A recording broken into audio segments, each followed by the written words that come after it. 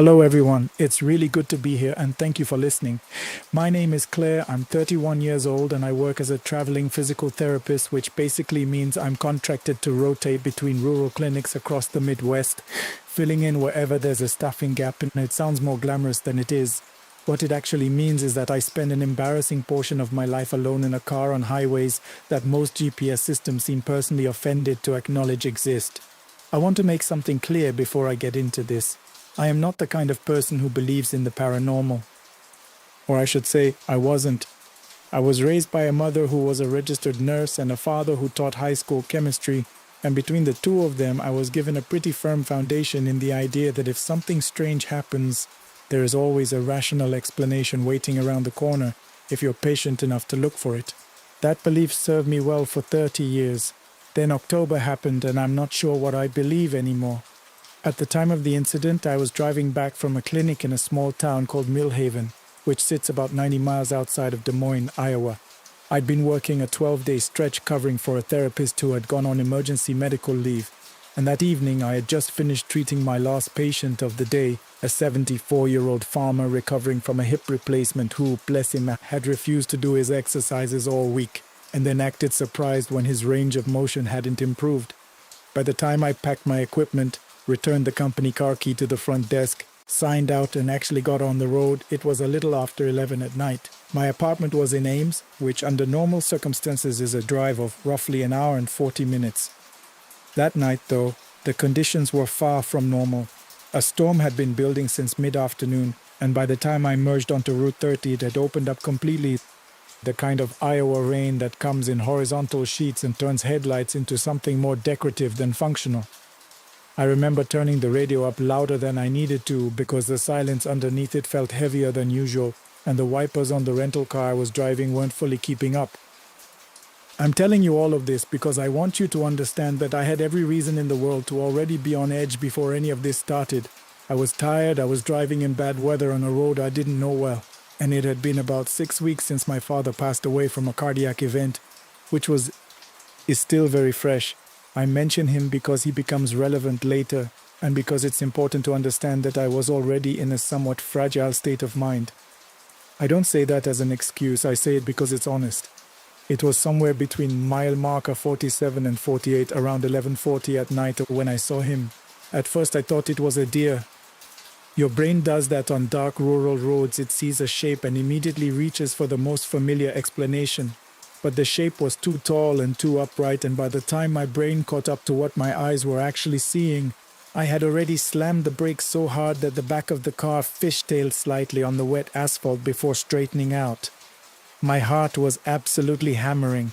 Standing in my lane, not on the shoulder, in my lane, was a man. He was facing me head-on, caught in my headlights like a deer himself, one arm raised with his palm out as if asking me to stop, which, in fairness, I almost hadn't. I came within what felt like 15 feet of him before the car stopped moving. For a moment, neither of us moved. The rain was hammering the roof of the car, and I couldn't see him clearly through the water sheeting down the windshield, but I could see the silhouette of him, tall, lean, wearing what appeared to be a dark jacket. He lowered his arm slowly, then he walked around to the passenger side of the car. Everything in my training as a solo female traveler said to lock the door and drive, and I know that I've had that conversation with myself 100 times in the abstract. But there are abstractions, and then there is a real human being standing in the pouring rain on an empty highway at midnight, and in that moment the calculus changes in ways that are hard to explain unless you've been there. He was alone. There were no other cars on the road. The nearest town was at least 12 miles back. I unlocked the door. He got in. He appeared to be somewhere in his mid to late 40s with dark hair that was graying at the temples and a face that was composed and calm in a way that I found both reassuring and oddly out of place given the situation. He was wearing dark slacks, a navy blue fleece jacket and work boots, regular clothes, nothing alarming. "I'm sorry to scare you," he said. His voice was low and even, not breathless or panicked the way you'd expect from someone who had just been nearly hit by a car. "My truck went off the road about a mile back. I've been walking for a while." "Are you hurt?" I asked. "No," he said and smiled slightly. "I'm fine. I just need to get to Halverson. There's a gas station there. I can make some calls."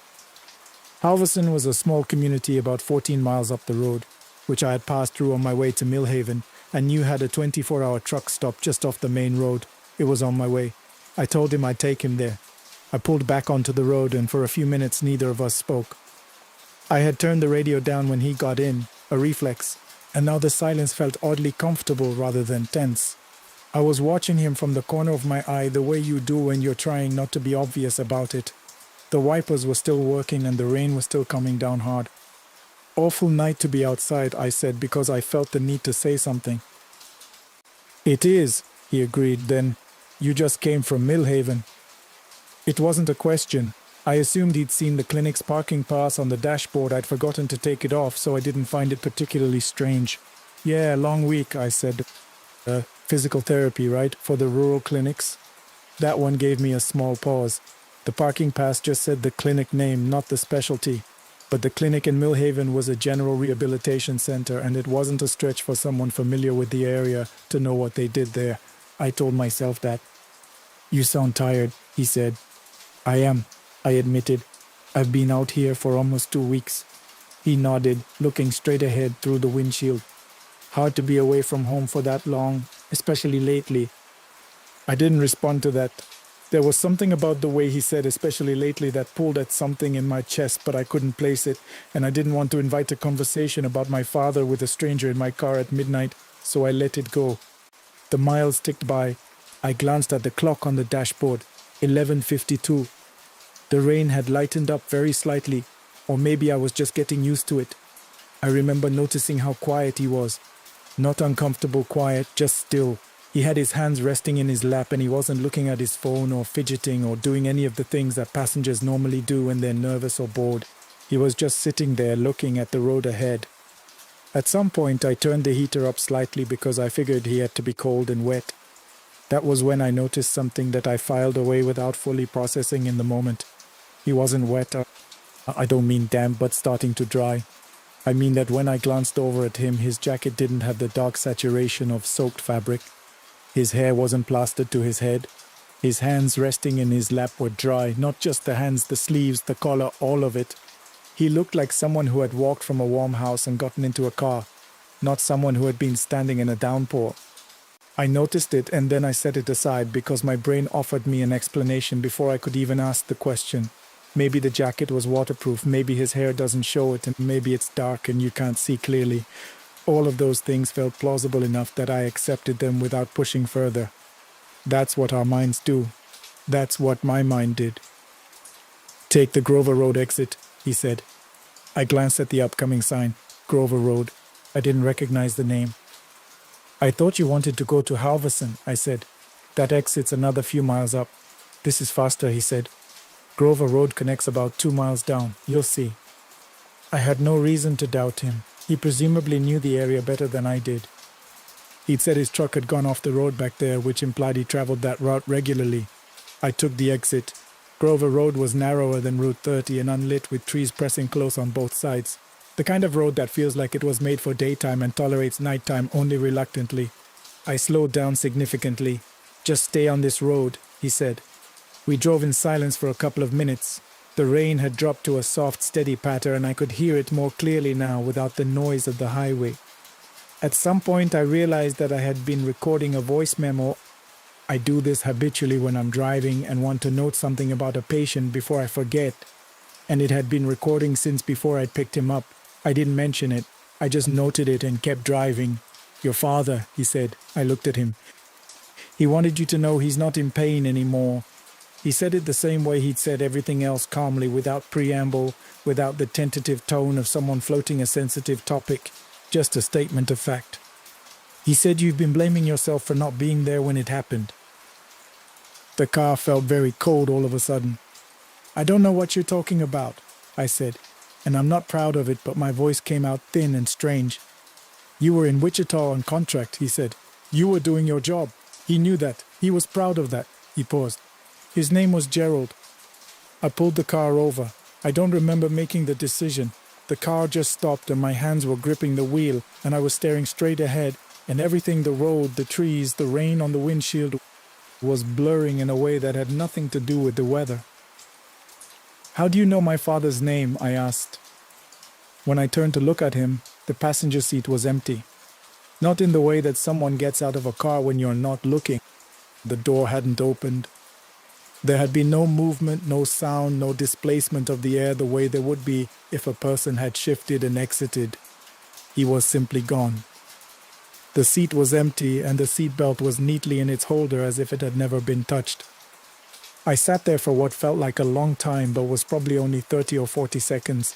Then I turned the car around and drove back to Route 30 as fast as I felt safe doing, got back on the highway, and drove directly to the Halverson truck stop. I don't think I breathed normally until I saw the lights of the place. I sat in the parking lot for a few minutes before going inside. When I finally felt steady enough, I walked in and asked the woman at the counter, a heavy-set woman in her 50s with reading glasses pushed up on her head, if I could speak to someone from the county sheriff's office. She looked at me for a moment and picked up the phone. A deputy arrived about 20 minutes later. I told him the whole story.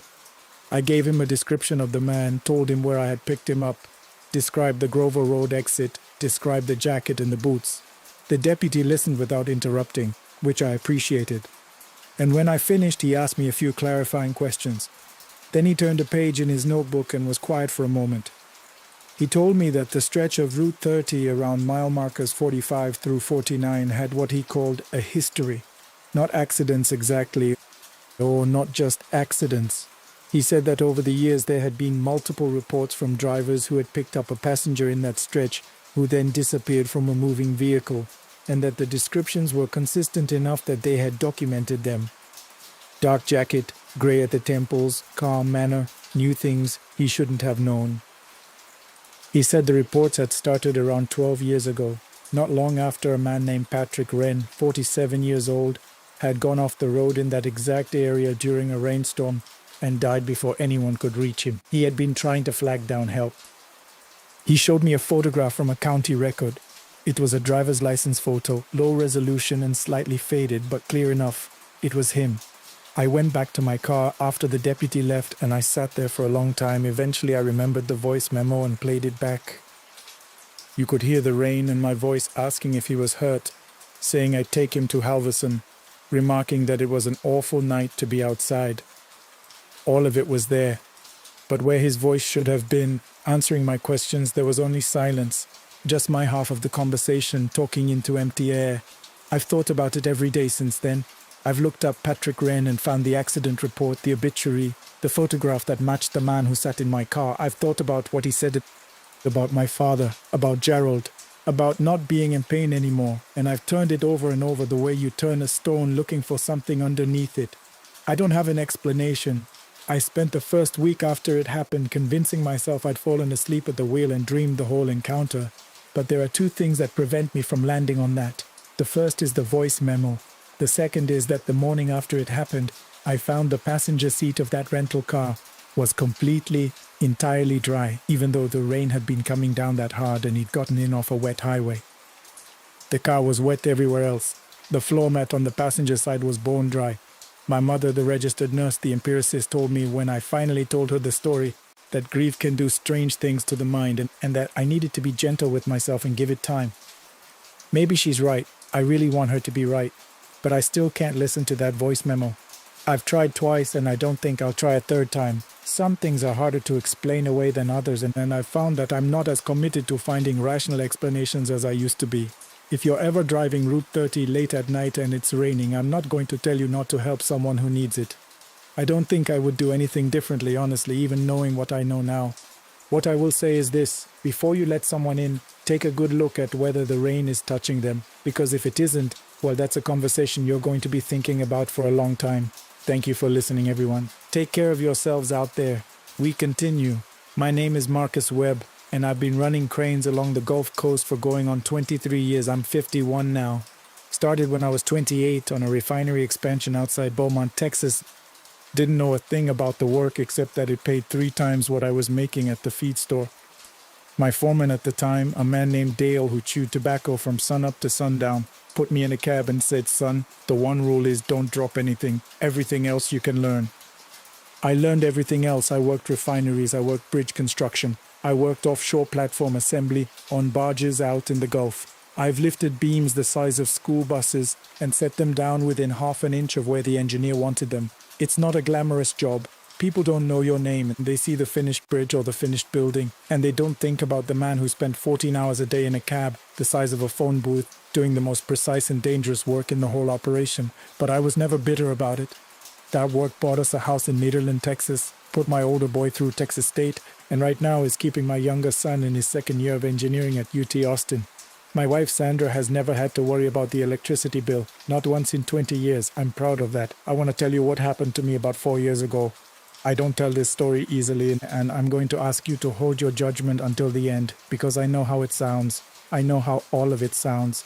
It was late October, and I was working a major expansion project on a chemical plant south of Port Arthur. 300-foot tower crane, industrial lifting work, 12-hour shifts. We were behind schedule because a subcontractor had delivered the wrong anchor bolts for the secondary column. I won't bore you with the details, and the foreman was pushing everyone hard to make up lost time. I had been working 10 days straight, not 10 8-hour days, 10 12-hour days, some of them going longer. I don't say that to excuse what happened, I say it because it matters.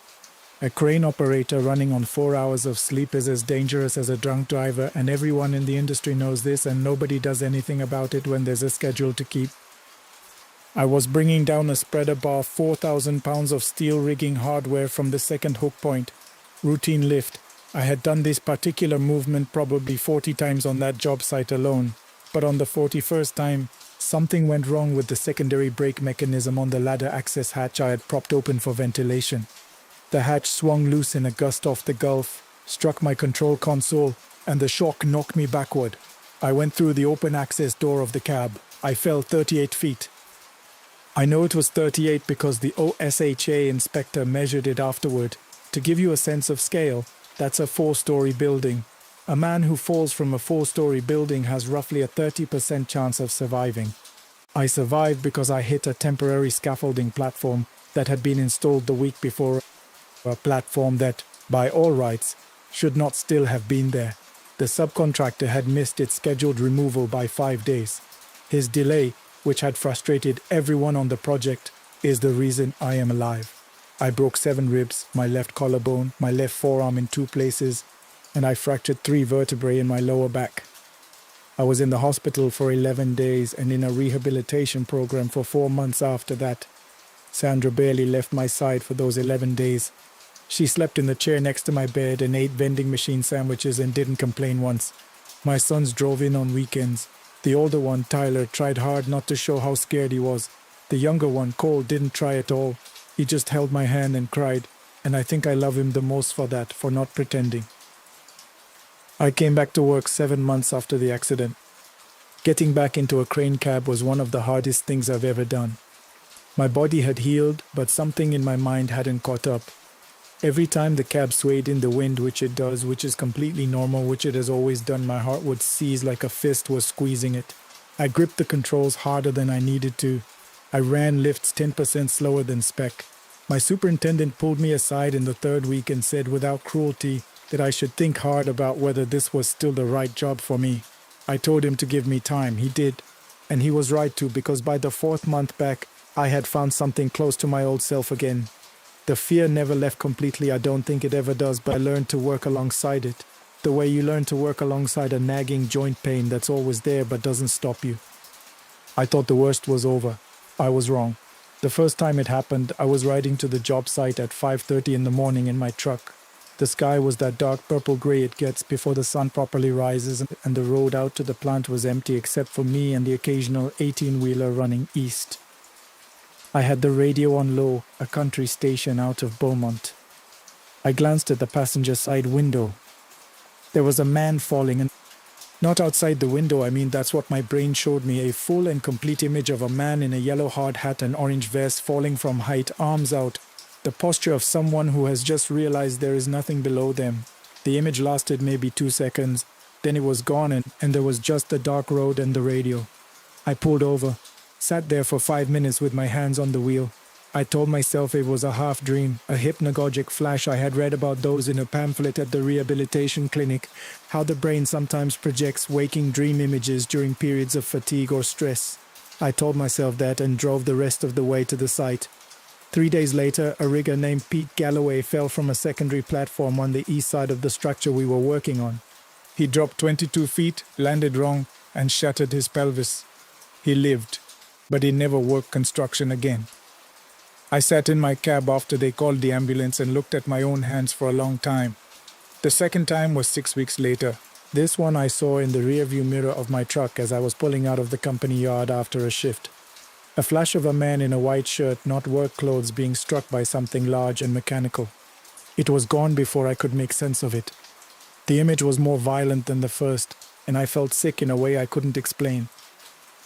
9 days later, I saw the story on the local news. A civilian contractor performing routine maintenance on a conveyor system at a grain elevator in Groves had been caught by a restarted belt. The description of what he was wearing, white button-down shirt, he had come from a meeting before the shift, made the hair on my arms stand straight up. I didn't tell Sandra. I didn't want her to worry. I had started seeing a counselor after the accident, a calm woman named Dr. Reyes who specialized in occupational trauma, and I told her about the visions during our next session. She said what therapists say. Trauma can produce vivid, intrusive imagery. The mind sometimes creates false pattern recognition. These experiences can feel prophetic without being so. Confirmation bias. I nodded and said that made sense and drove home and sat in the dark in my truck in the driveway for 20 minutes before going inside. I wanted her to be right. The third vision came on a Tuesday night in November, and this one I was not in any vehicle, half asleep or otherwise distracted. I was standing in the yard behind my house, burning brush in the fire pit Sandra and I had built the previous spring. The air smelled like cedar and dry leaves. The sky was clear and full of stars. I was having a genuinely good evening. I looked into the fire. And in the fire I saw the cab of a tower crane, the specific cab of the Liebherr unit I operated every day, engulfed from below. Not a fire spreading up to it. A fire starting at the base of the tower and consuming the entire structure within seconds, moving with a speed that no real fire moves.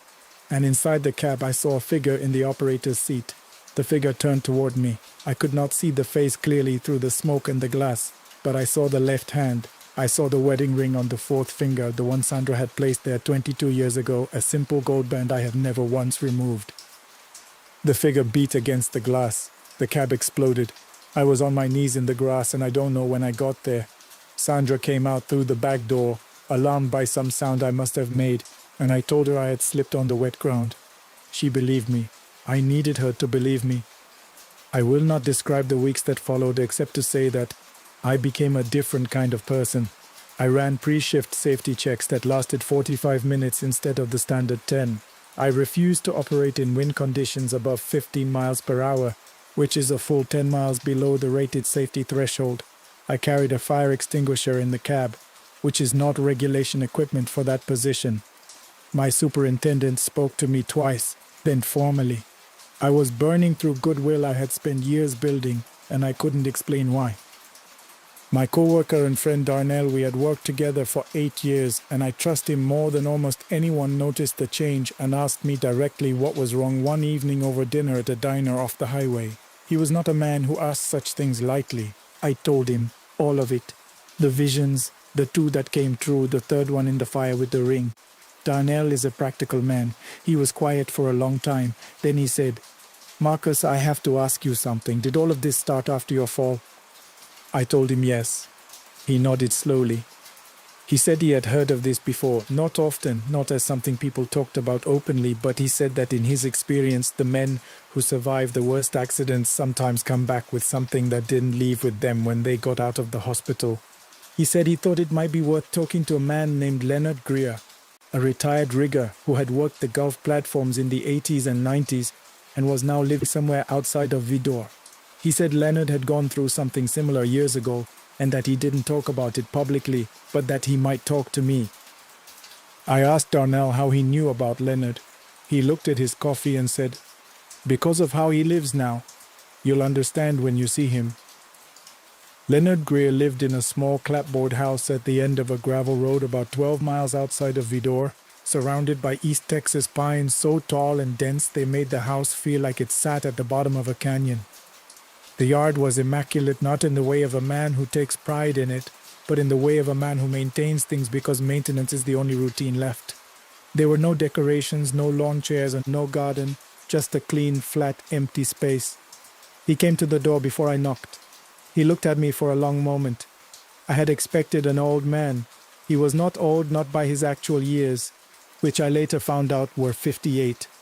But there was something in his face that made him look like a man who had run out of something essential a very long time ago. Not energy, not health. Something I don't have a clean word for. I told him my story. He listened without interrupting. When I finished, he said, "The vision with your ring, that's when you came here." I said, "Yes." He was quiet for a moment. Then he said, "You want to know if there's a way out?" I said, "Yes." He let me in. Leonard told me that after his own accident, a crane collapsed in 1994 on a platform 30 miles offshore that killed 3 men and should have killed him. He had experienced the same progression. Visions that came true. Escalation. Then the vision of himself. He had sought out a man who pointed him toward a specific ritual, performed at midnight, which he described only in general terms. He said the ritual was a negotiation. He said the outcome was that his death, which had been approaching, receded. He had lived 30 more years beyond what he should have. But, he said, he showed me his living room, a couch, a television, a table with a single coffee mug on it, washed and dried and placed there with no particular care. There were no photographs anywhere. There had been photographs once you could see the faint rectangular shadows on the paint where frames had hung for years and then been taken down. "My wife's name was Carol," he said. "She left 12 years ago. My daughter calls on my birthday. She calls because she feels she should, not because she wants to. The last time she came to visit, the last time I let her come. I should say she cried the whole drive home. I know because she told a mutual friend. She said being with me was like sitting in a room with a body." He let that land. "I'm not telling you I feel pain about this," he continued. "That's what I'm trying to explain to you. I don't feel pain about it. I don't feel anything about it. I know the way you know an arithmetic fact that those were the people I loved most in the world. I cannot access that love anymore. It isn't there. The ritual extended my life, and the cost was everything that makes a life worth living. He told me to go home, and he told me to take out a life insurance policy large enough to keep Sandra and the boys stable for a decade, and to drive carefully, and to accept what was coming. The 30 years I've had since Carol left," he said, standing at his door as I left. "Those aren't 30 years of living. That's 30 years of waiting to be done. Don't do this." I drove home. I sat in the driveway again. I thought about Cole crying in the hospital room, holding my hand. I thought about Sandra sleeping in that chair for 11 nights. I thought about Tyler, who had driven 4 hours one way every Saturday for 8 weeks during my rehab, without being asked, without making a thing of it. I called Dr. Reyes in the morning and cancelled my appointment. I made a phone call back to Leonard and asked for the details he had withheld. He gave them to me, reluctantly and with one final repetition of his warning, which I heard but did not listen to. I performed the ritual 3 nights later, alone, in an open field off Highway 87 near the coast at midnight. I will not describe what I saw or what I agreed to. I will say that Leonard was right about one thing he had mentioned only briefly. Whatever you face in that hour is not a symbol or a metaphor. It is something that sees you precisely and completely, and the experience of being seen that clearly by something that old and that indifferent is not something you come back from unchanged in some minor way. I came back changed in a major way. The vision stopped. I returned to full operating capacity at work. My superintendent was relieved. Sandra said I seemed more like myself. I ran my cranes well and carefully and without incident. For 3 months I believed that I had beaten the cost somehow, that I was different from Leonard, that what he had lost I would be able to hold on to. The first thing I lost was music. I had always loved music, not as a hobby, but in the deep way some people do, where the right song at the right moment can crack something open in your chest. That stopped. Not gradually. It stopped the way a light stops when you cut the power. I drove to work in silence because the radio produced nothing in me anymore. Then food. Then the satisfaction of a clean, precise lifted thing I had been proud of for 2 decades. Then the pleasure of cold water after a hot day. These things happened over about 6 weeks, and I watched them go the way you watch objects receding in a rear-view mirror, knowing they are moving away, but unable to do anything about it. Sandra noticed first. She is not a woman who misses things. She asked me one evening if I was depressed, and I said no, because depressed implies suffering, and what I was experiencing was not suffering. It was the absence of everything that suffering and joy are made of. She cried. I watched her cry and understood with perfect clarity that this was a woman I had loved deeply, and that I no longer felt that love in any way I could reach or locate. I knew the fact of it. I could not feel the fact of it. I tried to tell her I loved her. The words came out correctly. She knew they were hollow. Sandra has always known when I am genuine and when I am not. That has always been one of the things I treasured most about her. I don't treasure it anymore. I've been in this rented house outside of Lumberton for 14 months now. I made sure Sandra had what she needed before I left. I won't speak to the details, but she is stable. Tyler and Cole know that something happened to their father, though not what. Cole called 3 weeks ago. It was a good conversation by external measure. He told me about a project he was working on for his structures class. I responded appropriately. I asked the right questions. When I hung up, I sat and tried to find in myself the feeling of a father proud of his son, and I could not find it, and that is how I know, beyond any reasoning, that what Leonard told me was completely true and that I should have listened. I work occasional jobs. I sleep a regular number of hours. I eat without hunger or pleasure, out of maintenance. I take walks in the morning because the body requires movement. I watch the sun rise over the pines, and I know intellectually that it is beautiful. I feel nothing about it. I don't tell this story for sympathy. I tell it because Leonard told it to me, and it didn't change my choice. And maybe it won't change yours either, if you ever find yourself in that field at midnight with that decision in front of you. But Leonard told me anyway, and I understood later why. Because when you are where I am now, there is nothing left to do but pass the warning forward. There are worse things than dying at the right time. I know that now. I knew it too late. We continue. I want to tell you something that happened about 6 years ago. I've never been able to shake it, and I've thought about it almost every single day since. It was the most extraordinary thing I've ever experienced in my 42 years on this earth, stranger than any storm I've ever ridden out, stranger than anything I'd ever read in a book or seen in a movie. And trust me, after 18 years on commercial fishing boats in Alaska, I've seen plenty of things that would make most people's hair stand on end. I grew up in Seattle, Washington. My father, Richard, worked on the floor of a Boeing assembly plant in Everett. He was a quiet man, steady and hardworking, the kind of man who never missed a day's work in 30 years and never once complained about it. What he truly loved, was fishing. On weekends, he'd take me and my younger sister out on Puget Sound in a second-hand aluminum skiff, and those were the best mornings of my childhood. He taught me how to read the tides, how to tie a proper knot, and how to respect the water. My mother wanted me to go to college, and for a few years I tried. I spent 2 uninspiring semesters at the University of Washington before I couldn't take it anymore. I drifted for a while, construction jobs, warehouse work, until my Uncle Cal, my father's older brother, offered me a spot on his halibut boat operating out of Kodiak, Alaska. I was 24 years old, and I said yes without a second thought. My mother never fully forgave either of us. I fell in love with it immediately.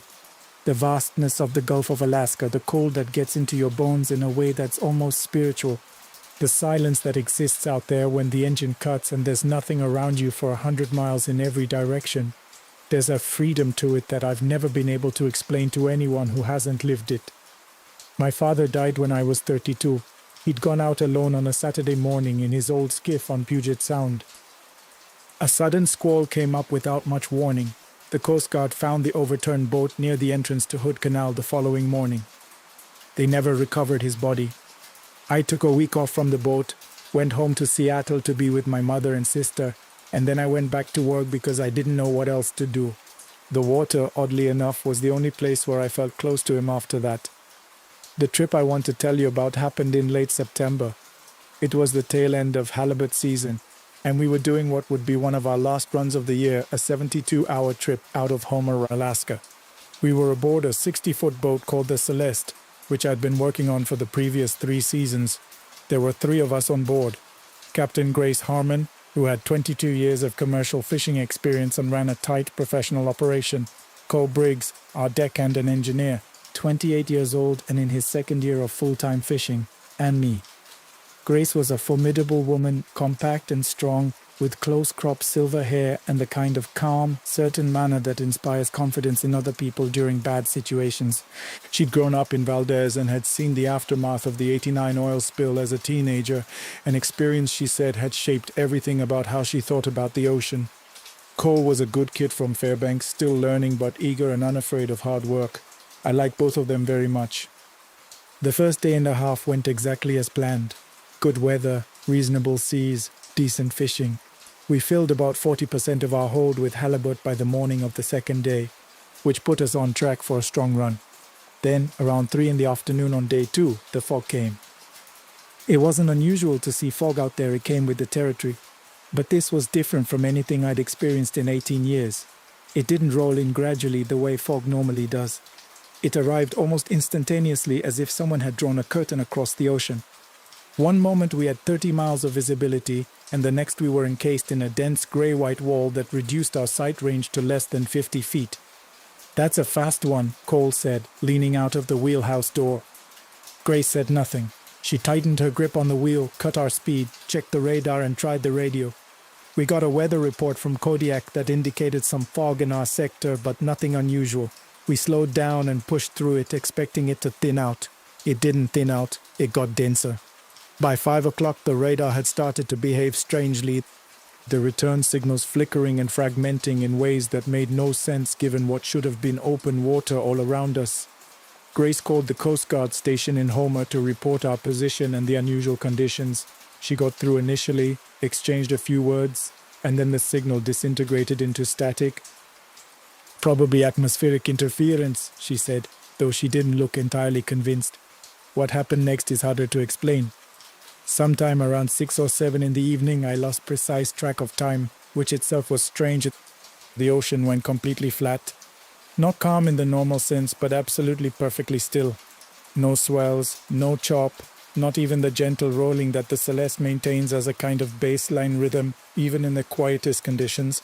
The water around us was like a pane of dark glass. I've been on the water for nearly 2 decades. I've never seen anything like it.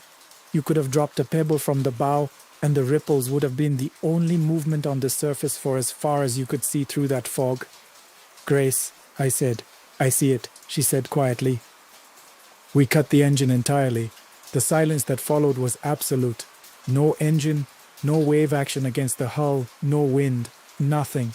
Cole and I stood on the deck, and I think we were both a little afraid to speak. The fog pressed in around us like something with weight to it. We tried everything: GPS, the satellite phone, the emergency beacon. The GPS was giving us a position that placed us approximately 40 miles from where our own charts and dead reckoning said we should be. The satellite phone connected to nothing. The emergency beacon activated, but we had no way of knowing if anyone received the signal. "There's something over there," Cole said, pointing off the starboard bow. He was right. Through the fog, in a direction that should have been open ocean, there was a faint amber glow, distant and diffuse, like light filtered through something dense. It wasn't a vessel. Vessel lights are precise and directional. This was something larger, something fixed. Grace studied it for a long time without speaking. "That's not on any chart I've ever seen," she finally said. "What do you want to do?" I asked. She was quiet for another minute. Then, "Start the engine. We'll approach slowly." It took us almost an hour to find our way through that fog toward the light. The water remained completely still the entire time, which allowed Grace to move us forward at an almost walking pace. Gradually, the glow resolved itself into something coherent. The lighted windows of several small structures on a rocky shoreline and a weathered wooden dock extending into the water. The island, if that's the right word for it, was small. From what I could see, it was perhaps a quarter mile across, a low, dark shape of rock and scrubby vegetation rising out of that flat, impossible sea. There was a cluster of perhaps 8 or 10 buildings, all of them simple and old-looking, their windows lit with a warm and steady light that reminded me of kerosene lamps. We tied up at the dock. Grace looked at Cole and me with an expression that was equal parts confusion and professional caution. "Stay together," she said. We stepped off the boat and onto the dock. The wood was solid underfoot, old but well maintained.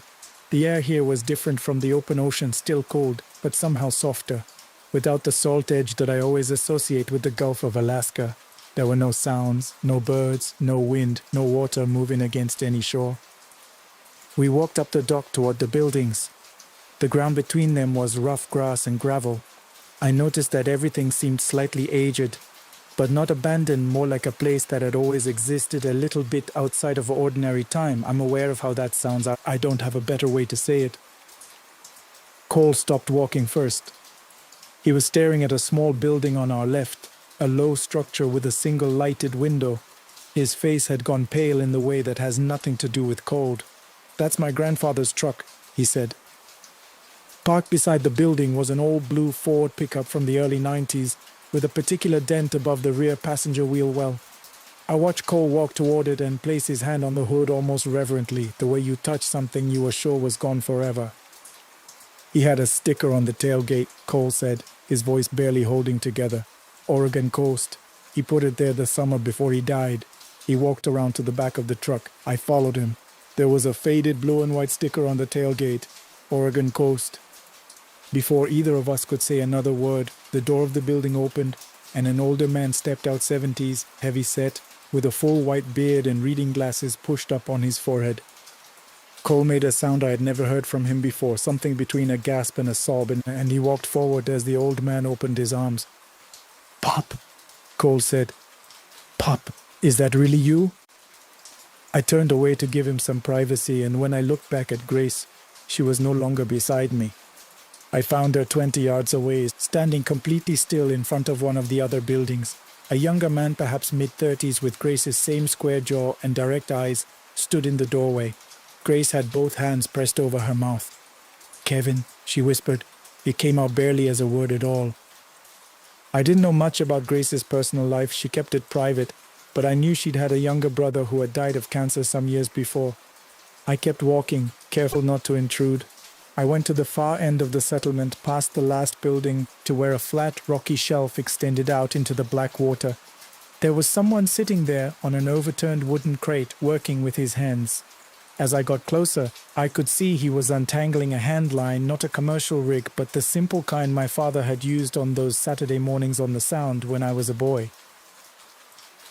I stopped walking when I was about 15 feet away. He looked up.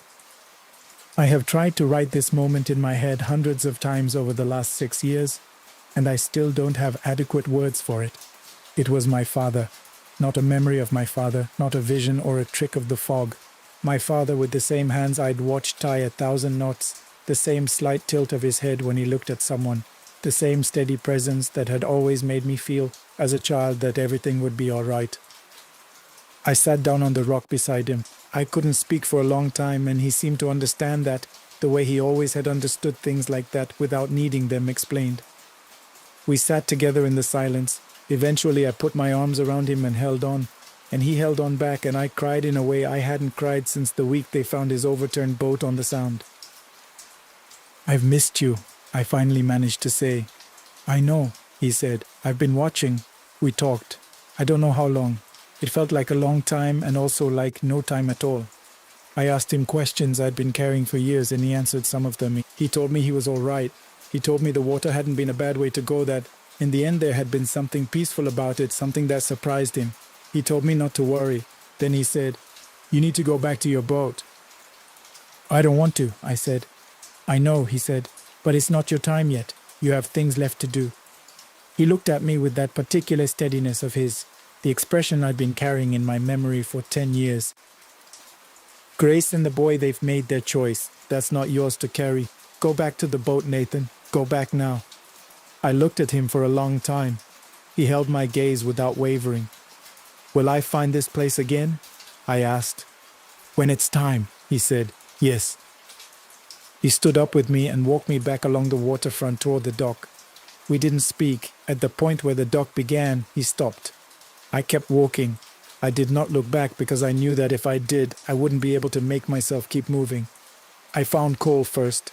He was standing outside the building where he'd found his grandfather, and when he looked at me, his eyes were red, but his face carried an expression I'd never seen on him before, something like the relief of setting down a weight you'd been carrying so long you'd forgotten it was there. "I'm staying," he said quietly before I could say a word. "I know how that sounds. I can't explain it any better than that, but I'm staying. I nodded. I didn't try to argue. I found Grace sitting with her brother on the steps of his building. She looked up when she heard me approach, and she already knew what I was going to say. "Don't," she said, not unkindly. "I know what you're about to tell me. You should go, but I'm not going with you." She paused for a moment, watching me steadily. "You're the best fisherman I've ever worked with, Nathan. Take the Celeste and head back the way we came. The fog will clear." I wanted to say more. I didn't find the words for it. I shook her hand, and she surprised me. She pulled me into a brief, fierce hug that lasted only a second. Then she released me and turned back to her brother. I walked back to the Celeste alone. I started the engine and untied the lines. I eased the boat backward away from the dock, then turned her bow into the fog and pushed the throttle forward. The water was still glassy and still. I steered by feel and by instinct in the direction I believed we'd come from. The fog began to thin. A slow, deep swell returned beneath the hull, and the Celeste began to move the way she was meant to move. I felt the first breath of real wind on my face. I remember thinking we were almost through. After that, nothing, until I opened my eyes in a hospital room in Anchorage. A Coast Guard rescue swimmer came to see me on my second day in the hospital and told me what he knew. The Celeste had been found drifting approximately 8 miles southeast of Shuyak Island in the early morning hours of October 1st by another fishing vessel that reported her running without lights and with no one visible at the helm. I was found on the aft deck, unconscious, with severe hypothermia and blunt force injuries to my head and left side consistent, the doctor said, with being thrown hard against the interior of the wheelhouse during an impact event. A rogue wave was the most likely cause, though no one could say with certainty. There was no sign of Grace or Cole, no sign anywhere. They were listed as lost at sea. Their families were notified. A small service was held in Homer at the end of the month, and I attended it, and I stood at the back of the room and kept everything I've just told you entirely to myself. I've been asked many times since by the Coast Guard investigators, by the fishing company, and by friends who saw how quiet I got after it happened, what I remember about those last hours on the water. I've never told anyone the full version until now. I was afraid of how it would sound. But I've spent 6 years turning it over in my mind, and I've come to a kind of peace with it. I believe that Grace and Cole are somewhere they wanted to be. I don't think they suffered, and I don't think they were lost in any real sense of the word. I think they found exactly what they needed in that place without a name on any chart. That small settlement on the flat water where the fog had no business being and the lights burned warm and steady in the dark. I'm still fishing. I work out of Kodiak now, on a different boat, and I still love the Gulf of Alaska the way I've always loved it.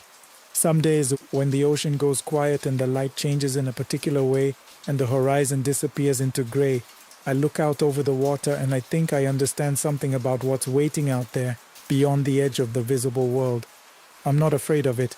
My father will be on that dock when it's my time, untangling his line in that patient, unhurried way of his. We'll sit together on the rocks and the fog will come in around us slowly, and we'll have nowhere else to be, nowhere else we'd rather go. We continue. What I'm about to tell you happened about 8 months ago, and barely a day goes by that I don't think about some part of it. Not because I enjoy revisiting it, I don't, but because there are things in it I still can't explain, and in my experience, unexplained things don't stay put. They follow you around, they sit down next to you when you're trying to fall asleep, they wait. But I want to start from the beginning because without the context, the story loses the thing that makes it matter. My sister Claire and I hadn't spoken in almost 2 years. I want to be clear that this wasn't some sudden dramatic rupture. It was the kind of estrangement that builds the way mold builds inside a wall slowly, invisibly, until one day the whole surface buckles and you realize the damage was happening long before you noticed. The specific argument that ended things happened at our father's funeral, which was already about as bad a setting as you can imagine for an honest conversation. I told her she had always made everything about herself. She told me I had never once shown up when the family needed me. We were probably both right, at least partially, which is the worst kind of argument to have because there's no clear villain and no clean ending. What I can tell you is that I missed her. I missed her in the background of everything, the way you miss a sound that's been part of your environment for so long you only notice it when it's gone. Claire had been a constant in my life since I could remember. 3 years younger than me, small and stubborn and embarrassingly kind, the type of person who would stop in the middle of a busy sidewalk to help a confused tourist with a map, the type who kept a spare granola bar in her jacket pocket because she said you never knew. We had grown into different kinds of adults in different cities with different schedules, but we had always kept a line open between us. After our father died, that line went quiet. I thought about reaching out many times. I'd draft a message and then leave it sitting in the text window for an hour before deleting it. I'd have a second glass of wine at dinner and convince myself I'd call in the morning, and then morning would come and the old pride would be back solid as ever and I wouldn't call. That's how it went for nearly 2 years. I'm not proud of it. So when my phone buzzed at 2:47 in the morning on a Tuesday in November, pulling me out of a shallow and unremarkable sleep, the last number I expected to see lighting up my screen was hers. It wasn't a call. It was a text message. Just 3 things: a street address, a cross street, and 2 words. Please come. That was the entirety of it. No explanation, no context, no sign of whether she was in danger or drunk or just overwhelmed and reaching out at the worst possible hour. 2 words and an address in a part of the city I barely knew. I sat on the edge of my bed for what felt like a long time. I turned my phone over in my hands and read those 2 words again and tried to talk myself out of doing what I already knew I was going to do. I told myself it could be a mistake, a misdirected message meant for someone else. I reminded myself how long the silence had been and how painful the last conversation was. I told myself I didn't owe her anything at 3 in the morning with no explanation given. But there was something in those 2 words, please come, that bypassed all of that. You know how certain things can sound like someone, the specific way they'd phrase something, and that was how I felt reading it. That was exactly how Claire would ask for something she was embarrassed to need. Not, I'm in trouble, not call me, not anything direct, just that. I called the number. It rang 8 times and went to voicemail. Her voice on the recording, bright, slightly too fast, exactly how she always talked, caught me somewhere I wasn't prepared for. I hung up without leaving a message and called again. Same thing. I put on my coat, picked up my keys, and went to my car. The drive took about 25 minutes. At that hour, the city has a different character, emptied out and honest about itself in a way it isn't during the day. The part of town the address led me to was on the southeast side, near the old industrial waterfront, an area I had driven past but never really been into. The further I went, the more the surroundings changed. Warehouses with shuttered loading docks, chain-link fences topped with rust, a tire shop with a hand-painted sign barely legible under a single bare bulb, empty lots where something used to be and nothing had replaced it yet. The streetlights thinned out and the ones that remained were pale and intermittent, throwing just enough light to remind you how much darkness there was around them. I found the street easily enough, a short one-way called Ella's Court, barely wider than an alley, tucked between 2 larger roads like an afterthought. 12 or 14 houses on each side, most of them dark, most of them quiet, except for one. Number 14 had a light on behind the curtains on the ground floor. Warm and orange, the kind of light that in any other context would look welcoming, like a fire in a hearth. A single car sat in the cracked driveway. The house itself was not a ruin, not obviously, not the way some of the other buildings on that block were, but it had the look of a place being allowed to decline very gradually. The paint on the front door was peeling in long curling strips. The garden had gone past wild into something more intentional looking, the bushes and dead plants forming a kind of dense screen between the house and the street, as if whatever was inside had decided it no longer wanted to be seen. I sat in my car with the engine running for a minute or two looking at it. Something felt off about the street, but I couldn't have told you what specifically. It was only later that I would identify it as the absence of sound. A residential street, even at that hour, has a baseline distant traffic, the occasional dog, the hum of appliances through thin walls. Ella's Court had none of that. It was sealed, silent in a way that felt less like late-night quiet and more like something actively held. There was a smell too, though I barely registered it at first. Something sweet but subtly wrong, like overripe fruit or flowers past their peak. I noticed it when I stepped out of the car and thought nothing of it. A dumpster somewhere, I assumed. A compost bin. I walked up to the front door of number 14 and knocked. She answered almost immediately. I say almost, because there was just barely enough of a pause to suggest she had been standing somewhere other than directly behind the door, but not by much. She was a woman somewhere in her late 50s or early 60s, Silver hair pulled back neatly, dark eyes that were attentive in a way that was hard to characterize, not warm, but focused, like she was reading something in your face while you were still deciding what to say. She was dressed as if she'd never been to bed. A dark blouse, neat trousers, low shoes, no robe, no dishevelment. She looked like someone who had been awake for reasons of her own. She said pleasantly, "Can I help you?" I told her I was looking for my sister, that I'd received a message sent from this address. She listened without interrupting, and then she said, with the same pleasant composure, that she lived alone, that she had no idea who I was talking about, that she was sorry I'd been brought here for nothing. I was about to apologize and step back when I saw the coat. It was hanging on one of the hooks in the hallway behind her, visible past her left shoulder. Dark green, slightly worn at the elbows, with a small embroidered patch on the left lapel, a yellow bird, simple and a little faded from washing. Claire had found that coat at a vintage market years ago. I had been standing next to her when she pulled it off the rack. I had told her it was hideous, and she had laughed the way she laughed at things she found genuinely funny with her whole face and bought it on the spot. I had seen her wear it 100 times. I felt the air go out of my chest. I don't know what showed on my face, but something must have, because the woman's eyes moved just slightly. A small recalibration, and her expression didn't change so much as reset. She asked if I was all right. She suggested I might have the wrong address. She began very naturally to ease the door closed. I told her I recognized the coat in her hallway. Silence. Then she smiled. It was technically a smile, the mouth moved correctly, but it didn't reach her eyes, and her eyes were already somewhere else, measuring something. She said it was her coat. "Hey." The voice came from behind me, low and urgent, quiet enough not to carry far, but sharp enough to cut through everything else. I turned. There was a man standing on the front step of the house directly across the street, number 11. He was in his mid-40s, solidly built, with a jacket thrown on over a t-shirt like he'd grabbed it in a hurry. He was looking at me with an expression I've thought about many times since, controlled fear. The face of someone who is frightened but has been frightened long enough to have made a plan about it. "You don't want to go in there," he said. He wasn't looking at the woman, only at me. He came down his front step and crossed the street toward us. His name was Marcus. He told me quickly and quietly that he had been watching the house for 3 weeks, that he had seen the light appear in the window one night when the house should have been empty, and then people beginning to arrive at odd hours, sometimes alone, sometimes in pairs, and that he had never once seen any of them leave again through the front door. That he had called the police twice, and both times they had looked around, found nothing actionable, and left.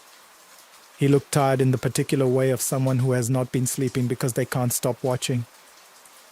The woman said pleasantly that Marcus was troubled, that he had been harassing her since she moved in, that she was sorry I'd been bothered by him. She said all of this without raising her voice.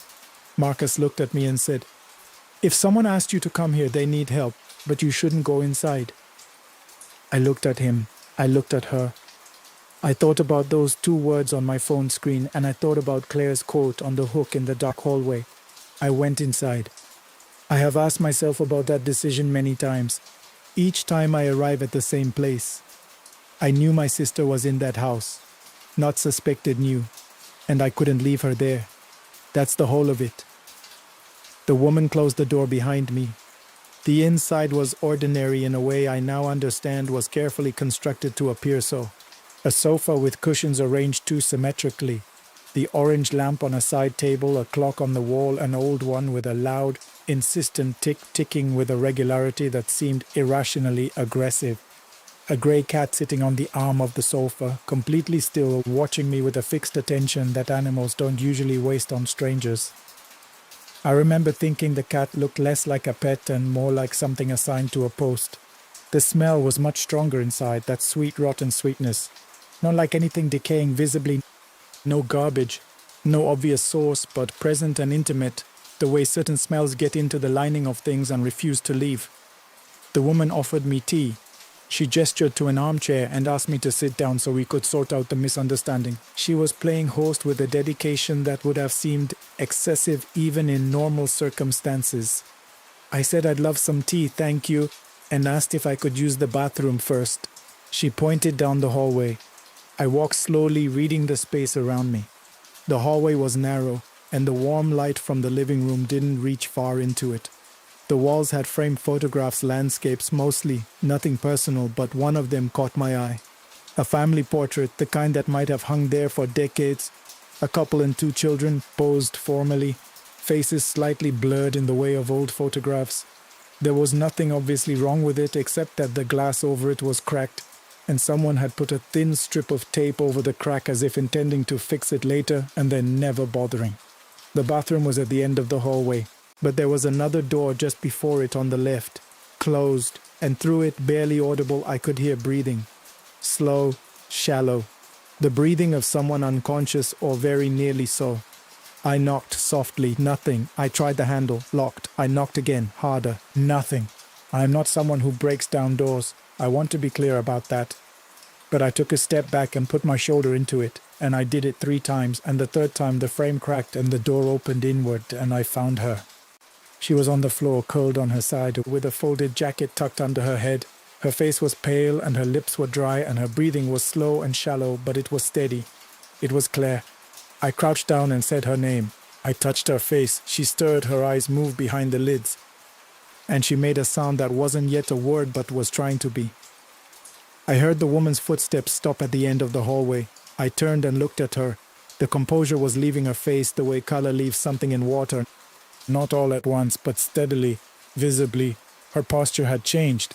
She was still standing upright, but differently, with a kind of forward weight shift that reminded me, for reasons I couldn't name, of something that was about to move fast. Her head was tilted at an angle that was slightly wrong, not grotesquely, not in any way that would look unambiguous in a photograph, but wrong in the way that your body knows before your mind catches up. She said, "You should have had the tea." The pleasant measurement in her voice was entirely gone. What was underneath it was flat and even and absolutely certain, the voice of something that does not experience hesitation. I stood up, got my arms under Claire's and started pulling.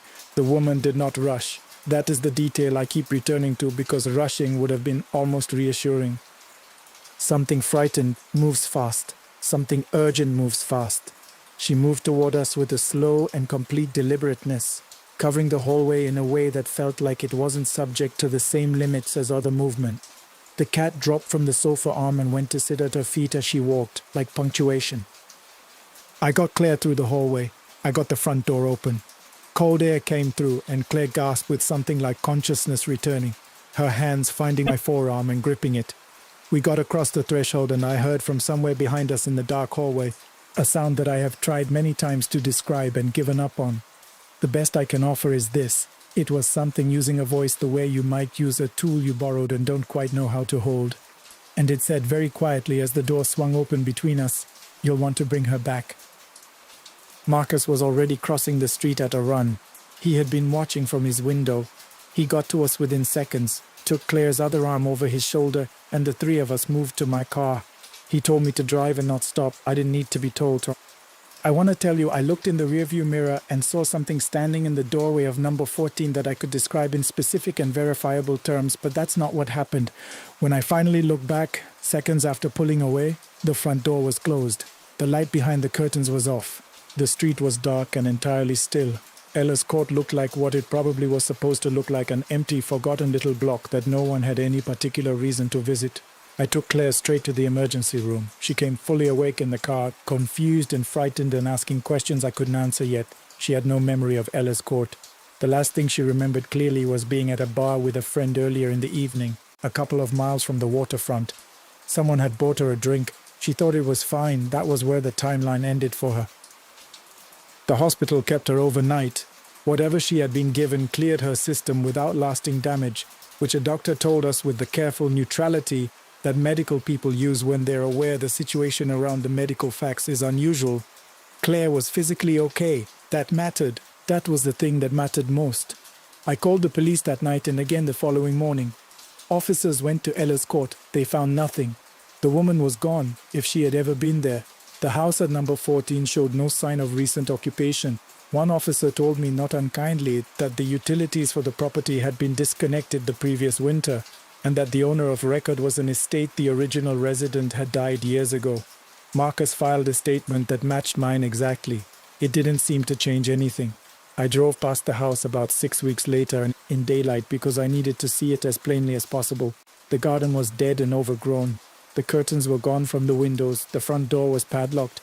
The inside, visible through one bare window, was empty floor and nothing else. But when I stood on the front step, the smell was there, faint but unmistakable, sweet and subtly wrong, clinging to the cold air around the threshold exactly as it had before.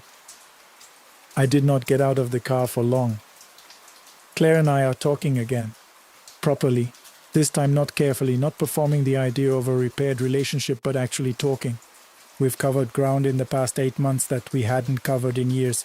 I don't think either of us wanted to say out loud that it took something like this to get us back to each other, but it did, and I'd rather have it this way than not have it at all. I stayed in touch with Marcus for a while, and he seemed okay, grounded, matter of fact about the whole thing in the way of someone who had already made his peace with not being believed. But about 2 months ago, he stopped responding to messages. I went to Ellis Court once to check. The lights at number 11 were off.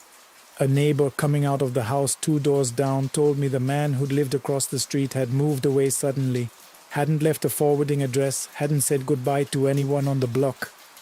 I think about Marcus a lot. I think about him mostly at night when the house is quiet and I'm somewhere between waking and sleep and the room is very still and I catch or think I catch something at the edge of the air. Just faintly. Just enough to make me uncertain. That sweetness, that wrongness present and then gone before I can be sure of it. Maybe it's nothing. I've told myself it's nothing many times and mostly I believe it. But mostly is not the same as entirely, and I think that's where I'll leave this. That's the story. I wanted to put it somewhere in its entirety, while the details were still clear enough to be worth putting down. If any of it sounds implausible, I completely understand. There was a time not so long ago when I would have heard a story like this and thought the same thing. I'm not in that place anymore. Thanks for listening. We continue. My father had a saying he repeated so often when I was growing up that by the time I was 12, I could have recited it in my sleep. He'd say, "Adrian, a man who ignores a warning deserves whatever finds him." He said it about driving too fast, about mixing certain people, about borrowing money you had no realistic plan to repay. He applied it to basically everything. When I was young, I thought it was just one of those things fathers say to sound wise. Now, sitting here trying to organize the words to tell you what happened on Interstate 20 on a Tuesday night in late October 3 years ago, I find myself thinking that maybe my father was onto something. Good evening to everyone listening, whether this is your first time tuning in or you've been here from the beginning. My name is Adrian Calloway. I'm 35 years old. I'm originally from Houston, Texas, and for the last 6 years I have worked as a commercial bus driver for a regional coach company that runs routes across the southern United States. Before that, I spent 4 years driving delivery trucks, so between the two jobs, I have been a professional behind the wheel for the better part of a decade. I know these roads. I've covered a lot of them in the dark and bad weather, with a full load of passengers depending on me to get them where they're going in one piece. I say this not to brag, I promise you. Driving a bus for a living is not the kind of profession that attracts a lot of envy, but because I want you to understand right from the start that I am not someone who spooks easily. I'm a practical person. I believe in what I can see, and I believe in what I can explain. What I'm about to tell you I cannot fully explain. And I have spent 3 years trying. Let me back up to the beginning. The route I've driven most consistently over the past 6 years is the Dallas to Shreveport run, roughly 3 hours and change depending on traffic and stops. It's not a glamorous route by any measure, no scenic views, no interesting landmarks, just a long straight push east through the tail end of Texas and into Louisiana. During the day it's just highway driving, and at night it's highway driving in the dark, which sounds like the same thing but isn't, not really. At night the road feels smaller, more personal. The other lanes mostly empty out, the radio stations get harder to find, and it's just you and your headlights and whatever's out there in the dark ahead. Most of my passengers on that route are ordinary people, students heading home for a weekend, elderly folks who don't like flying, people traveling on a budget who need to get from one place to another without it costing them too much. On the late departures, the 9:45 p.m. out of Dallas, which is what I was working that night, the crowd tends to be quieter, more self-contained. People who prefer to travel when the world isn't watching, if that makes sense. I'm not criticizing. After 10 years driving, I've stopped judging the people who get on my bus. Everyone is going somewhere and everyone has a reason. That night was a Tuesday, October, late in the month, when the days have already started getting short and the evenings feel like they arrived too early. We had 17 passengers when we pulled out of the Dallas terminal at 9:47 p.m., 2 minutes past scheduled departure, which in this industry is close enough to count as perfect. I know the exact number because I count every single time before every single departure. It's not an official requirement anymore, not since we updated our digital ticketing, but I never stopped doing it. My first supervisor told me to always count heads, and I never found a good reason to quit. 17. I noted it, did my checks, and we rolled out into the night. The first hour was completely normal. Light traffic on I-20 heading east, weather clear enough, temperature cool but not cold. Most of my passengers settled in quickly. This is a late night run. People know what they're signing up for. By the time we crossed into Marshall, I could tell by the sounds behind me that at least half of them were asleep. The ones still awake were on their phones, the glow of the screens reflecting off the windows. There's a kind of comfortable rhythm to a quiet late-night bus once everyone settles. The engine is steady, the road is smooth enough, and for stretches at a time it can feel almost peaceful. I should tell you about the weather because it matters. When we left Dallas, it was clear. By the time we got past Marshall and started getting closer to the Louisiana state line, rain had started coming in from the northwest. Not a dramatic storm, no lightning, no thunder, just that dense gray rain that falls straight down and doesn't make a sound until suddenly you realize you can barely see the road markings. I slowed down accordingly. The stretch of I-20 between Marshall and Greenwood, Louisiana, is not where you want to find out. Your reaction time is a half-second slower than you thought. The trees come in close on both sides, the shoulder narrows, and there are curves in there that feel tighter than they actually are, especially at night. I was focused. Both hands on the wheel, eyes on the road, speed well under what I could legally do. I was not distracted, I was not tired, I had not been on the road long enough to feel the kind of fatigue that plays tricks on your eyes. I want to be clear about all of this because what I'm about to describe is the kind of thing that sounds like the brain filling in gaps, and I don't want you to be able to explain it that easily. At approximately 11:15 p.m., I heard a voice. It came from directly behind me from seat 14, which is the first row in the passenger section, right behind the partial partition that separates me from the cabin. The seat was empty. I knew it was empty because when we'd boarded in Dallas, a heavy-set man in a canvas jacket had tried to sit there, and I'd redirected him toward the middle of the bus, where the seats reclined properly. Seat 14's mechanism is broken, the seat locks upright, which makes a 3-hour trip uncomfortable. Nobody was sitting there, I was sure of it, but the voice said, clearly and without any particular urgency, "There's something in the road about 1.5 miles ahead, close to the 182-mile marker. You'll want to move left." It was a woman's voice. Older, I thought. The kind of voice that has some age to it, some weight. Not alarmed, not dramatic. She said it the way you'd tell someone there's a wet patch on the floor. Matter of fact, I'll tell you what I did not do. I did not panic. I've already explained that I'm a practical person, and my first practical thought was that someone had gotten on in Dallas that I'd miscounted, or that a sleeping passenger had moved up front and I hadn't noticed. My second thought was that I'd imagined it, that the rain and the monotony had conspired to put a sound in my head that wasn't there. Both of those are reasonable explanations. I told myself I'd look properly when I had a safe moment. In the meantime, almost without really deciding to, I moved to the left lane. About 90 seconds later, my headlights swept over a deer lying dead in the right lane. A large one, a buck probably, though I didn't slow down to get a better look. It was positioned squarely enough in the lane that hitting it at highway speed would have, at minimum, blown a front tire. In the rain on that road, a blowout could mean a lot of things and none of them good. I passed it cleanly in the left lane. I exhaled, I gripped the wheel. I didn't say anything out loud for a moment, and then I said quietly, into the partition, "Thank you." No response. I checked my mirror. The interior of the bus was dim, passengers asleep or staring at their phones. Seat 14, from what I could see, was empty. No one there, no outline, no shape, nothing. I kept driving. Here's the honest truth. If it had stopped there, I probably would have found a way to put it behind me. One incident, one possible explanation, nothing I couldn't file under weird night and let go. But it didn't stop there. About 45 minutes later, somewhere between the Texas state line and Greenwood, the voice came again. Same location behind me, same calm, unhurried tone. There's a curve coming up in about 3 miles. The guardrail on the outside edge is damaged. There's a gap in it. The road gets slick right there. Give yourself a lot more room than you think you need. I want to tell you that I argued with myself more that second time, that I almost didn't listen, that I thought hard about the rational explanation. And I did think about all of that, but I also slowed down. I slowed down to a speed that, looking back on it, was probably more appropriate for a parking lot than a highway.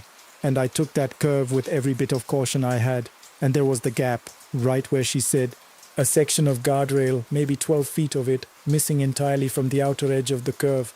Beyond it was a drainage ditch that had filled up with rainwater, deep enough and steep-sided enough that if a loaded bus had gone through that gap at speed in the rain, well, I don't like thinking about what the rest of that night would have looked like. I drove the rest of that trip with my hands very still on the wheel and my eyes moving between the road and my mirror more than they should have, and the voice came twice more before we reached Shreveport.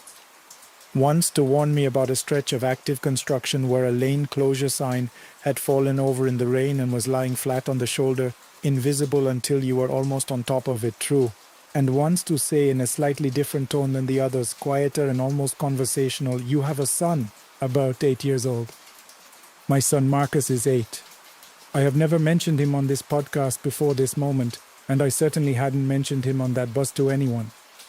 The way she said it, not as a threat, not as a warning, just as a small piece of knowledge she happened to have, was the most unsettling thing that happened all night. More unsettling somehow than the gap in the guardrail. I started to ask how she knew that. I said 2 words. How do you... And then we were pulling into the Shreveport terminal, and the world snapped back to normal, in the way it does when a bus full of people starts moving and gathering their bags and shuffling toward the exit. I did what I always do. Opened the doors, said goodbye to the passengers who acknowledged me, watched them file off into the terminal. I counted them as they left, 17. When the last one was gone, I walked to the back of the empty bus and came forward again, checking every seat, every overhead compartment, every floor space, every possible location where a person could have been sitting or hiding. Seat 14 was empty.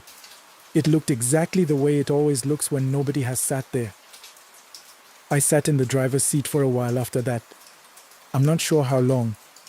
Eventually I started the engine and moved the bus to the overnight lot and went through my end-of-shift routine, which I did on autopilot, and then I got in my car and drove home, and I sat in my driveway for a while before I went inside. The next morning I reported all 3 road hazards to operations: the deer, the guardrail, the construction signage. The highway crew confirmed all 3 independently before noon. I said I'd spotted them during the run. Nobody asked follow-up questions.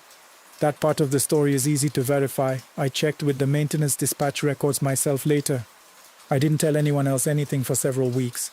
Then I asked to pull the security footage from that night's run.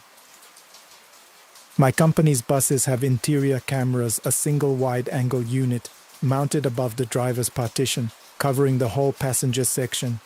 I told dispatch I was reviewing it in response to a noise complaint one of the passengers had filed, which wasn't exactly a lie.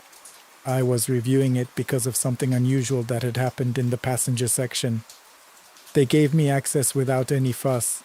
I sat in the back office of the terminal and watched 53 minutes of footage with the sound turned up as high as it would go.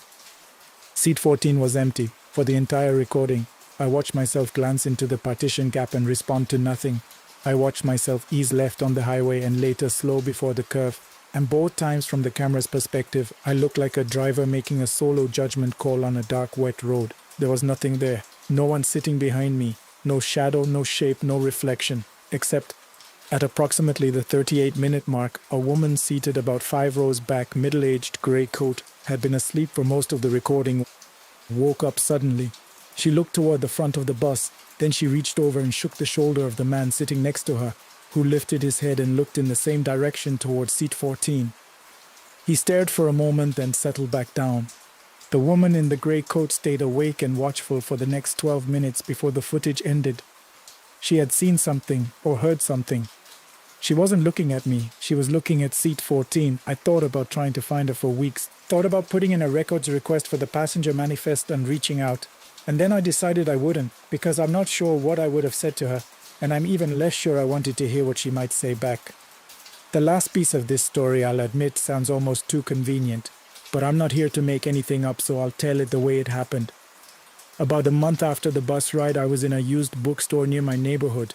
I go there on days off, mostly to walk around and kill time, and near the back there was a table covered with loose papers and laminated clippings, the kind of miscellaneous archive material that gets donated in boxes and ends up everywhere. I was flipping through without any real intention, and I came across a laminated newspaper article, the Shreveport Times, 1987. The headline read, "7 dead after coach plunges off I-20 near Greenwood, Louisiana." I read the whole article standing at that table. A Dallas to Shreveport overnight run operated by a company that doesn't exist anymore, late October, rain. A damaged section of guardrail on a curve near Greenwood that had been reported but not yet repaired. The driver of the article gave his name as Carl Dobbs, 51 years old, failed to negotiate the curve safely. 7 passengers died, 4 more were hospitalized. The driver was among the dead. There was a smaller sidebar attached to the main piece with a paperclip that had long since rusted. A survivor had given a statement to investigators. She said that a woman seated at the front of the bus behind the driver had been saying something to him for several miles before the accident, trying to get his attention, warning him. The driver had not responded. The survivor did not know who the woman was. Her name appeared on no manifest, matched no ticket record, and was never identified. In the chaos that followed the crash, nobody could say with certainty whether she had survived or not. Attached to that statement was a police sketch. Rough, the way all police sketches are, not enough detail to be certain about anything. But the general shape of the face, the way the hair was drawn, the age of her as depicted on that page. I stood there long enough that the bookstore owner eventually came over to ask if I was all right. I put the article back in the pile, walked to the front, and bought a cup of coffee from the small machine near the register. I drank it outside, standing in the parking lot, looking at nothing in particular. I still drive the Dallas to Shreveport route, not every week, but regularly enough. I still count my passengers before departure every time, without fail. I still do my safety checks.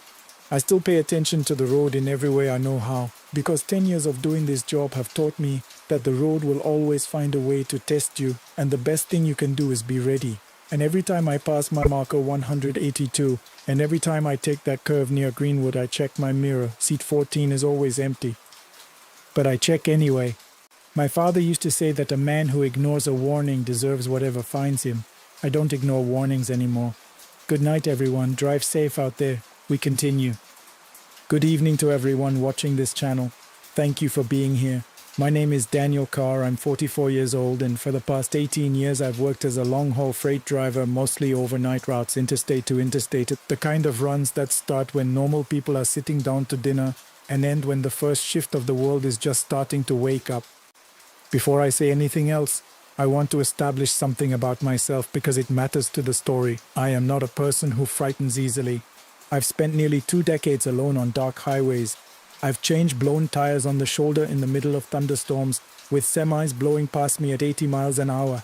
I've driven through ice storms in mountain passes, I've had deer come through the windshield, and I've passed more rollover accidents than I can count. None of it, not one single thing in 18 years, ever kept me up at night. What happened on a Tuesday evening in late October about 3 years ago is a different story entirely. I was running a route through the southeastern part of the country, one of those long, flat stretches of interstate where the land goes on forever, and the only things that break the monotony are overpass signs and the occasional rest stop. It was a 9-hour run, and I was about 4 hours in. I remember the exact date because I had just called my daughter before starting the route. It was her birthday, she had just turned 12, and I was carrying that particular heaviness that comes from being 500 miles away from someone you love on a day that matters. The rain started around midnight, not dramatic, just steady and cold, and the kind of rain that makes the road look like black glass. I had the radio low and I was focused on the lines, the way you get after enough hours, just you and the road and the hum. That's when I saw the figure on the shoulder. I need to be absolutely clear about something. I have a personal rule against picking up hitchhikers. 18 years of driving teaches you very quickly that the road attracts a specific kind of trouble, and inviting a stranger into a cab in the middle of the night is one of the fastest ways to find it. I have never broken that rule, not once. But this was different. It was a woman standing completely still in the rain, not waving, not walking, just standing there with her arms at her sides like she hadn't even registered the downpour. My headlights hit her as I came up and I could see she was young, maybe mid-20s, in a light jacket that was soaked useless at doing absolutely nothing to protect her. There was something about her stillness that got to me in a way I can't fully explain. Most people on the shoulder of an interstate are moving, pacing, gesturing, doing something. She looked like she had simply stopped, and I told myself I would just roll down the window and ask if she was okay, that was all. Maybe call someone for her. I pulled over. She walked to the window when I opened it, slowly, and she looked up at me with the most exhausted pair of eyes I've ever seen on a living person. She asked very quietly, almost too quiet to hear over the rain, if I could take her to the next town. She said she just needed to get to the next town. I said yes. I opened the door and she climbed up into the cab, and that was when I noticed she was only wearing one shoe. Her right foot was in a plain white sneaker. Her left foot was bare, just wet skin on the rubber floor mat. I almost said something about it immediately, but she looked so wrung out, so completely exhausted, that I didn't want to add embarrassment on top of whatever else she was dealing with.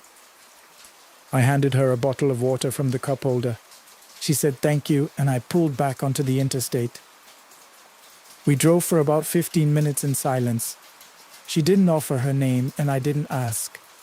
Not everybody wants to talk at 2 in the morning in the rain, and I've learned to read when quiet is what someone needs.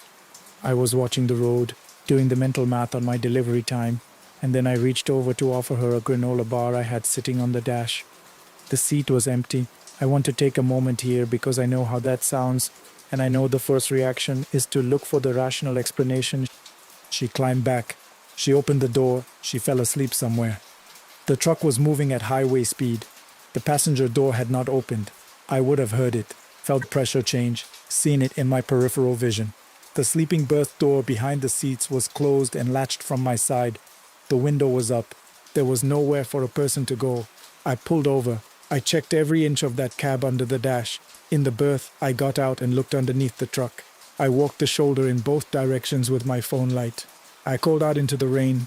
Nothing. Not a footprint in the wet grass, and not a sound, not a shadow.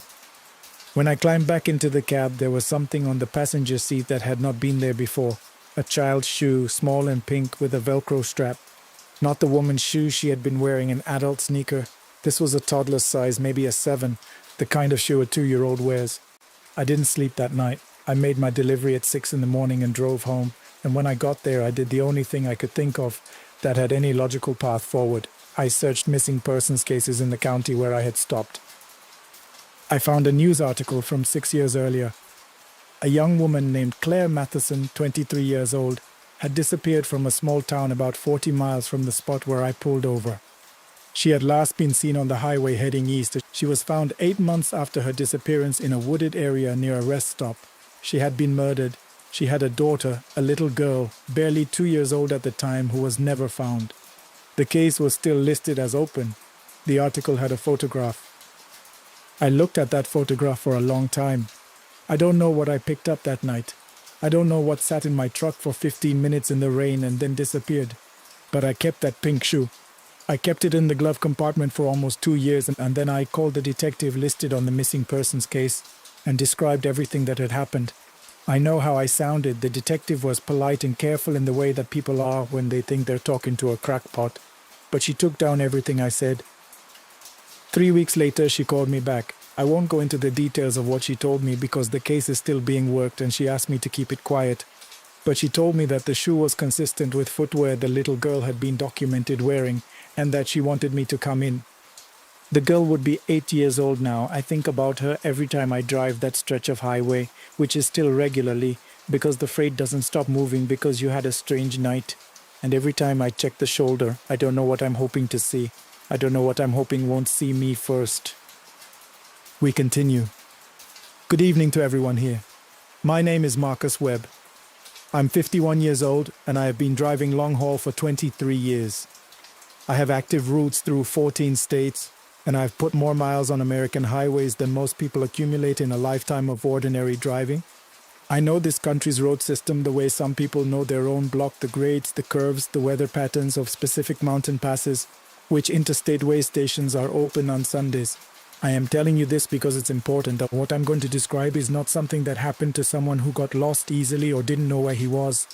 I knew exactly where I was right up until I didn't. I was running a freight route 2 summers ago through the Central Plains flat country, wheat fields on both sides, roads so straight and level that the challenge isn't navigation, it's staying awake. I was making good time and feeling fine when my GPS recalculated around midnight. No reason I could identify, no road closure alerts, no traffic, nothing. The new route it offered added about 4 miles and sent me down a 2-lane county road off the interstate. I've had GPS do stranger things. 4 miles is nothing on a long haul, so I took the turn. The county road was unmarked and unfamiliar, which wasn't alarming. There are tens of thousands of miles of county roads out there that I've never driven. I followed it for about 8 miles through flat farmland with no lights anywhere, and then the road went over a small rise. And on the other side of that rise, there was a town. I want to be precise about this. I have driven through that region no fewer than 30 times over the years. There is no town on any road within 20 miles of where I was driving. I know this not only from memory but because I checked afterward extensively with satellite maps and county records and historical atlases. There is nothing there, just fields and the occasional isolated farmhouse. But there it was, streetlights on wooden poles, storefronts with hand-lettered signs, a water tower with a name printed on it. In block letters I couldn't read it clearly from the road.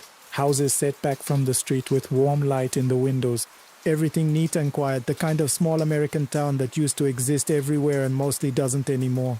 What struck me first before anything else was how still it was. Not quiet the way a town is quiet at midnight, quiet the way a photograph is quiet. I drove slowly down the main street and the lights were on and there were cars parked at the curb and I could see figures in some of the windows but nothing moved. Not a curtain, not a branch, not a cat crossing the street. The man sitting on the bench near the water tower was completely motionless, like a mannequin put there to suggest a living person rather than be one. My gas was low enough that the gauge was nudging the warning light, and there was a filling station at the near end of the main street. The pumps were old, but they worked. I got out and started fueling, and the whole time I kept looking around, waiting for something to shift, for the stillness to break. It didn't. Nothing in that town moved except me. I was finishing up and getting ready to leave when a woman came out of the diner across the street. She was the only moving thing in the entire town, and she moved with purpose, not walking, almost hurrying, the way you move when you're trying to reach someone before they leave. She crossed the street and came directly to my truck, and up close she looked entirely real in a way that nothing else in that town quite managed. She was maybe 40, plainly dressed, with the kind of face that belongs to someone who works hard and sleeps poorly. She put her hand on the frame of the open window, and she looked at me with an expression I've been trying to categorize for 2 years. Not fear exactly, more like urgency mixed with pity. She said, "You need to leave and not come back here at night. Tell whoever dispatches you that this road is closed. Do you understand me? This road is closed." I asked her what she meant. I asked who she thought was dispatching me. She held my gaze for a moment, deciding something, and then she said, "You shouldn't be able to see this place at all. Something about you is making it visible, and if that something brings you back here after dark, they will keep you here the way they keep everything else." She stepped back from the truck.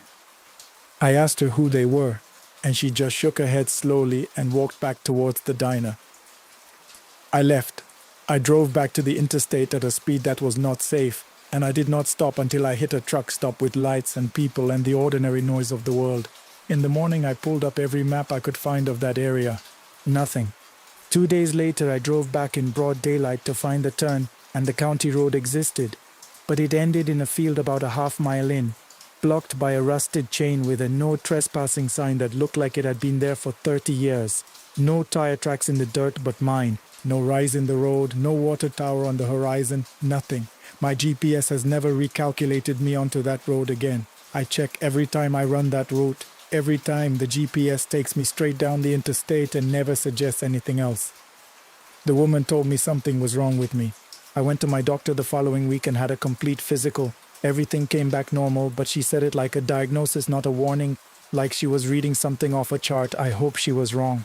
But I keep thinking about what she said was keeping everything else and what everything else might mean in a town that doesn't appear on any map and goes completely still the moment you're not looking directly at it.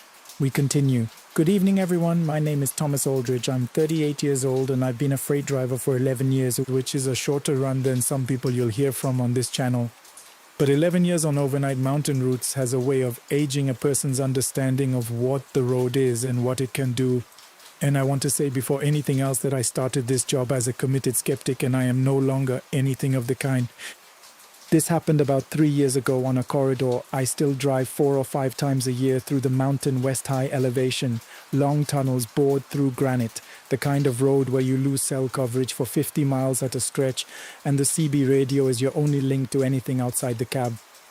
I've always kept the CB on out of habit. It's mostly other drivers, mostly mundane, but out in those mountains it's also just a reminder that other people exist somewhere beyond the dark and the rock. I was about 2 hours into the mountain section, no signal on my phone, radio stations dropping in and out, just the beam of my headlights on the road ahead when the CB turned on by itself. I want to be precise. I had turned it off. The switch was in the off position.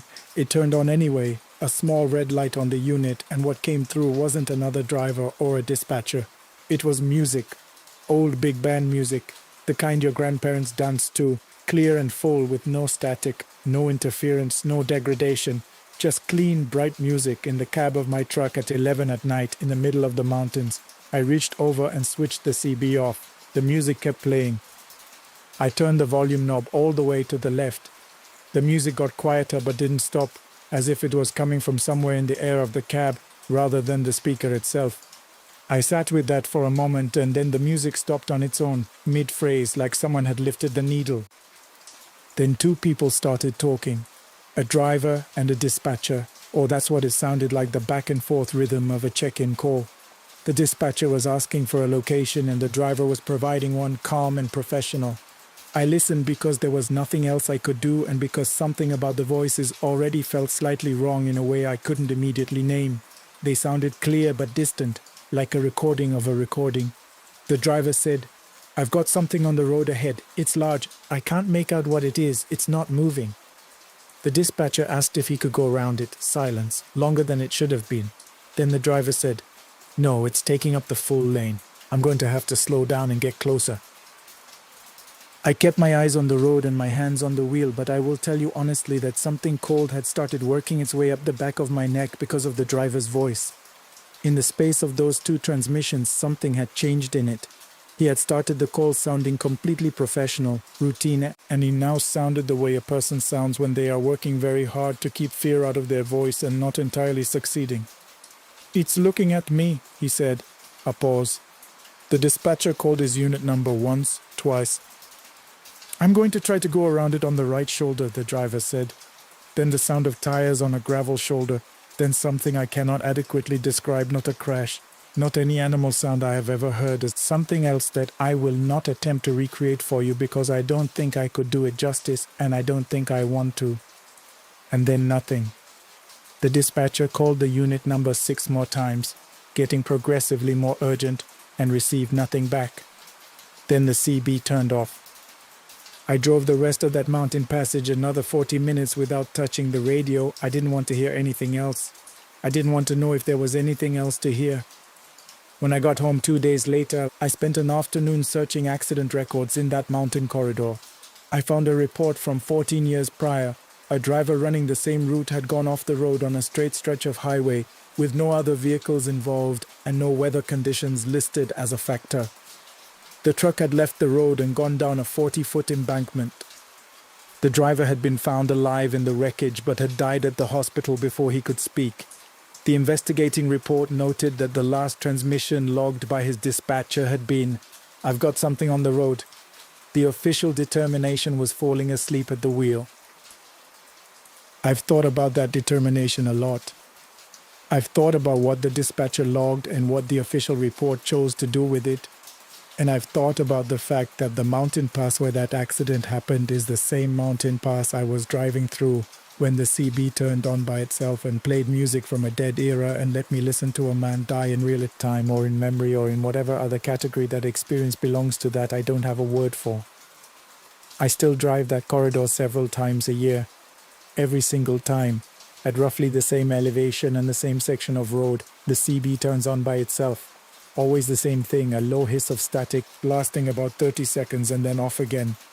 I've documented it. I have the dates written in a notebook I keep in the truck. One time, just once, I turned the CB on myself in that section, thinking that if I was going to hear it anyway, I might as well meet it halfway. The static started immediately. It built for about 10 seconds, the same as always. And then from somewhere very deep in the hiss, something that had the shape of a voice began to form. I turned it off before it could finish. I made myself a rule that night: the CB stays off in those mountains. I don't care about being isolated, I don't care about losing contact. Whatever is on the other end of that frequency has already said its piece to one driver on that road, and I have a feeling there is no version of the conversation that ends well for the person listening. The notebook is still in the glove box. I've kept logging the dates. I'm not entirely sure why. Maybe because there's a part of me that believes documentation is its own kind of protection, that as long as someone is writing down what happens, it has to remain in the world of things that can be known and examined rather than the other world, the one that turns your CB on in the dark. So far I've been right about that. So far. We continue. I don't quite know how to start this. I've tried a dozen times over the past few years, and every version I write ends up feeling either too dramatic or not dramatic enough. Neither one does justice to what actually happened. So I'll just start where it started, which is the summer my little sister Maddie disappeared from the swimming hole behind my grandfather's property in eastern Kentucky. I was 16, Maddie was 7. She was the kind of kid who never sat still, never stopped talking, never met a stranger in her life. She had these bright red rubber rain boots she wore everywhere, rain or shine, summer or winter. And my mother fought with her about them every single morning, and Maddie won every time. That's who she was, small and stubborn and full of a kind of brightness that was impossible to look away from. My grandfather's land was deep in Harlan County, back in a narrow valley where the hills came in close on both sides. Behind the main house, maybe a quarter mile through a stand of old hickory trees, there was a swimming hole, a wide, smooth bowl in the creek, where the water ran clear even in August. Generations of kids from 3 counties had grown up at that swimming hole. And hanging from the biggest hickory right at the edge of the bank was a rope swing, thick braided rope, weathered gray, with a fat knot at the bottom for your feet. You'd climb up onto the roots, grab the rope above the knot and push off, and the world would tilt and open up as you walked out over the water. When you let go, you dropped into the deepest part of the hole, maybe 12, 15 feet, cool and clean. There's nothing in the world like that feeling when you're a kid. That July is Saturday, the kind of heat that sits right on top of you. My grandfather turned 70 and the whole family came up. Aunts, uncles, cousins I barely recognized. There must have been 30 people spread out across that porch and yard. Maddie had latched onto a group of cousins and spent the afternoon running through the grass. There was Jake, who was 9, his sister Nora, who was 10, and little Benny, who was 5 and followed Maddie everywhere because she was the only one patient enough to play with him. Around 4 o'clock, some of the older kids wanted to go down to the swimming hole. My Aunt Carol asked me to go along and keep an eye on the little ones, which I agreed to, though honestly, I wasn't paying much attention. I was 16 and I had other things on my mind. I sat on a flat rock in the shade and messed around with my phone while the kids took turns on the rope swing. Maddie had been asking to go on the swing since we got there. She'd been watching the older kids with this look of pure determination on her face. Jake helped boost her up to the root she needed to stand on, then steadied her while she grabbed the rope. She wrapped her legs around the knot and looked back over her shoulder at him with those big brown eyes. He gave her a push. I watched her swing out. I heard her laughing, this clear, high sound that carried over the noise of the water and the other kids. She swung all the way out to the full length of the rope, right over the deepest part of the hole, and then she was gone. Not a splash, not a cry, just gone. The rope swung back empty. I've spent 20 years trying to make sense of that moment. I've told myself she let go at the wrong angle, that she went straight down, and the current took her under before anyone could react. I've constructed every rational explanation available to me. But the truth, the thing that none of us could say out loud for a very long time, was that every child on that bank saw the same thing I saw. One moment she was there, the next moment she wasn't. The rope came back empty and swaying. We searched for 4 hours. The sheriff brought divers. They worked the creek for 3 days in both directions. They brought in a team from the state. They found nothing. Not Maddie, Not those red rubber boots, not a single piece of clothing or hair or anything that said she had ever touched that water. She was simply gone, the way water goes when you pour it into sand completely, without a trace, without an explanation. There's nothing I can write that would do justice to what that does to a family. My mother didn't sleep for weeks. My father, who had always been a quiet man and became quieter and then smaller and then essentially absent, even when he was sitting right in front of you. He started drinking carefully and methodically, the way men do when they've already decided where they're going and they just need the means to get there. He was dead of liver failure before he turned 60. My grandfather never went back to the swimming hole. He had the rope cut down the week after Maddie disappeared, and he refused to discuss it for the rest of his life. The hickory tree the swing had hung from was struck by lightning the following summer and split straight down the middle. I always thought that was a kind of justice, though I couldn't have told you exactly what kind. My cousin Jake was the one who'd put Maddie on the rope. He was 9 years old when it happened, and he carried that for the rest of his childhood and into his adult life. By his late teens, he was in and out of trouble. Nothing serious, mostly drinking and bad decisions, and he told me once, years later, sitting in his truck outside a gas station in Pineville, that he kept seeing her. Not in dreams, he said. He was careful to make that distinction, in the corner of the room, at the edge of the parking lot. A small shape in red boots, standing still, watching him. He said it started when he was 12, and he'd never told a single person before that night. I didn't know what to say to him then. I wasn't ready to tell him what I knew yet, which was that he wasn't alone in what he was seeing. I put all of it down as best I could. I got through high school on fumes and stubbornness, started 2 different programs at the community college, and ran out of money both times. When I was 22, I started driving trucks, and I kept driving them because the road had a way of keeping my mind from going back to that summer. There's something about long-haul driving, the white lines in the headlights, the radio fading in and out between stations in the hills, that makes the past feel manageable, like you're always moving away from it. I drove for almost 10 years without incident, and I was good at my job. My dispatchers trusted me with difficult routes and tight schedules, and I never let them down. I had a small apartment in Corbin, a truck I knew like my own body, and a quiet life that asked very little of me in return. Then, in October of 2019, and I was running a load through eastern Kentucky on a county road I'd never used before. The main highway had a bridge under repair, and I'd been rerouted through the hills. It was late afternoon, overcast, that particular gray light of a Kentucky October that makes the trees look like they're printed on paper. I came around a long bend in the road, and there it was. Hanging from the crossbar of a wooden utility pole on the shoulder of the road, a thick braided rope, gray with age, with a heavy knot at the bottom, swaying slowly in air that wasn't moving.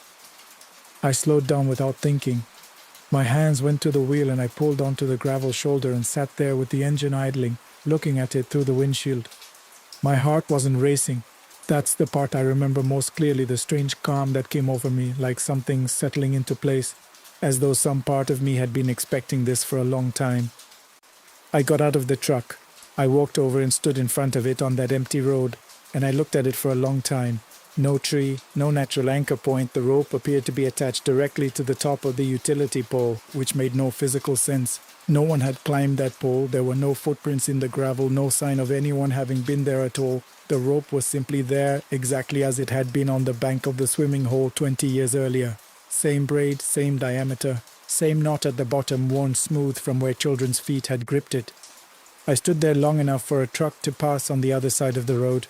The driver did slow down. Either he didn't see it, or he saw it and made the same choice I was about to make, which was to get back in the cab and drive and not stop until I was somewhere with lights and other people. That's what I did. I didn't tell anyone, not for weeks. I turned it over in my mind the way you worry a stone, looking for the angle that made it ordinary. Fatigue, stress, the tricks that lonely highways play on the mind after dark. I'd been driving 9 hours. I told myself these things the way you tell a child there's nothing under the bed, with that same flat certainty that doesn't quite convince anyone. 6 weeks later, I was parked at a rest stop outside Middlesbrough at 2 a.m, eating a sandwich in the cab with the heater going. The lot was half full of other rigs. I looked out my side window at the strip of woods beyond the chain-link fence, and in the space between 2 trees, I saw the rope again. It was hanging there in the dark, the knot turning slowly. The way a swing turns when someone has just stepped off of it. The way it turned the evening we found it empty. I put down my sandwich. I sat without moving for a long time. Then I started the truck and left. After Middlesbrough, it happened more often, with less space between. I would catch it in my mirrors after crossing a bridge, hanging between two fence posts in a field that had been empty when I passed it. I saw it in the reflection of a diner window, superimposed over the parking lot. I heard something too, not every time, but often enough that I stopped being able to dismiss it. When I drove over water at night, there was a sound just under the engine noise. The sound of a child humming. No melody I could name. Just a thin, tuneless sound that seemed to come from directly below the truck, from the water beneath the bridge, rising up through the frame and into the cab. I called my mother in December. I hadn't discussed Maddie with her, really discussed her in years. We had an unspoken agreement in what remained of our family not to pick at it directly. You could circle around it, reference it in passing, but you didn't name it straight on.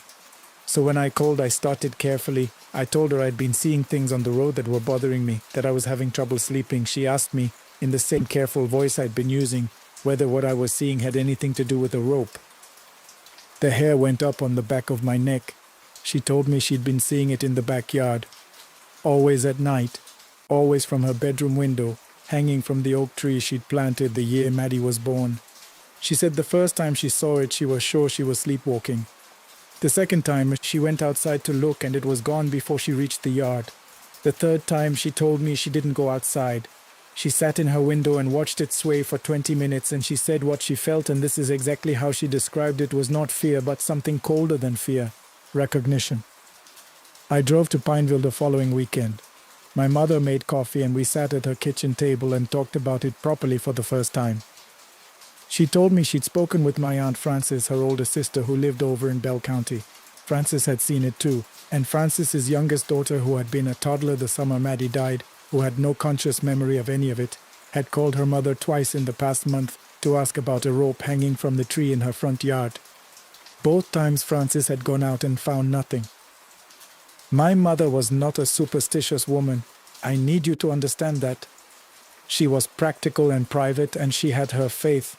But it wasn't the kind of faith that included hauntings or curses or unexplained presences in the night. She was not the kind of woman who said the words she said to me that afternoon lightly. She said she thought something was following us, that it had been following the family for a long time, maybe since the beginning. And she said she had already spoken to someone about it. There was a woman in Pineville named Mrs. Eunice Combs, who was 82 years old and had been a quiet presence in that part of the county for as long as anyone could remember. Not a dramatic figure, not someone who advertised herself. She was just a woman who had grown up with older knowledge, the kind that gets passed down in those hills from mother to daughter across generations, knowledge of plants and old prayers and practices that people went to her for when the regular kind of help had run out. My grandmother had known her. Half the families in that valley had a story about something she'd helped with. My mother had gone to see her 3 weeks before I drove down. Mrs. Combs had listened to the whole account without interrupting, and then she had asked my mother 2 questions: whether anyone in the family had heard music near water recently, and whether Maddie had been born in July. Both answers were yes. I'd been hearing the humming under bridges for 2 months by then. Maddie had been born the 14th of July. Mrs. Combs told my mother she believed something had attached itself to our family through the water, through the grief we had been carrying, unaddressed for 20 years. She said grief left alone in the dark has a weight to it that certain things are drawn to. Not Maddie herself, she was clear about that. Maddie was at rest, but something that had found the shape of her absence and worn it, the way water takes the shape of whatever holds it. She said she could help, but that what she needed to do required something from her, and we should know that going in. I wasn't there the day my mother and Aunt Frances went back to see her. My mother asked me not to be, and I didn't push. They drove over on a Thursday morning in January, and were there for nearly 4 hours. When my mother called me that evening, I could hear it in her voice, an exhaustion that went down deeper than tiredness, the sound of someone who had set something down that was very heavy. She said Mrs. Combs had confirmed what she'd suspected. She said the old woman had done what she could, and that it had cost her. She said to tell Jake, if I saw him, that the thing he'd been seeing wasn't real, or rather that it wasn't Maddie, and that it couldn't follow him anymore. Mrs. Combs died in her sleep 17 days later. Her neighbors said she'd been in good health right up until the end. She was 82 years old, and there was nothing unusual about a woman of that age dying quietly in the night. I don't know what she gave up in that room with my mother and my aunt. I've thought about it more times than I can tell you. I don't have an answer, and I've made peace with not having one. What I do know is that after January of 2020, I stopped seeing the rope.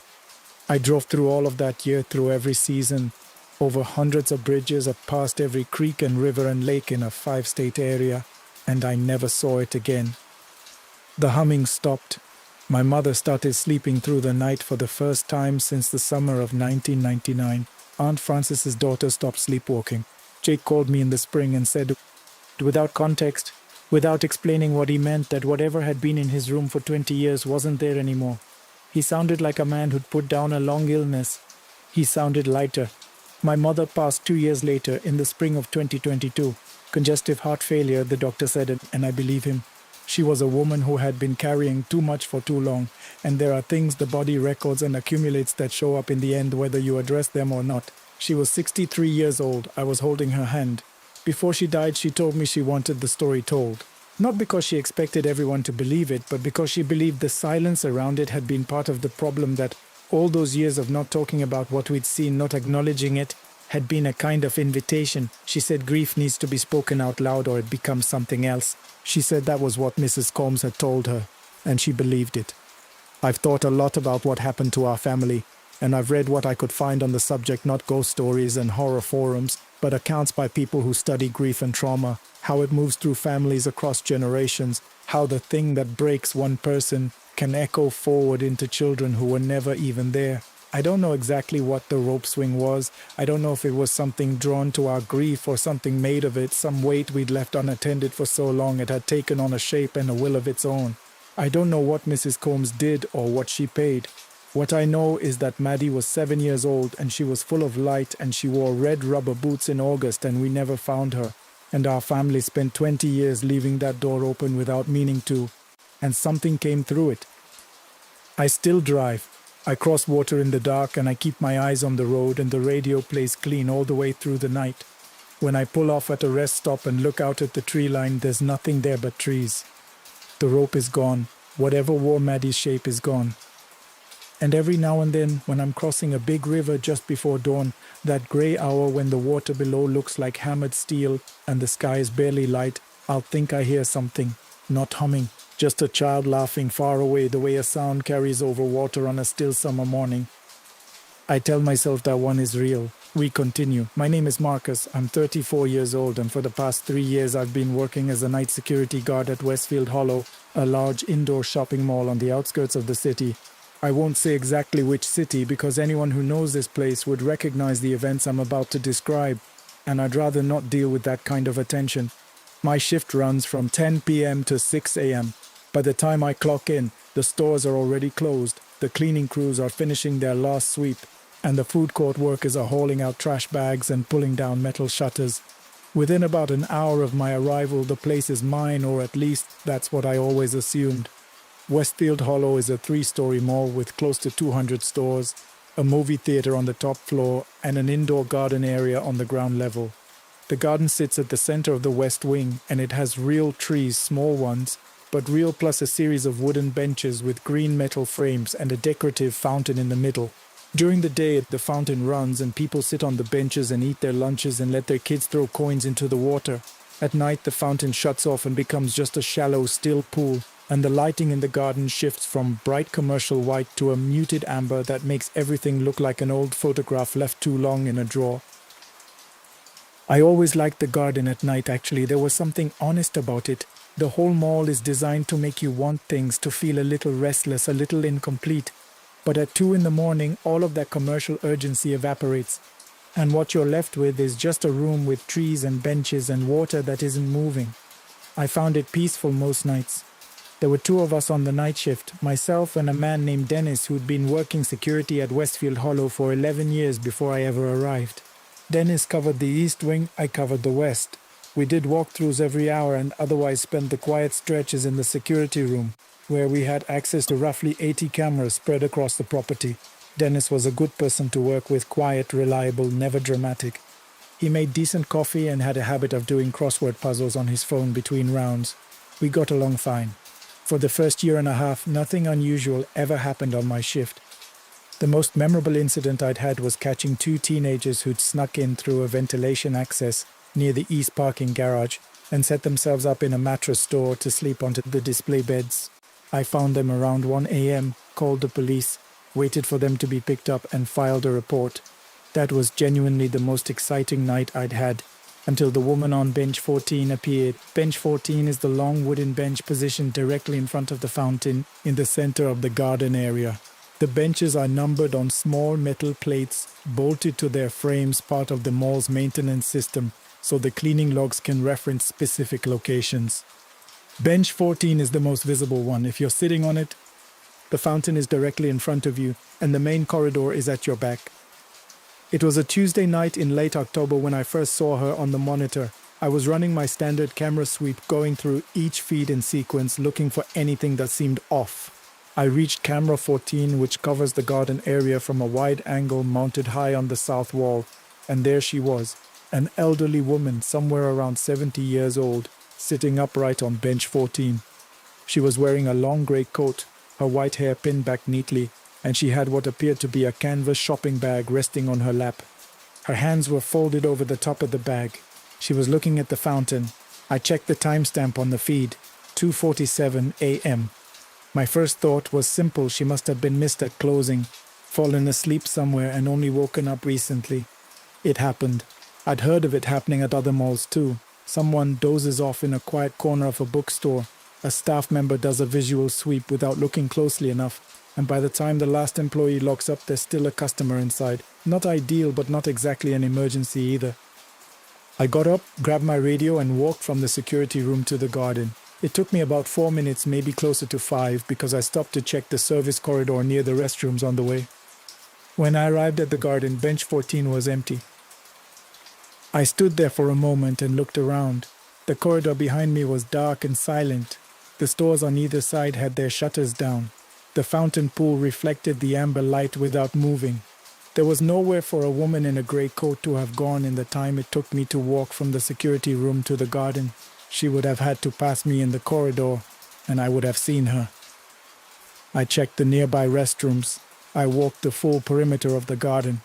I looked behind the planters and along the maintenance access door at the north end. Nothing. When I got back to the security room, I rewound the footage. She was there on the recording exactly as I'd seen her, sitting on bench 14 in her grey coat, hands folded over the canvas bag, perfectly still, facing the fountain. She sat that way from 2:47 until 3:01 a.m., and then at 3:01 and 14 seconds she was simply gone. No getting up, no walking away. The camera feed didn't cut or corrupt. She was present in one frame and absent in the next. I played it back 3 times. Then I walked over to Dennis's station and showed him. He watched it quietly, twice through, then rubbed the back of his neck and said, "Huh." He handed my phone back. "That is strange." I waited for him to say something else. "Probably a camera thing," he said, and turned back to his crossword. I didn't push it, but I noticed something in the way he said it flat, careful, the way a person sounds when they're choosing not to say the real thing. I told myself it was a one-time anomaly, a sensor issue, a rogue reflection, a combination of tired eyes and low light playing tricks on the footage. I told myself that convincingly enough to sleep reasonably well for the next 6 days. Then the following Tuesday at 2:47 a.m., she was there again. Same bench, same grey coat, same white hair, same canvas bag, same upright posture, same unmoving gaze, fixed on the still water of the fountain. And when I arrived downstairs, the bench was empty, and I found no trace of her. I began logging it. Every Tuesday, same time, same location. Over the following 3 weeks, I documented the appearances on camera 14, cross-referenced them with camera 22, a secondary maintenance camera mounted on a column near the fountain that provides a side-angle view of bench 14, and found something that unsettled me more than the appearances themselves. Camera 22 showed nothing.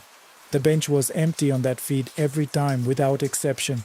2 cameras, same physical space, same moment in time. One showed her clearly. The other showed an empty bench. I asked the building maintenance team to inspect both cameras. They did a full diagnostic and found no faults in either system. The cameras were functioning normally. They had been for years. There was no explanation for the discrepancy.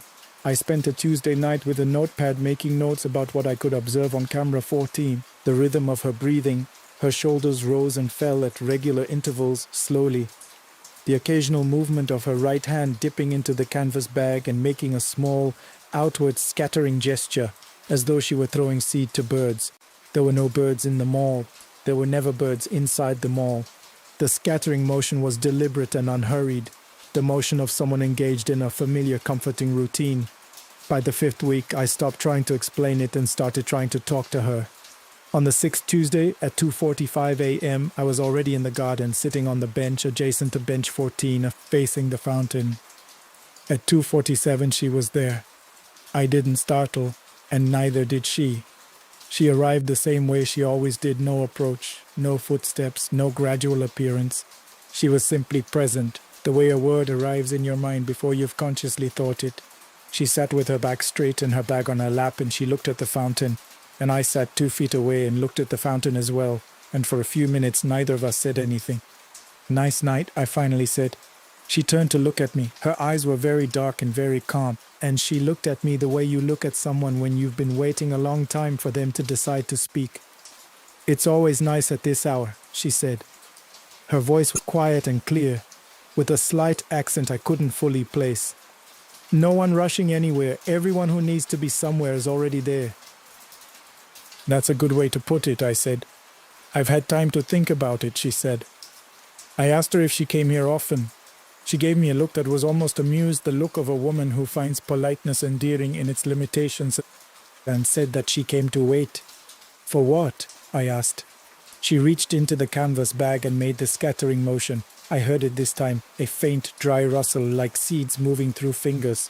"For my granddaughter," she said. "She said she'd meet me here. We were going to look at things together. She needed something nice for the season." A pause.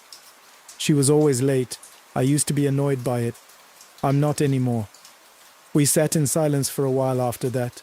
The amber light reflected off the fountain pool, and the ventilation system murmured somewhere above us. And I watched her make the scattering motion twice more before she turned back to the water and seemed to close herself off in some gentle, private way. At 3:01, she was gone. I sat on that bench for the next 4 Tuesdays in a row. We talked more as the weeks went on, not about anything heavy, not at first. She told me she liked the tall ceilings of the mall. They reminded her of old railway stations, of a time when public spaces were built to make you feel small in a good way, in the way that reminded you the world was larger than your own concerns. She told me the fountain would look better with some greenery around the base, some ferns or trailing plants. She told me she'd always kept a garden and that she missed it. In an offhand way that suggested the missing was old and had grown manageable, I asked her once what was in the bag. "Bird seed," she said, as though that were perfectly obvious. "Right," I said. She looked at me sideways, and there it was again, that contained quiet amusement. "You don't see them?" she said. It wasn't a question. "No," I said. "That doesn't mean they're not here," she said. "It just means you're looking at the wrong things." And she made the scattering motion again, and the dry rustle of the seed filled the silence between us. It was around this point that I went to Dennis. I described everything, the appearances on camera 14, the discrepancy with camera 22, the 6 weeks of Tuesday night visits, the conversations. I described her grey coat and white hair and the canvas bag and the way she threw seed to birds I couldn't see. I watched Dennis's face while I talked. He didn't look surprised. He didn't look skeptical. He looked like a man who has been waiting a long time for a conversation he'd hoped to avoid. When I finished, he was quiet for a long moment, staring at the table between us. "Her name was Agnes," he said finally.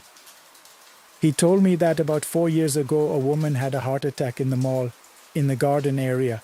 She'd been sitting on bench 14 waiting for her granddaughter. They'd planned a shopping trip for the granddaughter's birthday, and Agnes had arrived early and was waiting on the bench. The granddaughter, a woman in her early 30s named Emma, had texted to say she'd be late. There was an accident on the highway backing up traffic badly.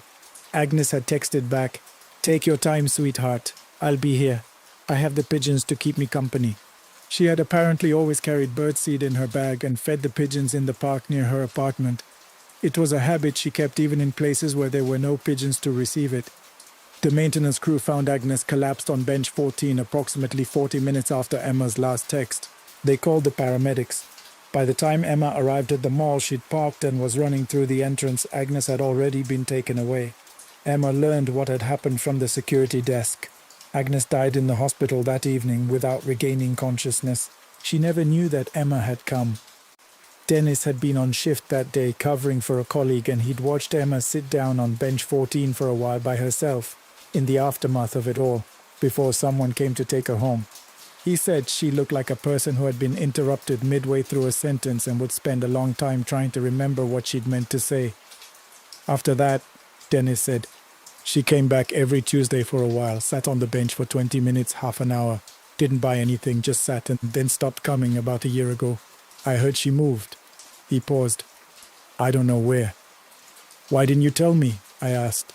He looked at me steadily. Because I knew you'd go down there, he said. And I thought that was probably okay, just I didn't want to be the one to send you. I understood that. I think I understood it better than I could have said. The last time I saw Agnes was in early December. The mall had been decorated for Christmas garlands along the corridors, a tree in the central atrium, the kind of warm, dense commercial festivity that fills a building with light. Even after closing, even in the amber dimness of the off hours, the decorations gave the place a different quality. Less like a space that was waiting for tomorrow, more like a space that had made peace with the night. I arrived at the garden at 2:45 and sat on my bench. At 2:47, Agnes appeared. But something had shifted. She wasn't looking at the fountain. She was looking at me directly, from the first moment, as though she'd known exactly where I'd be and had arrived specifically for that reason, rather than out of some endless unresolved waiting. Her expression was different too. It was the expression of someone who has completed something they'd been working on for a very long time and is now allowing themselves to rest. You've been kind, she said, no preamble. I haven't done much, I said. You came back, she said. You kept coming back. That was enough. That was more than you know. We sat for a while. The Christmas lights on the upper balcony cast a faint warm glow down into the garden, and the ventilation hummed somewhere above, and the fountain pool lay still and dark and perfectly quiet. Then she said, she came, you know, my Emma, she was here the same day. I know, I said. Dennis told me. Agnes nodded slowly. I was very angry for a long time, she said. I know that might be hard to understand, but I was sitting on this bench and I was waiting and then nothing, and the anger made everything very small. It took me a while to see past it. She looked at the fountain. She was only 40 minutes late. 40 minutes is nothing. 40 minutes is a slow cup of coffee. She came, I said. She came, Agnes agreed. She made the scattering motion one last time, unhurried and gentle, and the dry sound of the birdseed moved through the quiet air. Tell her I know, she said. If you ever find a way to tell her I know she came and that I'm not waiting anymore and that she shouldn't either. I'll try, I said. She smiled. It was a warm, full smile, the smile of someone who has been holding something heavy and has finally set it down in the right place. And then at 3:01 a.m., the same as always, she was gone. Camera 14 recorded her presence that night until the end. Camera 22 showed an empty bench. Both of those things are documented in the system's archive, if anyone ever thinks to look. I haven't seen her since. I still work at Westfield Hollow. My shift still starts at 10 p.m. I still drink too much coffee and argue with Dennis about radio stations and do my walkthroughs every hour without fail. On Tuesday nights, I still end up in the garden around 2:47, sitting on the adjacent bench, looking at bench 14, looking at the fountain. The bench is empty every time. The camera agrees. I stay for about 15 minutes and then I go back to the security room, and the rest of the night passes the way nights pass everywhere. I did try to find Emma. I went through the mall's old incident records, found the report from the day Agnes was taken away, and worked from there, slowly, carefully, the way you work when you're not sure you have the right to be doing what you're doing. I found a social media profile that seemed right. A woman in her early 30s, living in another city, who posted photos of her garden and her neighborhood and Once a photo of a bench in a city park with no caption at all. I sent her a message. I kept it short. I told her I worked at the mall, that I'd heard about her grandmother through a long-time colleague, that I thought about the story often. I told her I believed for reasons I couldn't fully explain and wouldn't try to, that Agnes knew, that she had always known, even then, that Emma had come, that whatever had kept Agnes tethered to that bench wasn't anger, and it wasn't blame, and it had finally found its way to something that looked a lot like peace. I never received a reply. I didn't expect one. But about 2 weeks after I sent it on a Tuesday afternoon, someone left a small bundle of wildflowers on bench 14. The cleaning crew found them during the morning rounds the following day and disposed of them the way cleaning crews dispose of things that don't belong, efficiently, without sentiment. I saw them on camera 14 before they were taken, just sitting there on the bench tied with a piece of kitchen twine. Nobody on any of the other feeds had left them. Whatever camera caught the person who placed them, if it was a person, that footage wasn't something I ever found. I don't have an explanation for any of this. I'm not someone who needs one. I'm a man who sits in a room watching cameras for 8 hours a night, and I know the difference between something I can account for and something I can't. What happened at bench 14 falls firmly into the second category, and I've come to believe that's where it belongs. Agnes was a real woman who sat on a bench and waited, and the waiting continued past the point where the waiting should have been able to continue. And one Tuesday night in early December, in a mall decorated for Christmas, the waiting ended. I'd like to think the flowers reached her. I'd like to think she felt them placed there, the same way she once felt the pigeons she couldn't see arrive to eat from her hand. Good evening. I want to share something that happened to me a few years back, something I have kept entirely to myself until now. Mostly because I know how it sounds. I am not a storyteller.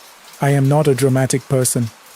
My ex-wife used to joke that I was the most boring man she had ever loved, and she was probably right. I am a bus driver. I have been driving the same regional routes in the rural south for going on 23 years. I know every pothole, every crooked mile marker, every diner that closes too early, and every gas station that stays open too late. I am telling this from behind the curtain of anonymity because some of my co-workers follow these kinds of channels, and I have no interest in being the guy who claims he picked up a ghost. I have a retirement to think about, but I also believe that what happened to me deserves to be heard, if only because of what it meant to someone else, someone very real, very alive, who needed to hear something she had been waiting 15 years to receive. So here it is. It was the second week of October, a Tuesday, and I was running the Route 7 Evening Express, a meandering line that starts in Hattiesburg, cuts through 4 small towns, and ends in a place called Waynesboro, Mississippi, just before midnight. It is not a glamorous route. Half the seats are empty most nights, and on weekdays in the off-season, I am lucky to carry 8 or 10 passengers total. The road passes through long stretches of pine forest, and in autumn, when the fog comes in off the creek bottoms, the headlights of the bus barely cut 20 feet ahead of you. You learn to drive by instinct out there. You learn to trust the painted lines even when you cannot see them.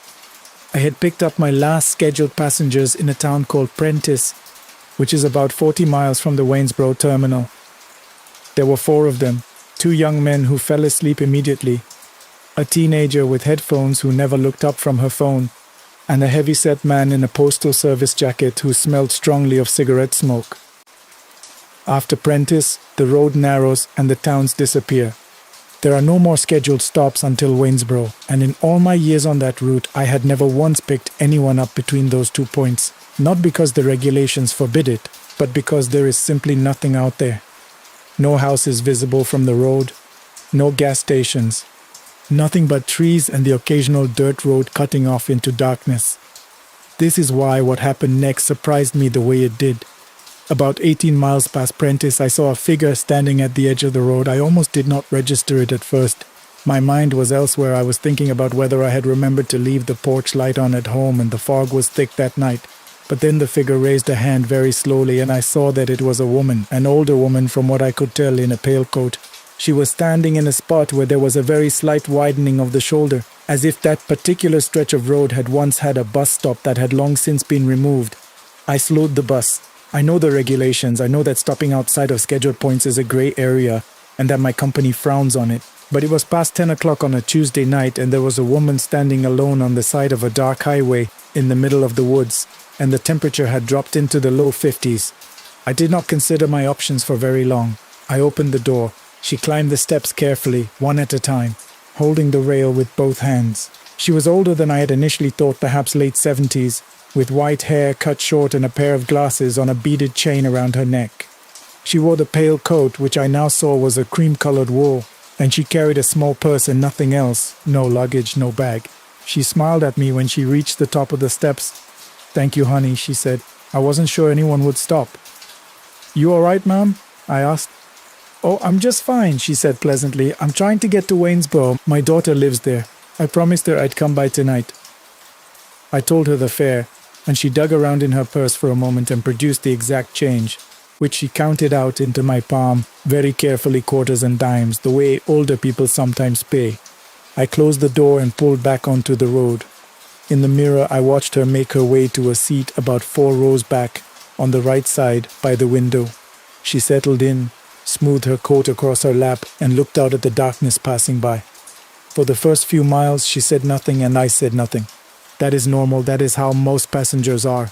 But somewhere around the 12-mile mark, she spoke up, loud enough for me to hear over the engine. "You've been driving this road a long time," she said. It was not a question. 23 years, I said. "You must know it by heart." "Just about." She was quiet for a moment. Then she said, "Do you like it, driving at night?" I thought about it honestly. "Some nights," I said, "when the road is clear and it's quiet, there's something peaceful about it, just you and the road." "I imagine so," she said. She asked me if I had family, and I told her about my 2 daughters, one in Biloxi, one in Atlanta, and about my grandchild who had just started walking. She listened carefully, the way people who are genuinely interested in others listen, nodding even though she was behind me, and I could only see her in the mirror. When I finished, she smiled. "A grandfather," she said. "That's a good thing to be." "Yes, ma'am," I agreed. She told me a little about herself without my asking. She said her name was Margaret Maggie, she said. Most people called her Maggie, and that she had lived most of her life in a small town outside of Brookhaven. She mentioned a husband who had passed some years ago, a garden she was proud of, and her daughter in Waynesboro. She spoke about the daughter the way people speak about someone they love very much, but have not seen in a while, with a kind of tender, aching quality, like pressing gently on a bruise. "It's been too long since I've seen her," she said. "I keep meaning to go, and then one thing or another gets in the way. You know how it is. You think you have all the time in the world, and then you turn around and years have gone by." "Yes, ma'am," I said. "I know exactly how that is." "Tell your daughters you love them," she said. "Don't wait for a reason, just tell them." "I will," I said. About 5 miles outside of Waynesboro, she spoke again. She said her daughter's name was Claire, and that she lived on Elm Street, near the old water tower. She mentioned it almost as if she were reminding herself, murmuring the address like a small prayer, the way you recite directions when you're worried about forgetting them. And then she said something that I have turned over in my mind many times since. "I just need her to know I'm all right," she said. "That's all. I just need her to know." I thought it was an odd thing to say. I assumed she meant that she wanted her daughter not to worry about her, that she was getting on in years, and her daughter fretted. I told her that daughters have a way of worrying about their mothers no matter what, and she laughed quietly at that. "That's true," she said. "Claire always worried, even when she was little." That was more or less the last exchange we had of any length. I made the turn onto the main road into Waynesboro a few minutes later and began the approach to the terminal. I checked the mirror to let her know we were close. She was not there. I looked again. The seat was empty. The 2 young men who had boarded in Prentice were still asleep. The girl with the headphones had her head tilted back against the window. The postal worker was staring at his phone. The row where Maggie had been sitting was completely empty. I pulled into the terminal, set the brake, and stood up. I told myself she had simply moved to a different seat, or perhaps she had gone to the small restroom at the back of the bus. I walked the entire length of the aisle. I checked the restroom. I looked under the seats, which I realized sounds strange, but by that point I was not thinking very clearly. There was no one. There was not even the impression of warmth on the seat cushion where she had been sitting, though the night was cold enough that it should have held some residual heat from her body.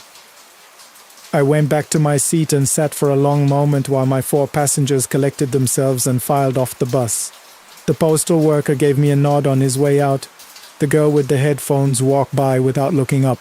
The terminal was mostly empty at that hour, lit with the flat fluorescent glow that makes everything look slightly unreal. I thought about what the most sensible explanation was. I considered that I had perhaps imagined her that the fog and the monotony of the drive had conspired to produce some kind of waking dream. But I had a conversation with her. I remembered the weight of the coins she had placed in my palm. I remembered the smell of her, something faintly floral, like powder or dried lavender. You do not imagine a smell like that. I sat in that terminal for 40 minutes. I know because I checked the clock when I arrived, and again when I finally decided to start looking. I pulled out my phone and searched for Margaret Maggie, Waynesboro, Mississippi, obituary.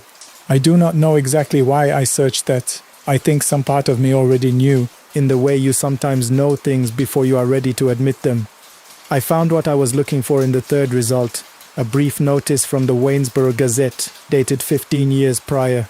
A woman named Margaret Louise Tanner, 71 years old, had died in a vehicle accident on State Highway 42, the same highway I drove every night during a rainstorm in October.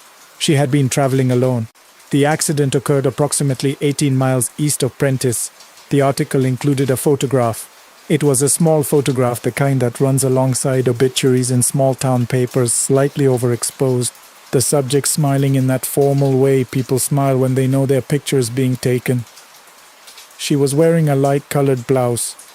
Her hair was white and cut short. She wore glasses on a chain around her neck. I set my phone face down on the seat beside me and looked at the road outside for a very long time. What I felt was not exactly fear. I had been afraid briefly in the moments when I realized she was gone, a cold, disoriented kind of fear. The sensation of the floor dropping out from under a certainty you did not even know you were standing on. But that had passed. What I felt now was something more complicated, something closer to sorrow and to the peculiar weight of a responsibility that no one had asked me to carry. She had said her daughter's name was Claire. She had given me the street. I spent that night in Waynesboro rather than making the drive back, which I sometimes do when I finish late. I slept badly. In the morning, I drove to the address she had mentioned, Elm Street, near the water tower. It was a small house with a tidy yard and a pickup truck in the driveway. I sat outside for 15 minutes, genuinely unsure of what I was going to say. I knocked on the door. The woman who answered was in her mid-50s, dark-haired with threads of grey at the temples. She had the look of someone who had been through something difficult and come out the other side still standing but not unscathed. She looked at me with polite wariness, the way people look at strangers who show up unannounced. I told her my name. I told her I drove Route 7. I told her I knew it was going to sound strange, and I asked if her mother's name had been Margaret. The wariness in her face shifted immediately into something raw and unguarded, and she gripped the doorframe. "Yes," she said quietly. "Yes, that was my mother's name." I told her everything.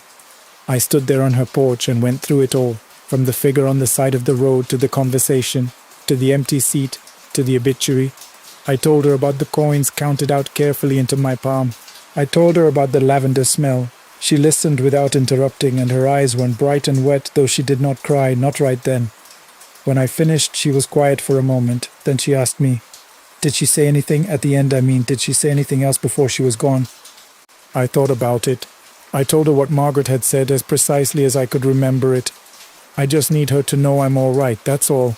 I just need her to know." Something in Claire's face came undone, quietly and completely, like a knot finally releasing. She pressed a hand to her mouth for a moment. When she lowered it, she said, "She died on her way here. She was coming to see me for my birthday. We had argued a few months before something stupid. I can't even remember what anymore, and she was coming to make things right. I never got to talk to her. I've spent 15 years not knowing if she was at peace, if she was angry with me. I did not have anything useful to say to that, so I did not say anything."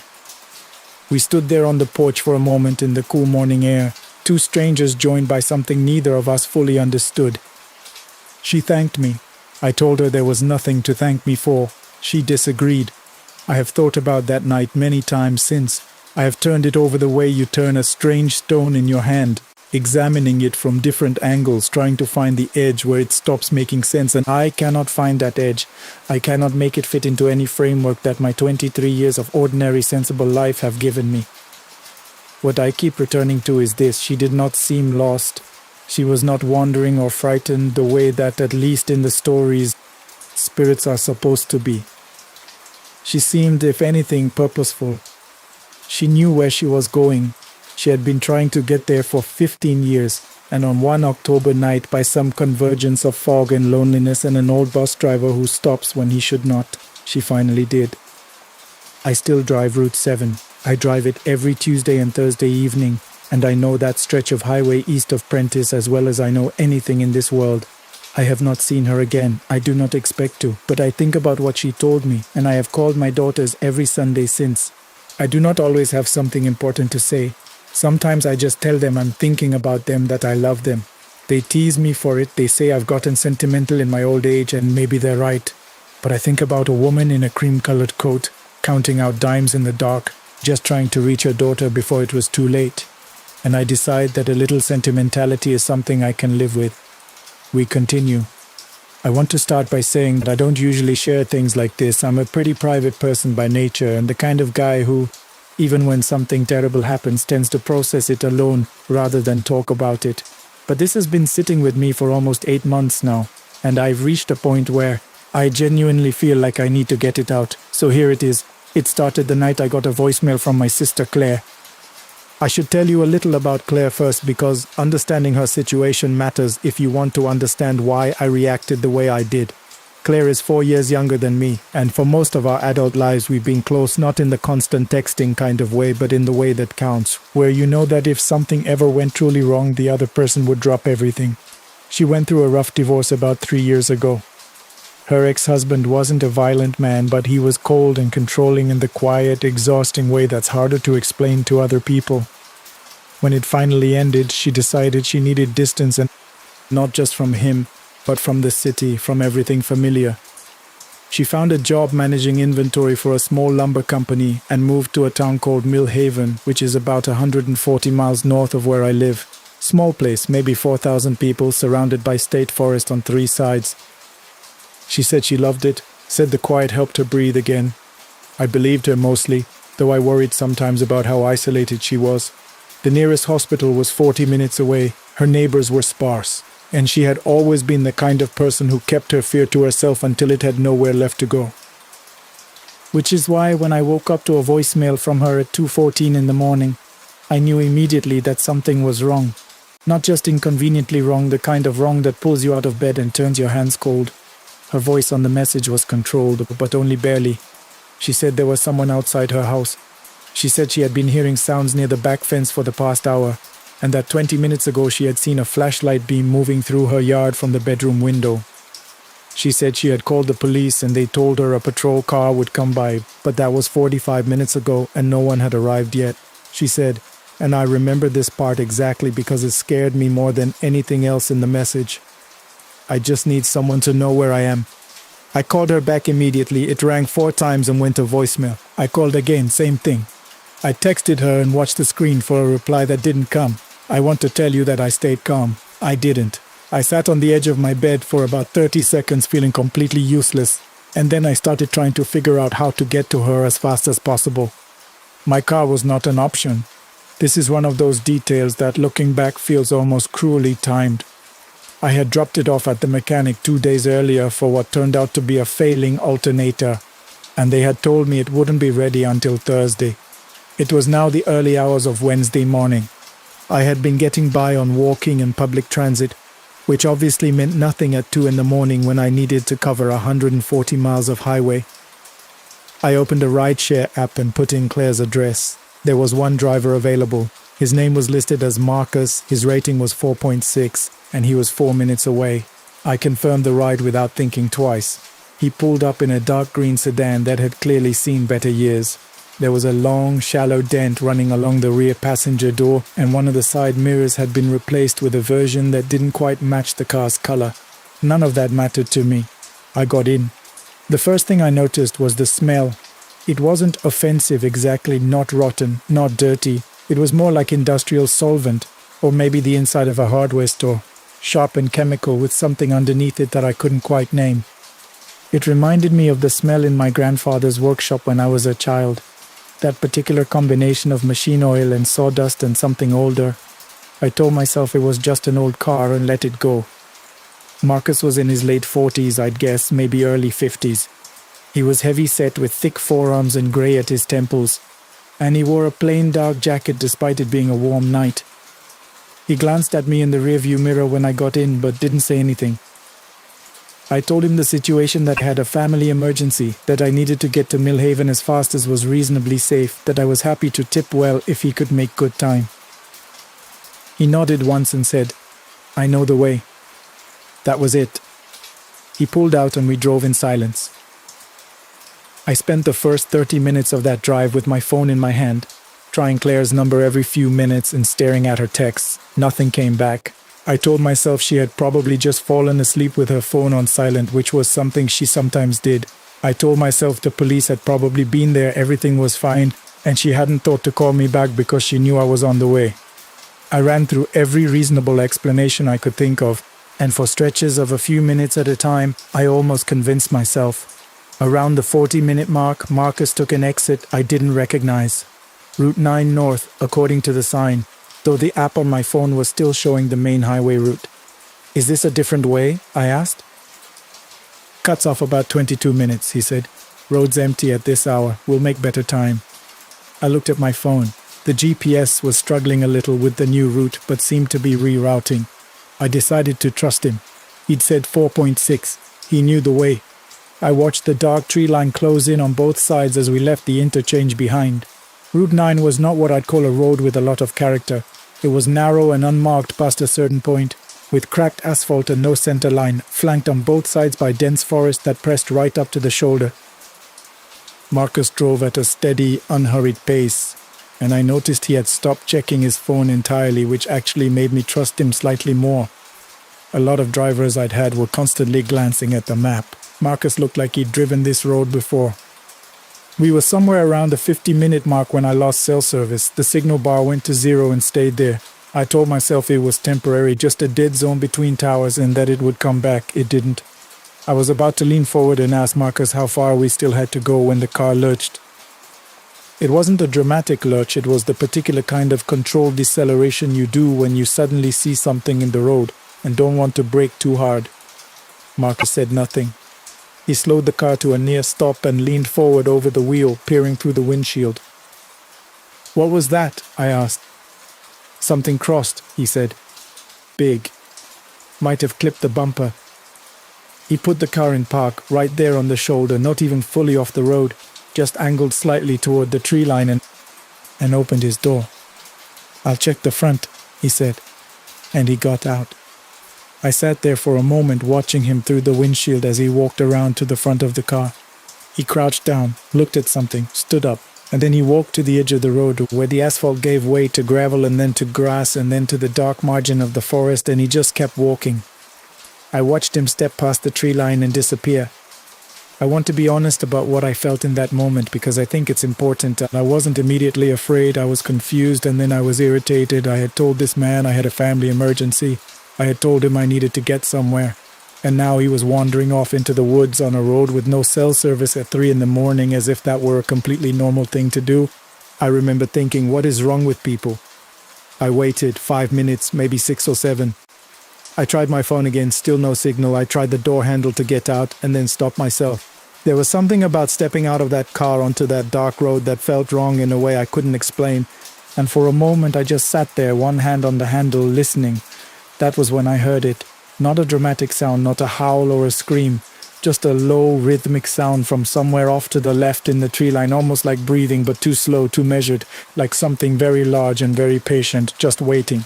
I want to be clear, I am not a dramatic person, I do not spook easily. I have gone camping alone, I have driven through bad neighborhoods at night, I have had experiences that should have frightened me more than they did.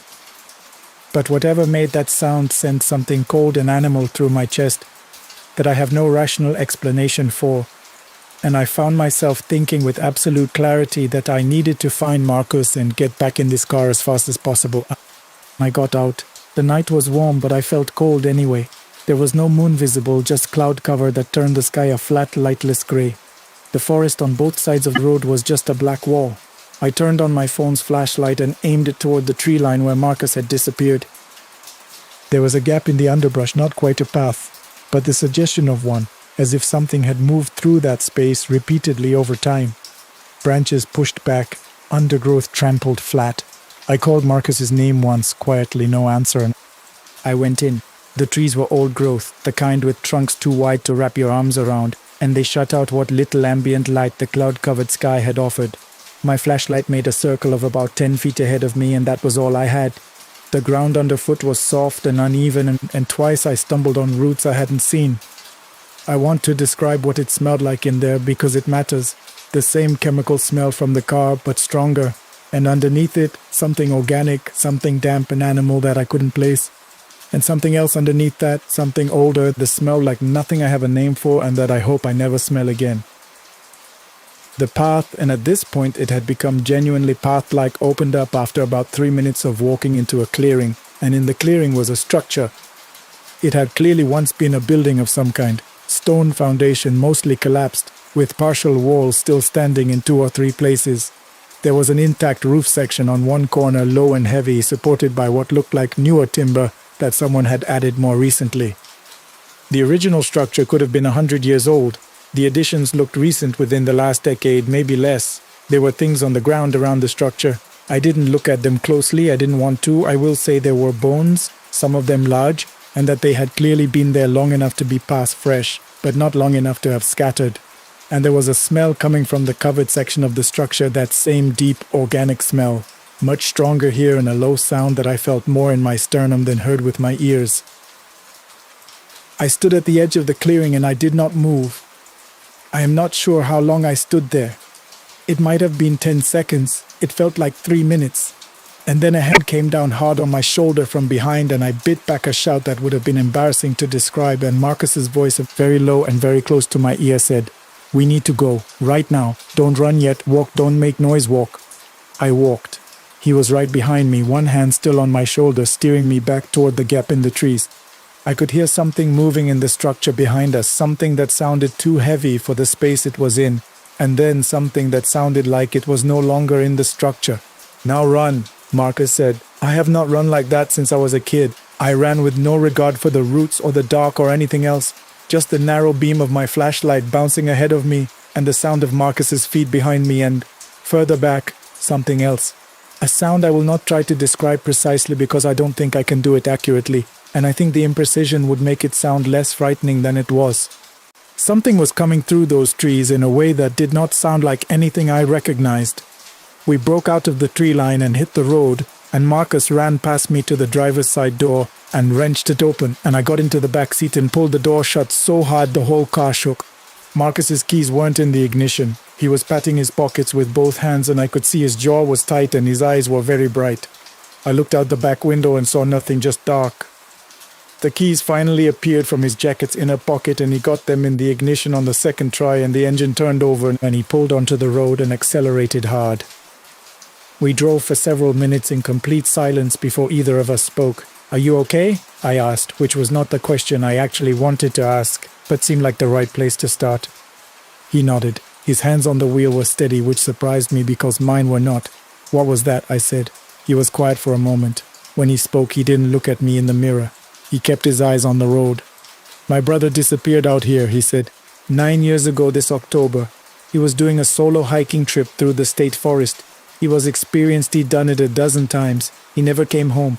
They searched for 11 days and found nothing. Not equipment, not clothing, not anything. Just gone. I waited. He continued. "I drive Route 9 sometimes, not always, maybe a few times a year. There's a point back there where I always slow down. I don't really know why anymore. It became a habit. Tonight I thought I saw a light in the trees, just for a second. I thought..." He stopped. "I thought it might be something, some evidence, something I'd missed. I've been over every public record about his disappearance. I've talked to the ranger station, to the county sheriff's department, to 2 private investigators over the years. Nobody found anything. And tonight I saw a light and I thought I had to stop." He was quiet for another few seconds. "I'm sorry," he said. "I know what you're going to say and you're right. You told me you had a family emergency. I had no business stopping. I have no excuse for it. I wanted to be angry. I almost was. But there was something in his voice, not distress exactly, but exhaustion. The kind that comes from carrying something for a very long time that made it difficult. What do you think that was? I asked. Back there. I don't know, he said. And then after a pause, I don't want to know. He didn't speak again for the rest of the drive, though I tried a few more times. He had said what he was going to say, and that was the end of it. The cell signal came back about 15 minutes later, and I called Claire immediately. She picked up on the second ring, and the relief that hit me when I heard her voice was almost physical. She was fine. She told me the police had arrived about an hour after she'd called. Apparently there had been some kind of accident tying up the one patrol car assigned to that part of the county. They had found signs that someone had been near the property, a footprint in the garden, a section of the back fence pushed in, but no one had actually tried to get inside. The officer had walked the perimeter and told her it was most likely someone cutting through, maybe a drunk or a teenager, and that he'd seen similar things in the area before. He had agreed to drive past her street a couple of times before dawn. By the time Marcus pulled up in front of Claire's house, she was standing on the porch waiting for me. I got out and she hugged me, and I held on to her for a moment longer than I probably needed to, thinking about the sound I had heard in those trees and feeling very glad to be standing in the light of her porch lamp. Marcus barely glanced at me when I passed him the cash. He was already looking at his phone. I thought about saying something else, but I didn't know what there was left to say. He drove away while Claire and I were still standing on the porch, and I watched his taillights until they turned the corner and disappeared. I want to tell you that I know how that place explains itself. I know that old structures in the middle of the woods collect all kinds of things. Animals, transient people, the gradual accumulation of debris that looks more sinister at 3 in the morning than it does in daylight. I know that sound I heard could have been a deer, a bear, something large but ordinary that I startled in the dark. I know that the shadows at the edge of a flashlight beam create shapes that aren't there, and that fear compounds what you see until ordinary things look like something else entirely. I know all of that. I choose to believe most of it, but I also know what I smelled, and I know what it sounded like when that thing stopped being inside the structure and started being outside it. And I know that Marcos, who had been driving that road for 9 years looking for traces of his brother, took one look at whatever had been following us and told me to run. I tried to contact him about 3 weeks later. I opened the app and looked up my ride history and tried to reach him through the in-app messaging. No response. A week after that I tried again. The account appeared to be deactivated.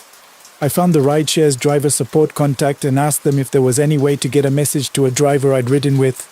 They told me drivers can deactivate their accounts at any time and that they couldn't share contact information. I thanked them and hung up.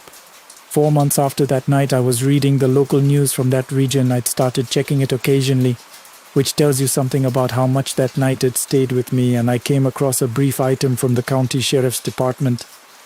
A man had been found walking along Route 9 in the early morning hours, approximately 2 miles from the Route 9 junction. He was described as disoriented and unresponsive to basic questions. He had no ID on him and no phone. He was taken to the regional hospital for evaluation. The article was 3 sentences long, and there was no follow-up that I could find. I can't tell you for certain that man was Marcus. I have no way of knowing. But I have thought about it often since then, and I don't think I'll be driving Route 9 anytime soon to look for answers. Some nights you get out clean, some roads you take once, and once is enough. This is my story. I know it went long. I wanted to put everything down the way it actually happened without cutting corners. Thank you for taking the time to listen to it. We continue. There's a question I've been sitting with for a long time now, and I want to ask it to all of you before I get into anything else. Have you ever experienced something so genuinely unexplainable that you decided right then and there that you would simply never speak of it again? Not because you were afraid people would judge you or laugh at you, but because the act of saying it out loud somehow made it more real, made it something you actually had to live with rather than something you could tuck away in the back of your mind and pretend was a dream. That was me for almost 3 years. Good evening, everyone. For those of you who are regular listeners, welcome back. And for those of you hearing this podcast for the first time, I'm genuinely glad you found your way here. My name is Kevin Hargrove. I'm 41 years old. I was born and raised in Hazard, Kentucky. Yes, that's a real place. No, it's not as dramatic as it sounds. Although after what I'm about to tell you, maybe it is. And for the past 15 years, I've worked as a pharmaceutical delivery driver for a regional medical distributor. Now, before any of you picture me driving one of those little white vans around a neighborhood delivering vitamins, let me clarify. I drive a medium-duty cargo truck, not a full semi, but not small either. And I cover rural routes through eastern Kentucky and parts of southern West Virginia, delivering medications, IV supplies, and emergency medical equipment to small clinics and rural hospitals that can't always get what they need from the big distribution centers.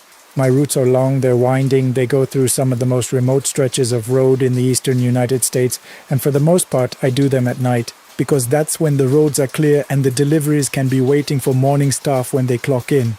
I tell you all of this because the context matters a lot. I am not by nature a superstitious man. I grew up in a deeply religious household. My mother was the kind of woman who had Bible verses on every wall and prayed before every meal without exception. But somewhere in my late 20s, I just sort of drifted away from all of that. Not bitterly, not dramatically. I just became the kind of person who believed in what he could see, touch, and verify. My wife, Sandra, calls me aggressively practical, which I always took as a compliment, even though she definitely didn't mean it that way. So when I tell you that what happened to me on the night of October 14, 3 years ago, changed the way I see the world, I want you to understand the weight of that statement coming from someone like me. It was a Tuesday, I remember that clearly, because Tuesdays were my longest routes. I'd leave the distribution center in Whitesburg around 9:30 in the evening and wouldn't get home until sometimes 4 or 5 in the morning. And that particular night, my route took me through a stretch of County Road 715 that cuts through the mountains toward a small clinic in a town I'll call Millhaven, though that's not its real name. I don't want to get too specific about the location for reasons that'll become obvious. The weather had been ugly all day, not storming exactly, but that persistent, heavy Appalachian rain that feels personal, like it's specifically targeting you and your windshield. The roads up in that part of the mountains get genuinely treacherous when they're wet because they weren't exactly engineered with modern safety standards in mind. And at night, with no streetlights for miles at a stretch, you're relying entirely on your headlights and your instincts.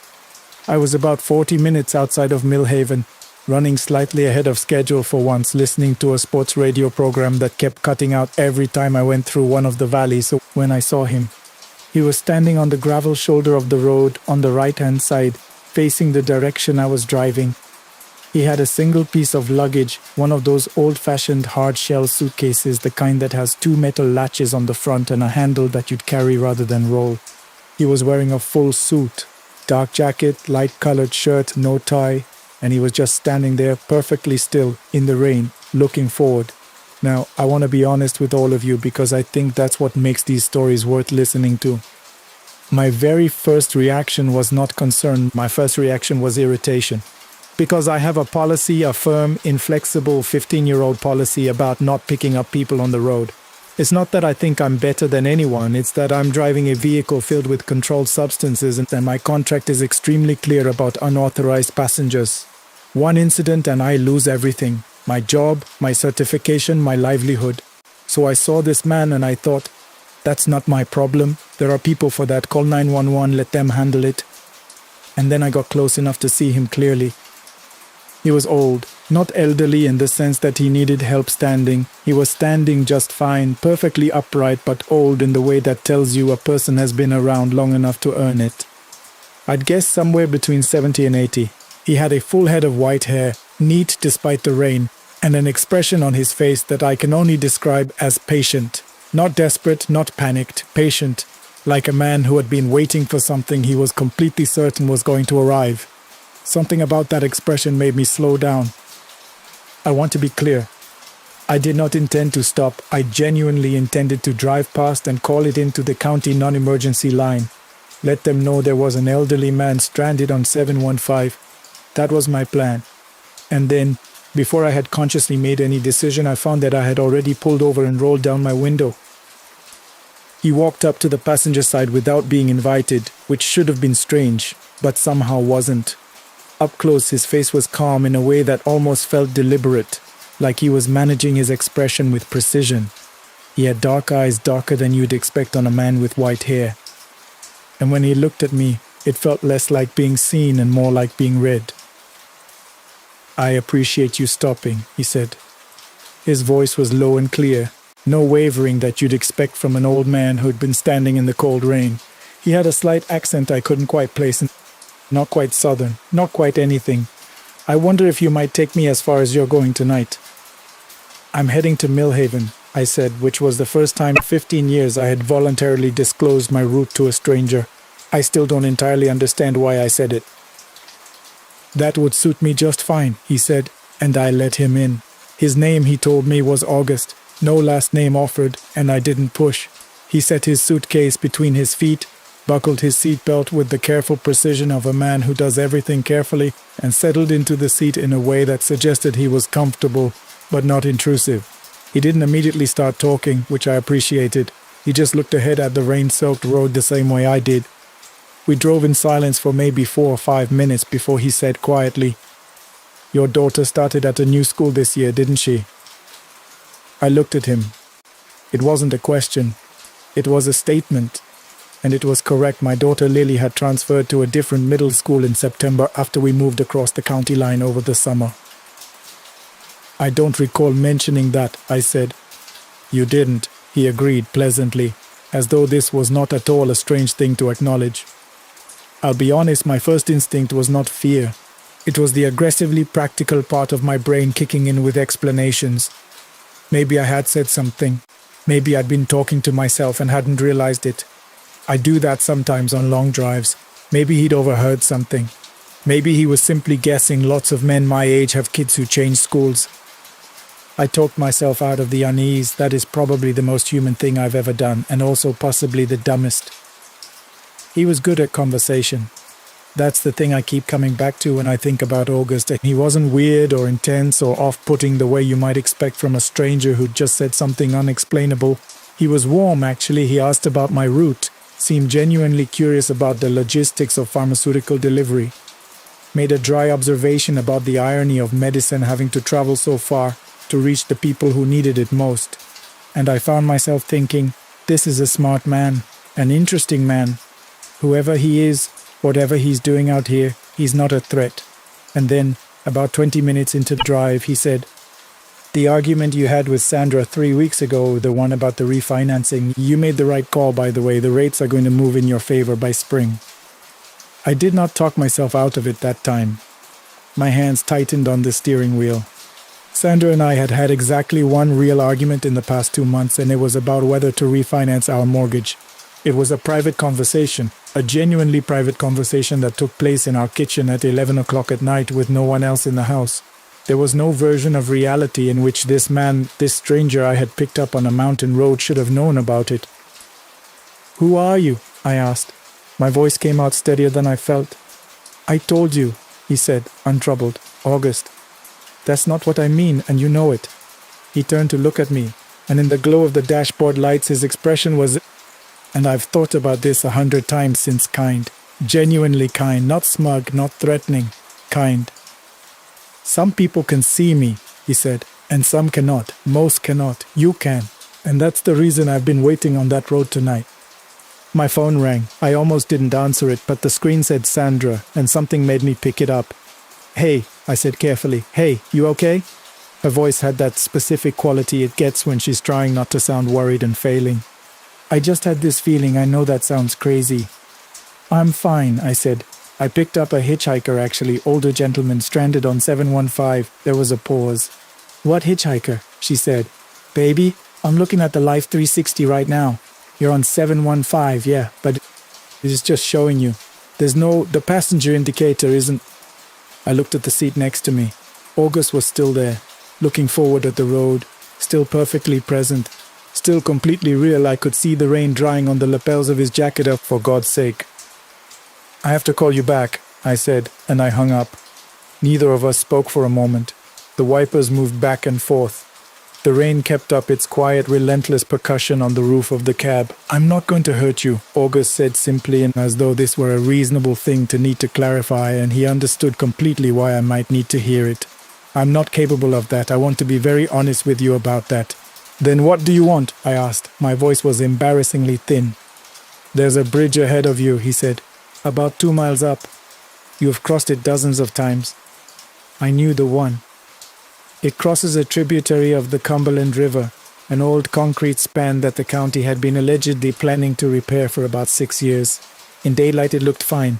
In the dark and the rain, you trusted it because you always had.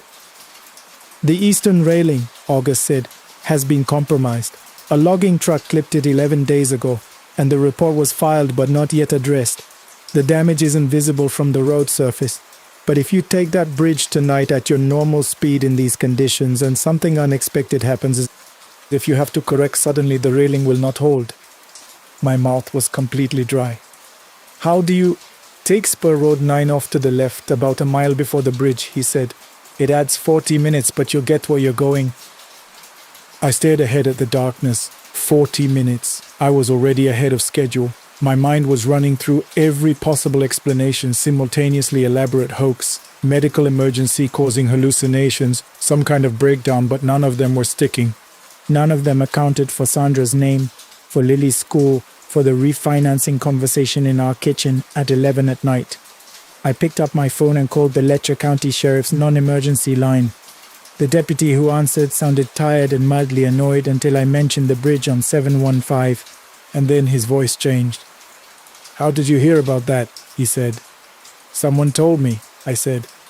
"We have a report on that, yes sir. It's in the queue. It hasn't been addressed yet. We're recommending alternate routing to anyone who calls in. But we haven't been able to get signs out there tonight with the—" "Thank you," I said, and I ended the call. I took Spur Road 9. It was exactly as unpleasant as you'd expect, a narrow, unpaved road through the mountain that added exactly 43 minutes to my trip, and made me genuinely concerned at 2 separate moments about whether I was going to get the truck stuck in the mud. But I made it to Millhaven. I unloaded the delivery. The night shift coordinator at the clinic, a young woman named Patricia, who always had enormous amounts of energy for 2 in the morning, signed for everything without incident. When I got back to the truck, the passenger seat was empty. I hadn't heard a door, I hadn't heard anything. The seatbelt was buckled the way he had left it. There was no wet imprint on the seat from his rain-damp clothing. There was nothing to indicate that anyone had ever sat there at all. I drove home. I didn't tell Sandra what had happened that night, not because I didn't trust her, but because I genuinely didn't know how to begin. I'm the aggressively practical one. I'm the person who rolls his eyes affectionately at her ghost shows and her true crime podcasts and her cousin who claims to have seen something in the woods behind his property in Pike County. I didn't have a framework for what had happened to me, and I wasn't ready to build one. 3 days later, I found a local news item, small piece, buried. A freight hauler had gone through the eastern railing of the bridge on 715 in the early hours of a Wednesday morning, the morning after I had driven that route. The driver survived. The river at that spot is shallow, and he was fortunate in his injuries. The article described the railing failure as a result of pre-existing structural damage. I read that article 4 times. I've thought about August a great deal since that night. I've thought about what he was, about whether what I experienced was real in the conventional sense or real in some other sense that I don't have language for yet. I've thought about the fact that he knew things he had no way of knowing, and I've thought about the fact that he used all of that knowledge not to frighten me or control me, but to keep me from driving off a mountain road into a river. Whatever August was, he was not there to harm me. I'm certain of that in a way I can't fully explain, and I've stopped trying to. What I can tell you is this: I still drive that route. I crossed the repaired bridge for the first time about 2 months after that night in daylight, and I felt, I don't know how to describe it, accompanied. Like something was watching over that stretch of road. Not in a threatening way, in the way you feel when you know, without being able to prove it, that you are not entirely alone. I've never seen August again, but I've started paying more attention on dark roads. I slow down when something feels off. I filed 2 separate non-emergency reports about road conditions in the past 3 years, both times about things I noticed and couldn't quite articulate but couldn't ignore either. One of them turned out to be nothing. The other one turned out to be a sinkhole that was just beginning to form under a section of pavement on Route 23, and the county got to it before anyone drove through it. My mother, when I finally told her the story about 8 months after it happened, said without any hesitation, "That was your guardian, Kevin. Some people get to meet theirs." I said, "Mom, I don't believe in that." And she said, "I know, sweetheart. And yet, I don't know what I believe now. I'm not ready to call myself a converted man, and I don't think August would want me to make too much of it. He didn't seem like the type for grand pronouncements. He seemed like the type to sit quietly in a passenger seat in the rain, deliver the information that needed delivering, and disappear without asking for anything in return. But I'll tell you what I've landed on for now, in the absence of anything more certain. I used to think that the most frightening things in this world were the things that couldn't be explained. I don't think that anymore. The most frightening things are the explained ones, the structural reports that sit unaddressed in a queue, the bridges that get clipped by logging trucks and left for spring, the slow accumulation of ordinary failures that become emergencies. August wasn't the frightening thing that night. The bridge was. He was the reason I'm here telling you about it. We continue. My name is Kevin Hart. I'm 29 years old, and I've been working as a paramedic for the past 6 years. I know what you're thinking, that's young to have been doing this job for that long. And you're right, I started training right out of high school because I always knew this was what I wanted to do. Helping people in their worst moments, being the person who shows up when no one else can. That felt like something worth doing with my life, and for the most part I still believe that. But there are nights that test you in ways that have nothing to do with the job description, and what I experienced on Route 9 last October is something I've spent every day since trying to make sense of. I haven't been able to. Maybe telling it out loud will help, probably not, but here it is. That particular shift had been one of the hardest I can remember. 24 hours, which is standard for us, but the calls we ran that day were not standard in any sense of the word. I won't go into details out of respect for the families involved, but I'll tell you this much. We lost someone. A man in his mid-50s, cardiac event. By the time we reached him, the window had already closed. My partner Deshaun handled it the way experienced people learn to handle those things. He went quiet for a while, then he moved on. I've never been able to do that as cleanly as he does. I carry things. By the time my shift ended at 6 in the morning, I felt like someone had filled my chest cavity with wet cement. I live about 45 minutes from the station, and the drive home takes me through a stretch of rural highway that I've always liked, open fields on both sides, almost no traffic at that hour, just long straight road, and the sky getting lighter by degrees. On good days, that drive feels like decompression, a buffer zone between the job and being a normal person. That morning, I needed it badly. I had my window cracked even though it was cold, somewhere around 40 degrees outside, but the cold air was keeping me alert, and the last thing I wanted was to fall asleep at the wheel. The radio was playing something low, I don't even remember what, just noise to fill the silence. I was maybe 20 minutes from home when my phone rang. I almost didn't answer. It was an unknown number, and at 6:15 in the morning, unknown numbers are almost never good news. But something made me pick it up. If you've ever worked in emergency services, you probably understand that instinct, the reflex that makes it impossible to ignore a call even off the clock. "Hello?" I said. The voice on the other end was a woman's. She sounded young, maybe early 30s, and she was trying very hard to sound calm.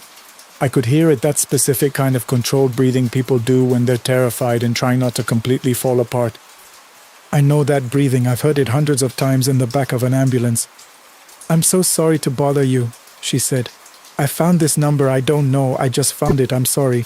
We've been in an accident, my husband is not responding and I can't get anyone to stop. Please, we're on Route 9 past the grain elevator, there's a tree with a yellow reflector on it, we went off the road just past that, please."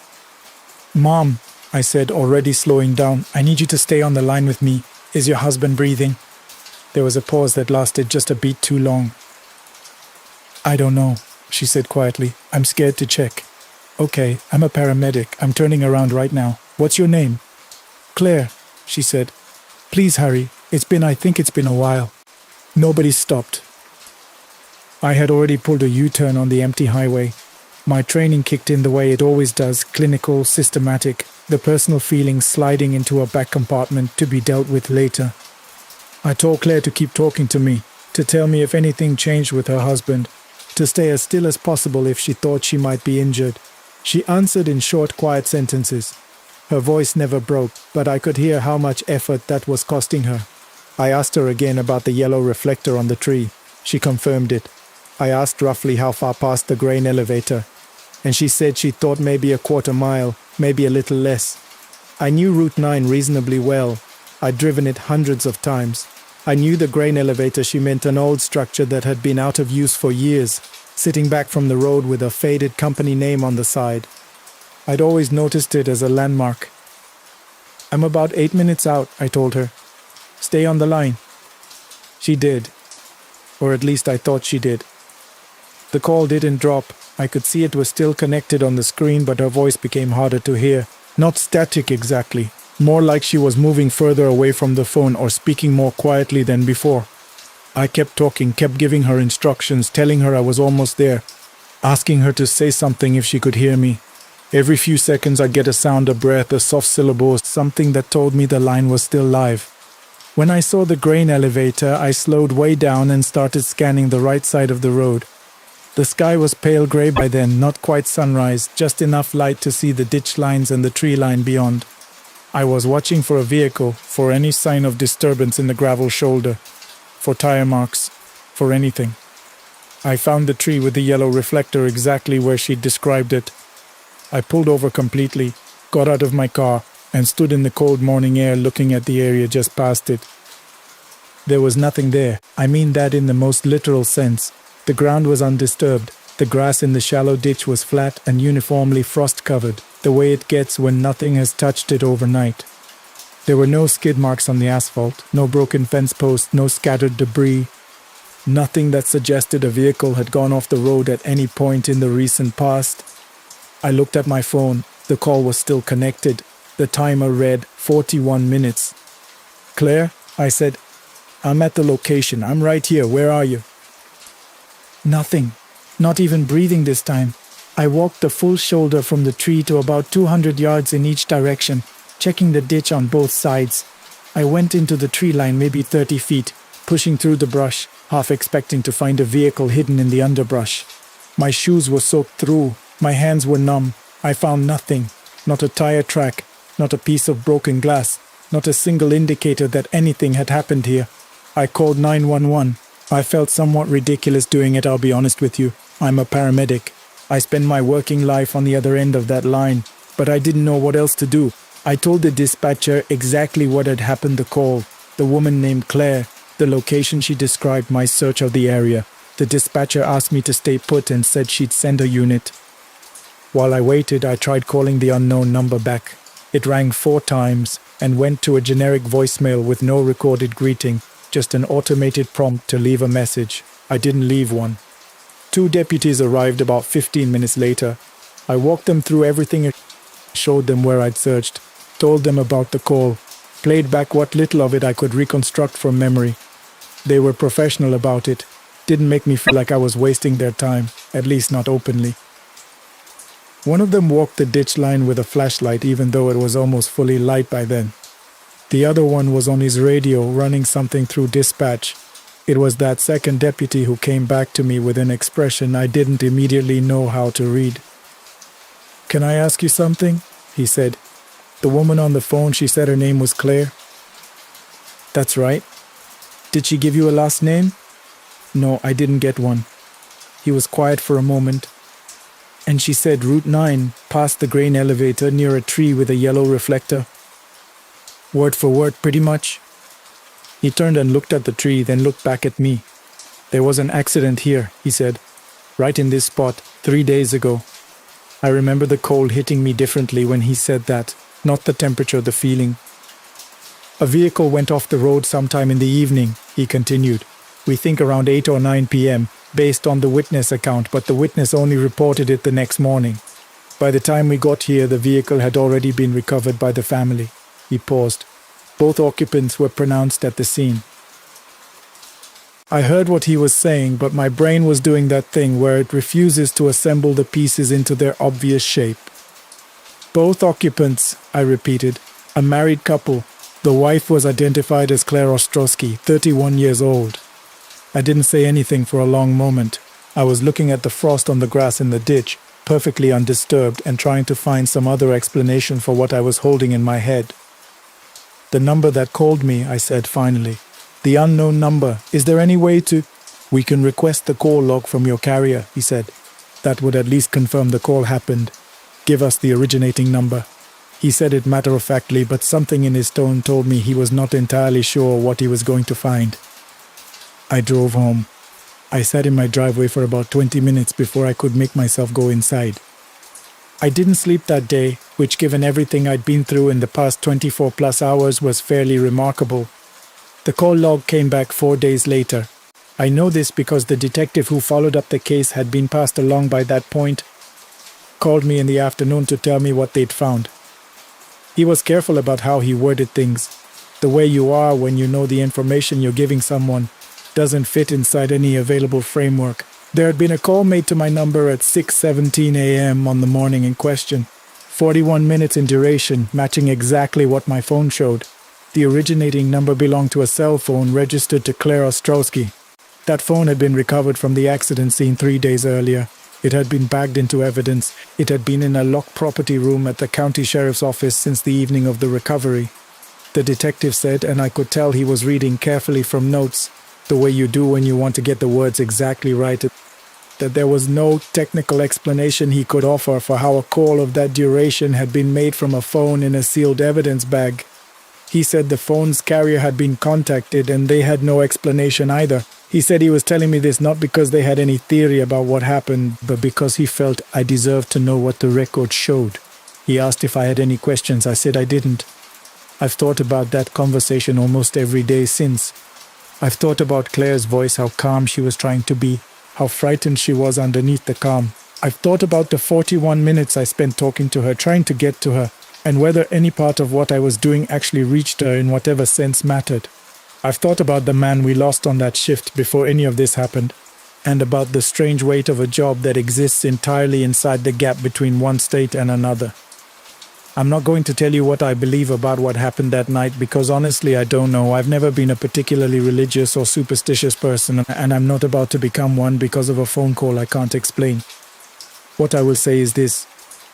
If you ever get a call from an unknown number that you're not sure you should pick it up, answer it.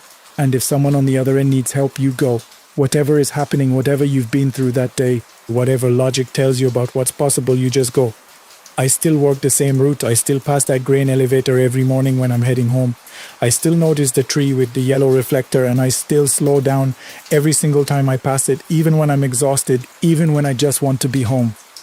I slow down and I look the same way I looked that morning, and so far there's never been anything there. So far. We continue. My name is Daniel Marsh. I'm 38 years old, originally from a small town in eastern Ohio, though I've been living in New England for the past 12 years. I work, or I used to work, I should say, since things have changed somewhat, since the incident as a night security officer at Whitmore University.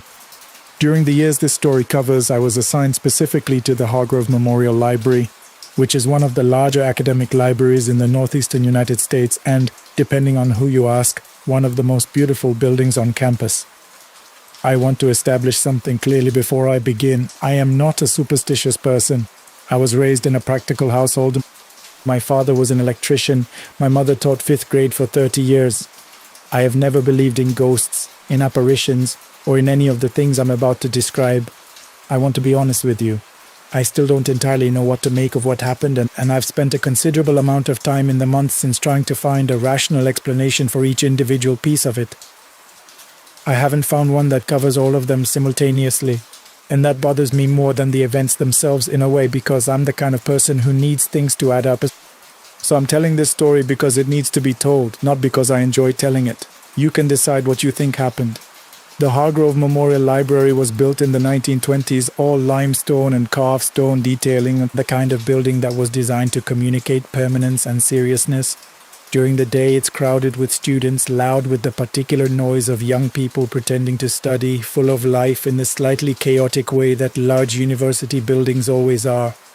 At night, after we lock the exterior doors at 11, it becomes something entirely different. The sound changes. Your footsteps echo off the marble floors in ways that seem almost deliberate, like the building is reminding you that it has been standing a long time and will continue standing long after you've gone. The reading rooms, which during the day smell of coffee and chalk and people, smell at night of old paper and wood varnish and something else I could never quite name, something cold and still, like the inside of a stone church. I worked the overnight shift alone. That was unusual for a building of that size, but the university had gone through 2 rounds of budget cuts in 3 years, and the overnight security staff for the library had been reduced from 3 people to 1. Nobody had complained loudly enough to change it, and honestly, after a few months, I preferred it. I'm not a particularly social person by nature, and there is something deeply peaceful about being alone in a large, quiet building at 3 in the morning. My responsibilities were straightforward. 2 complete walkthroughs per hour, checking that all exterior doors were properly locked and alarmed, monitoring the camera feed from the main security desk on the ground floor, logging any incidents, any attempted entries, any equipment failures, or responding to alarms. In 4 years on that shift, I had never once responded to anything more serious than a stuck bathroom window that triggered a sensor. The library had 6 floors above ground plus a basement level. The basement was what the staff called the Special Collections Archive, a restricted section that housed the university's rarest holdings: fragile manuscripts, historical records donated by local estates and historical societies, and the university's own institutional archives going back to its founding in 1887.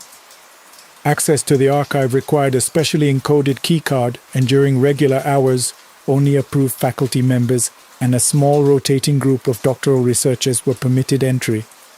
The collection was partially climate-controlled, which made it noticeably colder than the rest of the building, and the ceiling was lower than on the upper floors, which gave the whole area a slightly compressed, pressurized feeling, like the inside of a vault. I want to say that the first time I noticed the light, I did my job properly and went immediately downstairs to investigate. But that would make me sound more attentive than I actually was that night.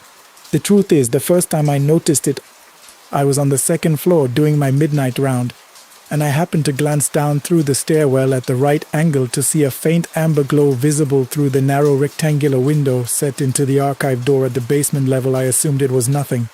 A timer on a security light maybe. A sensor left in an active state. Something with a mundane mechanical explanation. I noted it in my log as procedure required and continued my walkthrough. The second time I noticed it, perhaps 3 weeks later, I did the same thing. Noted it, kept walking, and the third time something made me stop. I went down. The archive door was locked, as it was always supposed to be. I pressed my face to the narrow window and looked inside. The room ran about 40 feet deep, with metal shelving units on both sides holding grey archival boxes in long rows, and at the far end 3 wooden reading tables positioned under pendant lights. The amber glow I had seen from upstairs was coming from the pendant light over the middle table. At that table sat a young man. He appeared to be in his mid-20s. He was slim, not unhealthily so, just naturally slight-framed, and was wearing a plain dark sweater. He had a large spiral-bound notebook open in front of him, and was writing with considerable speed and focus, not looking up. He had dark brown hair that fell slightly forward over his forehead as he bent over the page, and he wore glasses with thin wire frames. He was biting the inside of his cheek very slightly, the way people do when they're concentrating on getting something exactly right. He looked in every single particular like a graduate student in the middle of a late-night study session. He looked perfectly, almost aggressively, normal. I knocked on the door. He looked up immediately. When he saw me, his expression shifted not to panic, not to the guilty alarm you'd expect from someone caught somewhere they shouldn't be, but to something closer to embarrassment, the mild kind, like someone caught eating in a no-food zone. He held up one finger, the universal signal for just one moment, closed his notebook carefully, and walked toward the door. He opened it. I noticed that the lock had not been forced or tampered with in any visible way. "I'm really sorry," he said, before I could say anything. He had a quiet, deliberate way of speaking, the kind of voice that belongs to someone who thinks carefully before opening his mouth. "I know I'm not supposed to be in here after hours. I have a key card and I have legitimate access through Professor Halliwell's research cohort, but I know it's past 11. I just needed more time with some of the 1943 documents. I was going to be done in an hour." I told him that it didn't matter whether he had a key card. The archive was off limits to everyone without exception after library closing. I told him I needed to see his student ID and that I'd be writing up the incident.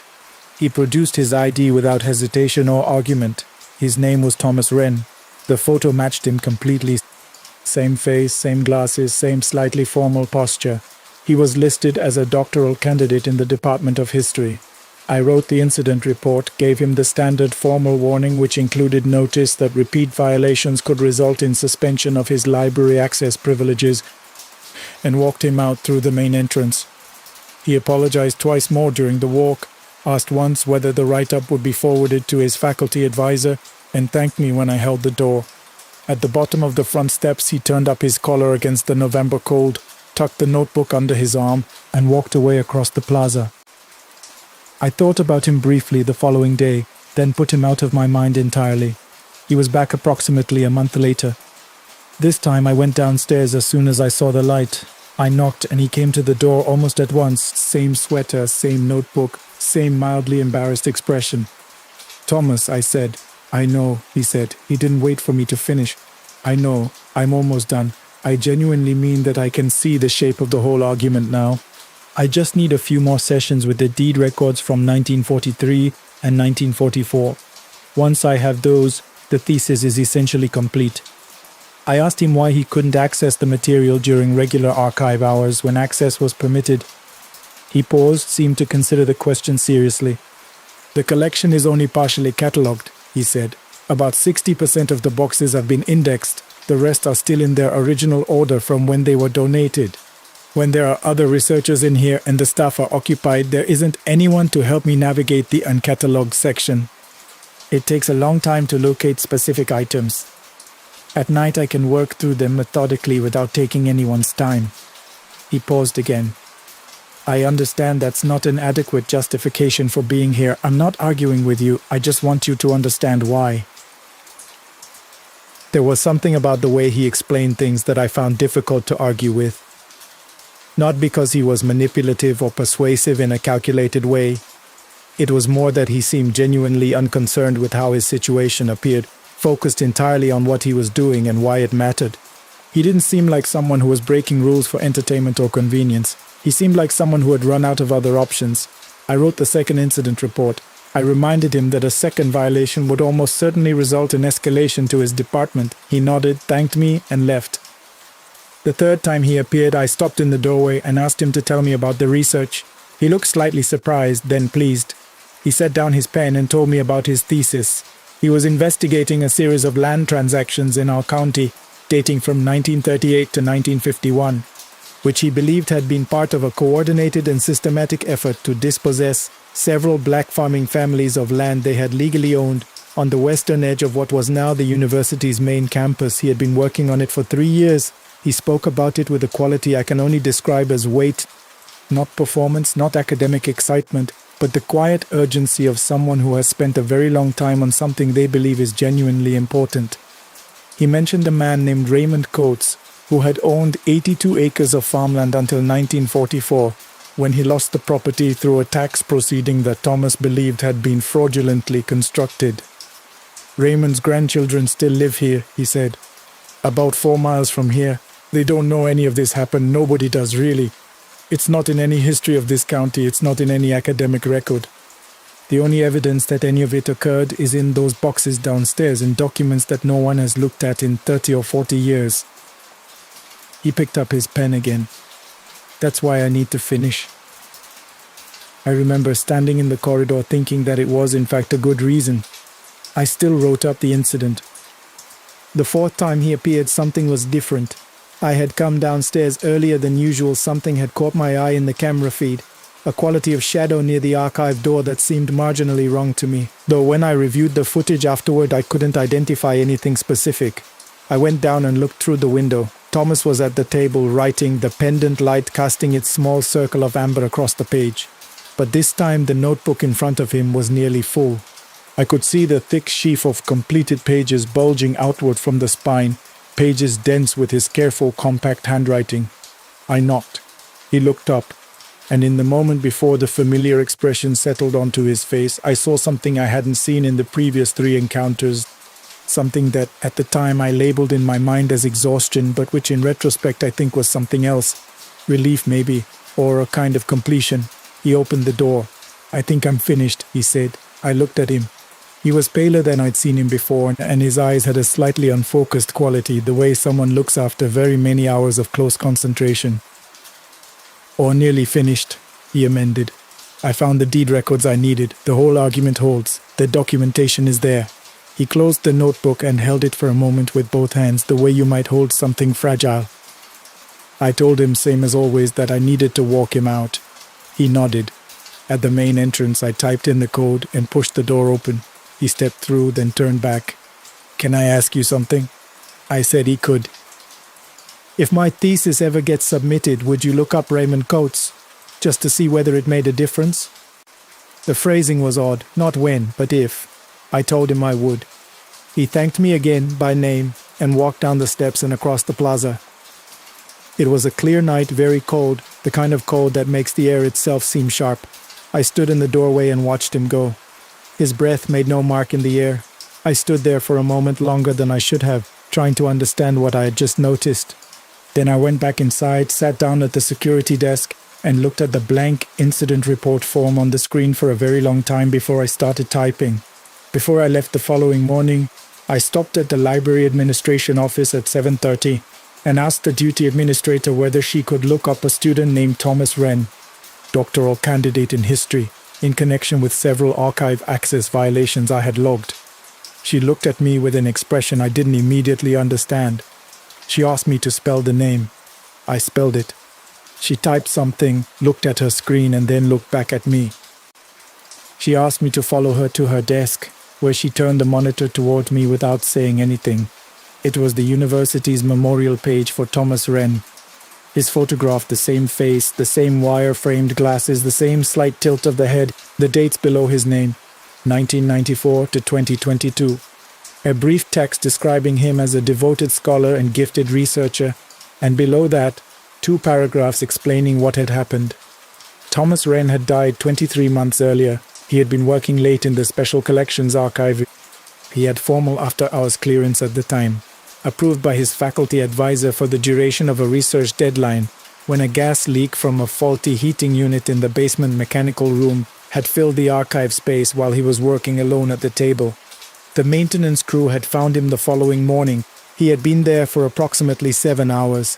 In response to the incident, the university had revoked all individual after-hours access to the archive, upgraded the basement ventilation system, and reached a private settlement with Thomas's family. I read the page 3 times.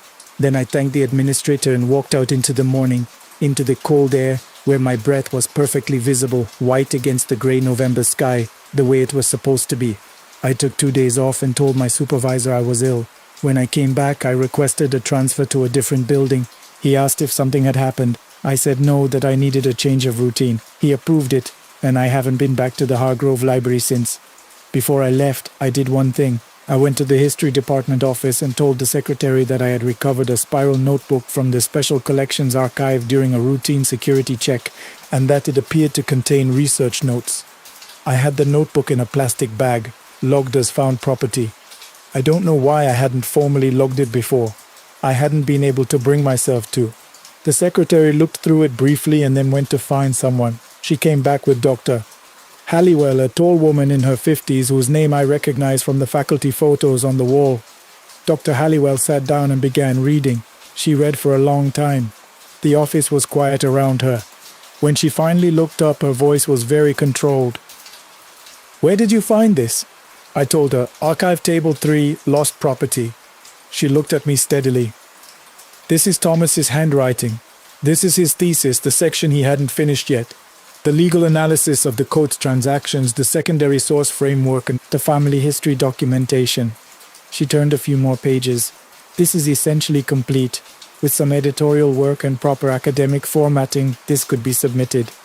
She set the notebook down very carefully, the way you set down something that matters. "Do you know what this would mean for the Coates family?" I told her I had some idea. I left shortly after. I did look up Raymond Coates, as I had promised.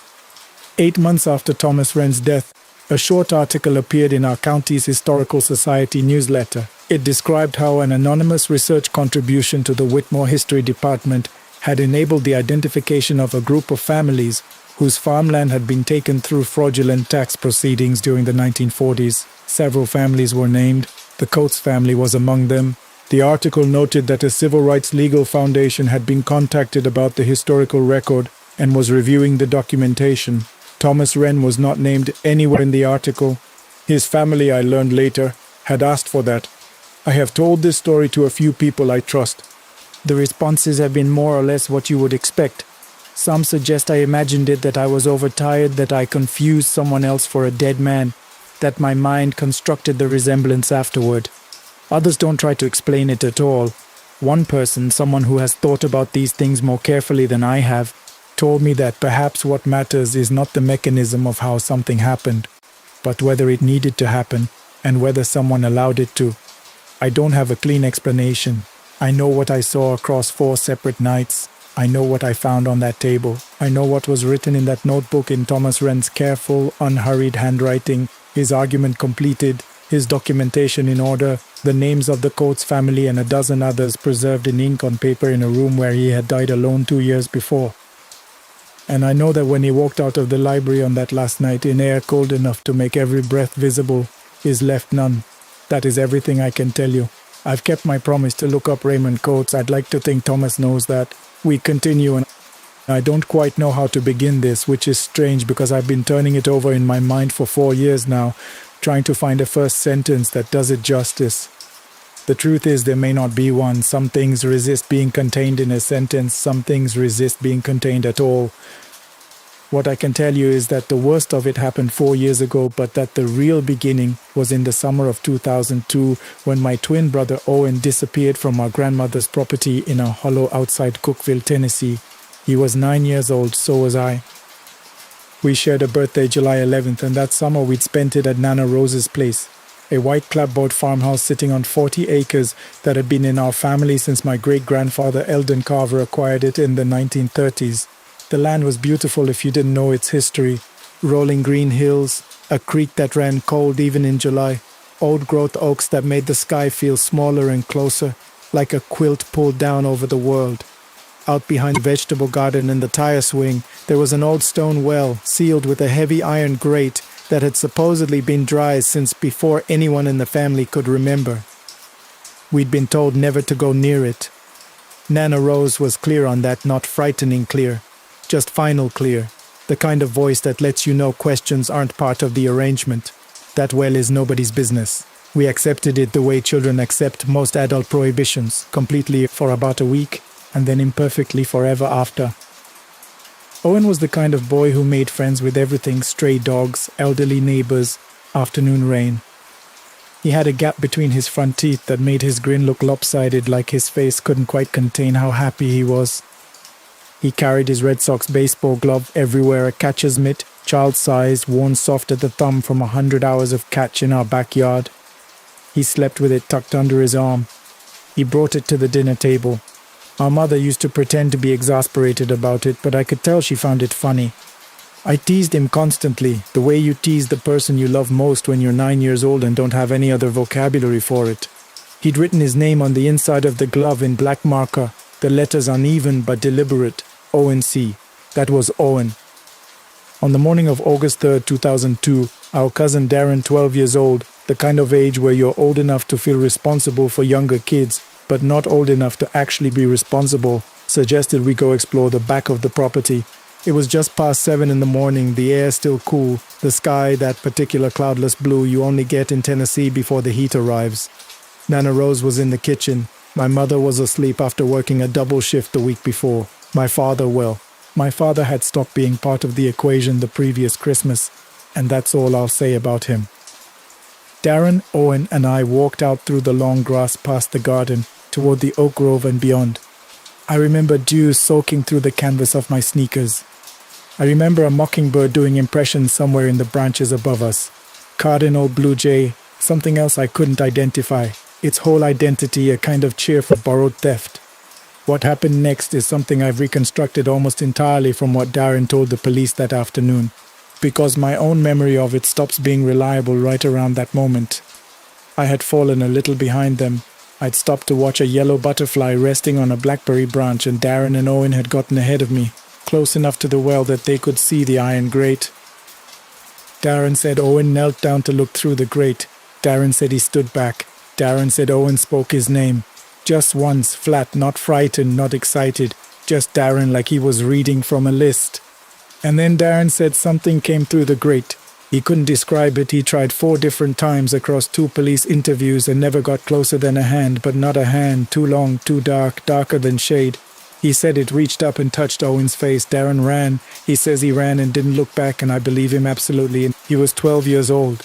By the time we returned to the well with Nana Rose and then the first police officers, Owen was gone. The search lasted 2 days. Volunteers came from town. Someone brought dogs, and I sat on the porch steps watching them work the long grass with their noses down, thinking with perfect childlike certainty that this was all a mistake, that Owen was about to come around the corner of the farmhouse with that lopsided grin and his glove held up like a trophy, and whatever the grown-ups were so upset about would dissolve in the fact of him standing there. They found him on the 2nd day. The iron grate over the well had been moved. The police spent time puzzling over this because it took 2 adult officers working together to lift it, and there was no good explanation. The well that was supposed to be dry wasn't. There was 6 feet of black water at the bottom, cold even in August, and Owen was in it. I won't describe what they found beyond that. The official cause of death was drowning.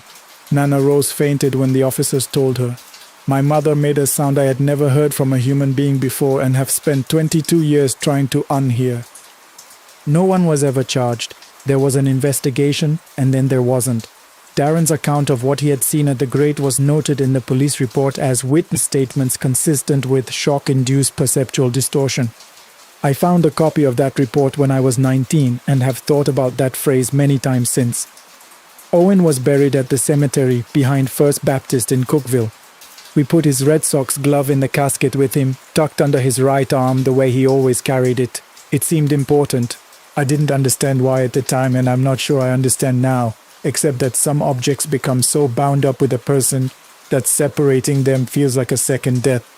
The years after that were hard in the way years can be when the ground drops out from under a family and everyone has to keep walking anyway, pretending there's still something solid underfoot.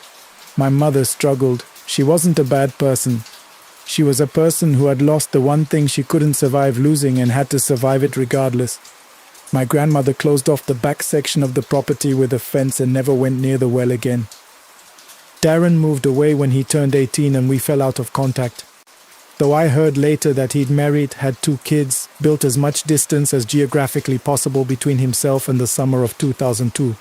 I don't blame him for any of it. As for me, I drove trucks. I got my CDL at 23 and the work suited me in a way nothing else had since I was 9 years old. The highway is demanding but honest. It asks that you pay attention. It asks that you stay in your lane, watch your mirrors, respect the weight behind you. There's a meditative quality to a long haul that most people who've never done it wouldn't understand. The white dashes coming at you in a steady rhythm like something breathing. The radio a companion rather than a distraction. I ran routes mostly through the southeast, Tennessee, Kentucky, Georgia, sometimes Alabama, and up into Virginia. I was good at it. My dispatchers liked me because I was on time and I didn't complain.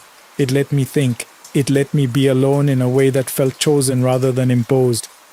I was 31 years old and had been working for a carrier out of Nashville for 3 years when I first saw Owen on the side of the road. I was coming back from a delivery in Sparta, running a stretch of Highway 70 through White County in late October. It was maybe 4 in the afternoon, and that slanted fall light that turns everything gold and slightly mournful. The road was empty in both directions. Trees pressed close on either side, the leaves already half gone, the branches making complicated shadows across the asphalt. I saw a figure on the shoulder, a child small, standing completely still. You're always slow for a child alone near a highway. I slowed. I leaned forward toward the windshield, and as I came closer, the figure resolved out of distance and laid light into something with a specific shape, a boy in a red jacket holding something at his side, something brown and round. A baseball glove. I hit the brakes. I sat in the cab for what felt like a long time with the engine running and my hands tight on the wheel, telling myself that I was tired, that the light was deceptive, that 22 years of grief had finally found a way to project itself onto a stranger child standing 200 feet away. I told myself all of that, and then I got out anyway. There was no one on the shoulder. Just gravel and dead leaves and the sound of the mockingbirds starting up in the trees the moment I stepped out of the cab, loud and overlapping, every one of them imitating something else. I stood there until the cold got into my jacket. Then I got back in the truck and drove. I told myself it was nothing. a trick of light and longing. I believed this for approximately 3 weeks. I found the glove on my passenger seat on a Monday morning in mid-November. My truck had been locked in the freight yard all weekend. I know this because I had personally locked it Friday evening, checked the door twice the way I always do, and walked to my car across a yard monitored by 2 security cameras. When I climbed into the cab Monday morning and tossed my coffee thermos onto the passenger seat, the glove was already there. A Red Sox catcher's mitt, child-sized, worn soft at the thumb. The name on the inside in uneven black marker that had faded but was still legible, ONC. I sat in that cab for a very long time. I'm not someone who cries easily, and I want to be straightforward about the fact that I cried. I took the glove to my mother that same afternoon. She went pale when she saw it, not the kind of pale that's a reaction so much as a withdrawal, the body pulling its blood somewhere safer. She sat down at the kitchen table without being asked, and looked at it for a long time without touching it. "That's Owen's," she said finally. "I know," I said. "Callie." She looked up at me. "Something's been happening here too." She told me she'd been waking in the night without knowing why. Not from dreams, or not exactly from dreams, but pulled upright by something she couldn't name. She'd find herself standing in the kitchen or at the back door with no memory of having gotten there. Once, she said, she'd woken up sitting in her car in the driveway with the radio on, playing a melody she almost recognized, something half remembered from a distance, and her hands already on the steering wheel. I called Nana Rose that evening. She was 84 and still living alone on the Cookville property, which she had refused to leave for reasons she never fully explained. She sounded sharp on the phone, sharpened by age rather than dulled.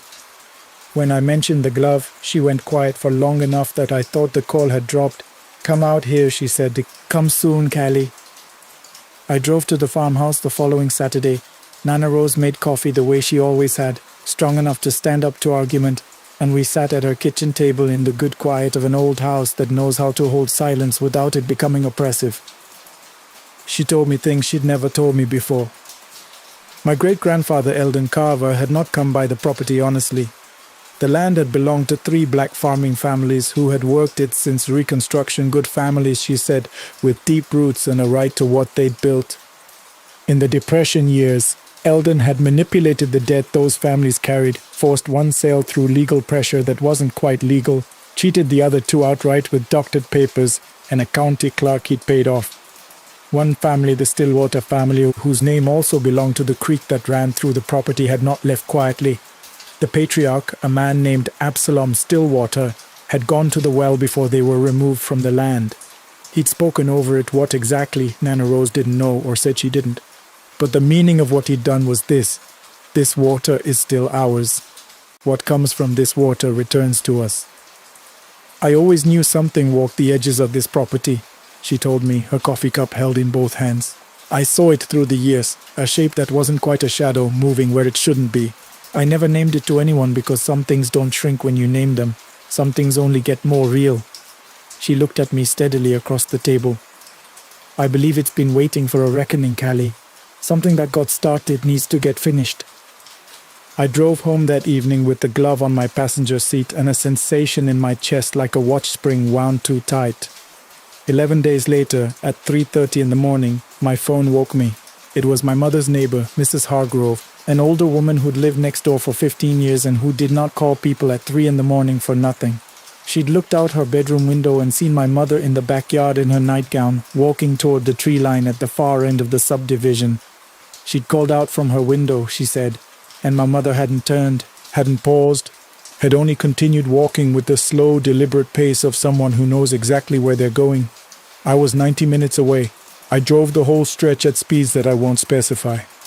I found my mother at the edge of a retention pond behind the subdivision, a grey concrete basin that had no poetry to it, no resemblance to a Tennessee creek, nothing that should have meant anything to anyone. But it was water. She was standing at the edge with her feet in the shallow, still in her nightgown, arms loose at her sides, eyes open and fixed on something I couldn't see.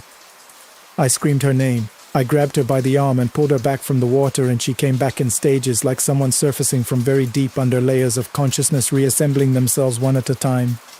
When she finally focused on my face, she lifted her hand and touched my cheek. "I heard him," she whispered. "I heard Owen calling." Her hand was so cold. I wrapped my arms around her and held on. When I finally looked down, I saw what was knotted around her wrist, a piece of dark leather cord. The wrist strap from Owen's baseball glove, the glove I had left locked in my truck 2 miles away. I don't know what Nana Rose did that afternoon on the back porch of the Cookville farmhouse with my mother seated across from her and the property spread out around them, the sealed well somewhere beyond the fence line, the old oak standing over everything. I was told to stay in the kitchen and I did. I heard Nana Rose's voice for almost 2 hours, low and rhythmic, not quite words I could make out, a sound more like intention than language. I smelled something burning, green and resinous, drifting through the screen door. Once my mother cried out a single sound, not pain exactly, more like release, and then silence settled back over everything and stayed. When they came inside, my mother looked the way you look when a fever finally breaks, emptied of something that had been taking up space. Nana Rose set food in front of both of us and told us to eat, and that we should go home, and that we shouldn't return to the property for a while. I asked her what she had done. She looked at me with her 84-year-old eyes clear as creek water. "I gave back what was owed," she said. "Sometimes that's all there is to do." Nana Rose died 11 weeks later, in her sleep, in her own bed, in her own house on the property she had lived on for 60 years. Her heart simply stopped, the doctor said. She was 84 years old and she had lived a full and complicated life, and her death was the kind that should feel like peace. Mostly it did, except that I kept thinking about what she had said. I gave back what was owed, and the way she'd said it, like a person who knew they were paying a price. My mother held my hand through the funeral service and didn't let go once. She looked lighter than she had in years, honestly steady in a way I hadn't seen since before Owen died. She slept through the night now and stopped waking in the kitchen. She no longer walked toward water. The glove was gone from my truck when I went back to work. The leather strap was gone from my mother's wrist. I never saw either of them again. I still drive. It's the work that fits me, and I think it always will. I'm more careful now than I used to be. I check my mirrors more. I pay closer attention to what stands beside the road in the hours before dawn, when the highway gets quiet and the distance between headlights stretches out and you're alone in a way that teaches you things about yourself, whether you want to learn them or not. There's one last thing I want to record because I've told this story before and I always stop before this part, and I think I stop because I don't know what to do with it. But it belongs here. The night Nana Rose died, I was driving a return route up through White County on Highway 70. I was passing the stretch where I'd first seen the boy on the shoulder, where the trees lean close and the road curves slightly and the silence has a particular quality I've never experienced anywhere else. It was dark. There was nothing on the shoulder. But when I reached forward to adjust the radio, there was a piece of paper on the dashboard that I was certain had not been there when I got in. A folded piece of notebook paper. I pulled onto the shoulder and opened it under the cab light. It was a child's drawing. Crayon on notebook paper, the lines uneven and confident the way a 9-year-old's lines are. A white farmhouse with a crooked chimney, green hills and a creek running through them. Stick figures standing in front of the house holding hands more than I could easily count. A long chain of them stretching to the edge of the paper and presumably beyond. No names, no date, nothing written at all. I kept it. I carry it in the glove compartment of every truck I drive, folded twice, in the same place I'd keep something I couldn't explain and wasn't ready to put down. I've read enough now to understand some of what happened to my family, how grief becomes a door, how old wrongs stay open like wounds until someone finally closes them, how the things that follow us most relentlessly are the things we've never made right. My great-grandfather Eldon Carver took something that didn't belong to him, and that taking left a seam in the fabric of everything my family built on top of it.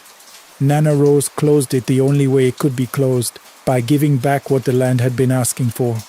I don't know what that cost her. I know she didn't tell me.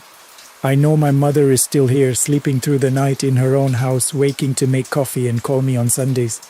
I know that Darren reached out to me last spring, cautiously, the way you reach out to someone when you're not sure the bridge is still there, and that we've been talking again, slowly building something back. I know that Owen would have been 31 this past July. I think about what kind of man he would have been, what kind of laugh he would have had, whether he'd still have carried that ridiculous glove. I think the mockingbirds know what happened. I think that's why they keep following me. I still hear them on certain stretches of highway and certain kinds of light. I still slow down when I see a child standing alone near the road. I still check my mirrors. And every time I reach into the glove compartment for a pen or a receipt or anything at all, my fingers find that folded piece of notebook paper first.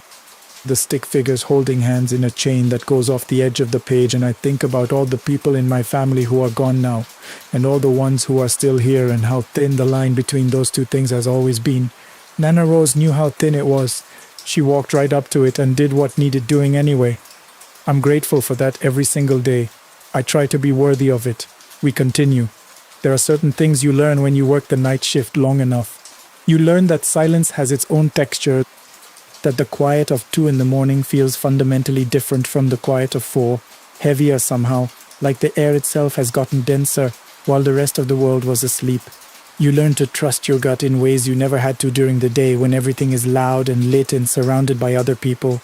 And you learn, maybe most importantly, that the things that make you uneasy in the middle of the night are almost always the things you should have paid more attention to from the very beginning. I want you to understand all of that before I tell you what happened, because context matters. I need you to know what my state of mind was, what my job was like, what kind of person I was before any of this started. I'm not the type to get spooked by small things. I've worked nights for the better part of a decade across 3 different jobs, and I have seen enough genuinely strange situations with rational explanations. I mean that I developed what I'd call a high threshold for alarm. Something has to get past that threshold before I take it seriously. What I'm about to tell you got past it, way past it. My name is Owen Bradley, and for the past 4 years, I have been working the overnight shift at Clearview Self-Storage, which is one of those large storage facility complexes you find on the outskirts of mid-sized cities, the kind with 3 floors of climate-controlled units, a glass-fronted security booth at the entrance, and cameras covering every inch of the property, including the stairwells, the parking lot, both loading docks, and all 3-floor corridors. We are technically open 24 hours. The office staff clocks out at 10 in the evening though, and from 10 until 6 the next morning, it's just me in that booth with the monitors, the radio, a thermos that I refill twice a night, and whatever mood the building decides to be in. Most people don't use storage facilities at 3 in the morning, and when they do, there's usually a perfectly reasonable explanation. The man clearing out his late father's unit because he can't bring himself to do it during the day when people might see him cry. The woman who just left her husband and needs to retrieve documents she had the foresight to store somewhere he couldn't access. A small restaurant owner rotating dry goods between locations because that's the only window he has. Night people mostly. People in the middle of something difficult. People with things they need to put somewhere safe and quiet until they figure out what to do next. I had seen enough of that kind of customer that I stopped being surprised by any of it, which is why when Claire Holloway first walked up to my booth on a Thursday night at the end of October, I wasn't alarmed. Not right away. It was 5 minutes to 1 in the morning. The temperature had dropped sharply that week. We were a few days from November, and the cold that particular year had arrived early and mean. And I noticed her before she reached the booth because something in the way she moved caught my eye on the parking lot camera. She was walking steadily across the lot from the direction of the street, not in a hurry, not looking around the way people do when they're nervous about being in a place alone at night. She moved with a kind of focused deliberateness that stands out when the whole world around you is perfectly still.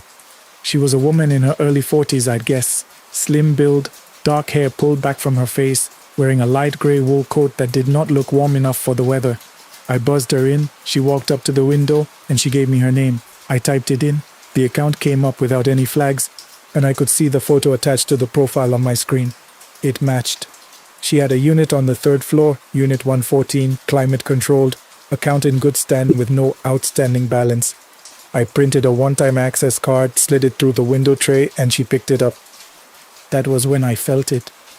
Not dramatically, it was just a brief contact, the kind that happens when you hand something to someone and their fingers brush against yours for a fraction of a second. But her fingers were cold, not the ordinary cold of someone who just walked in from the night air. I mean the kind of cold that makes you pull your hand back slightly before you even realize you've done it, because something in your nervous system registers it as wrong before your brain catches up. I remember thinking she must have been outside for a long time. I remember thinking she should have worn better gloves.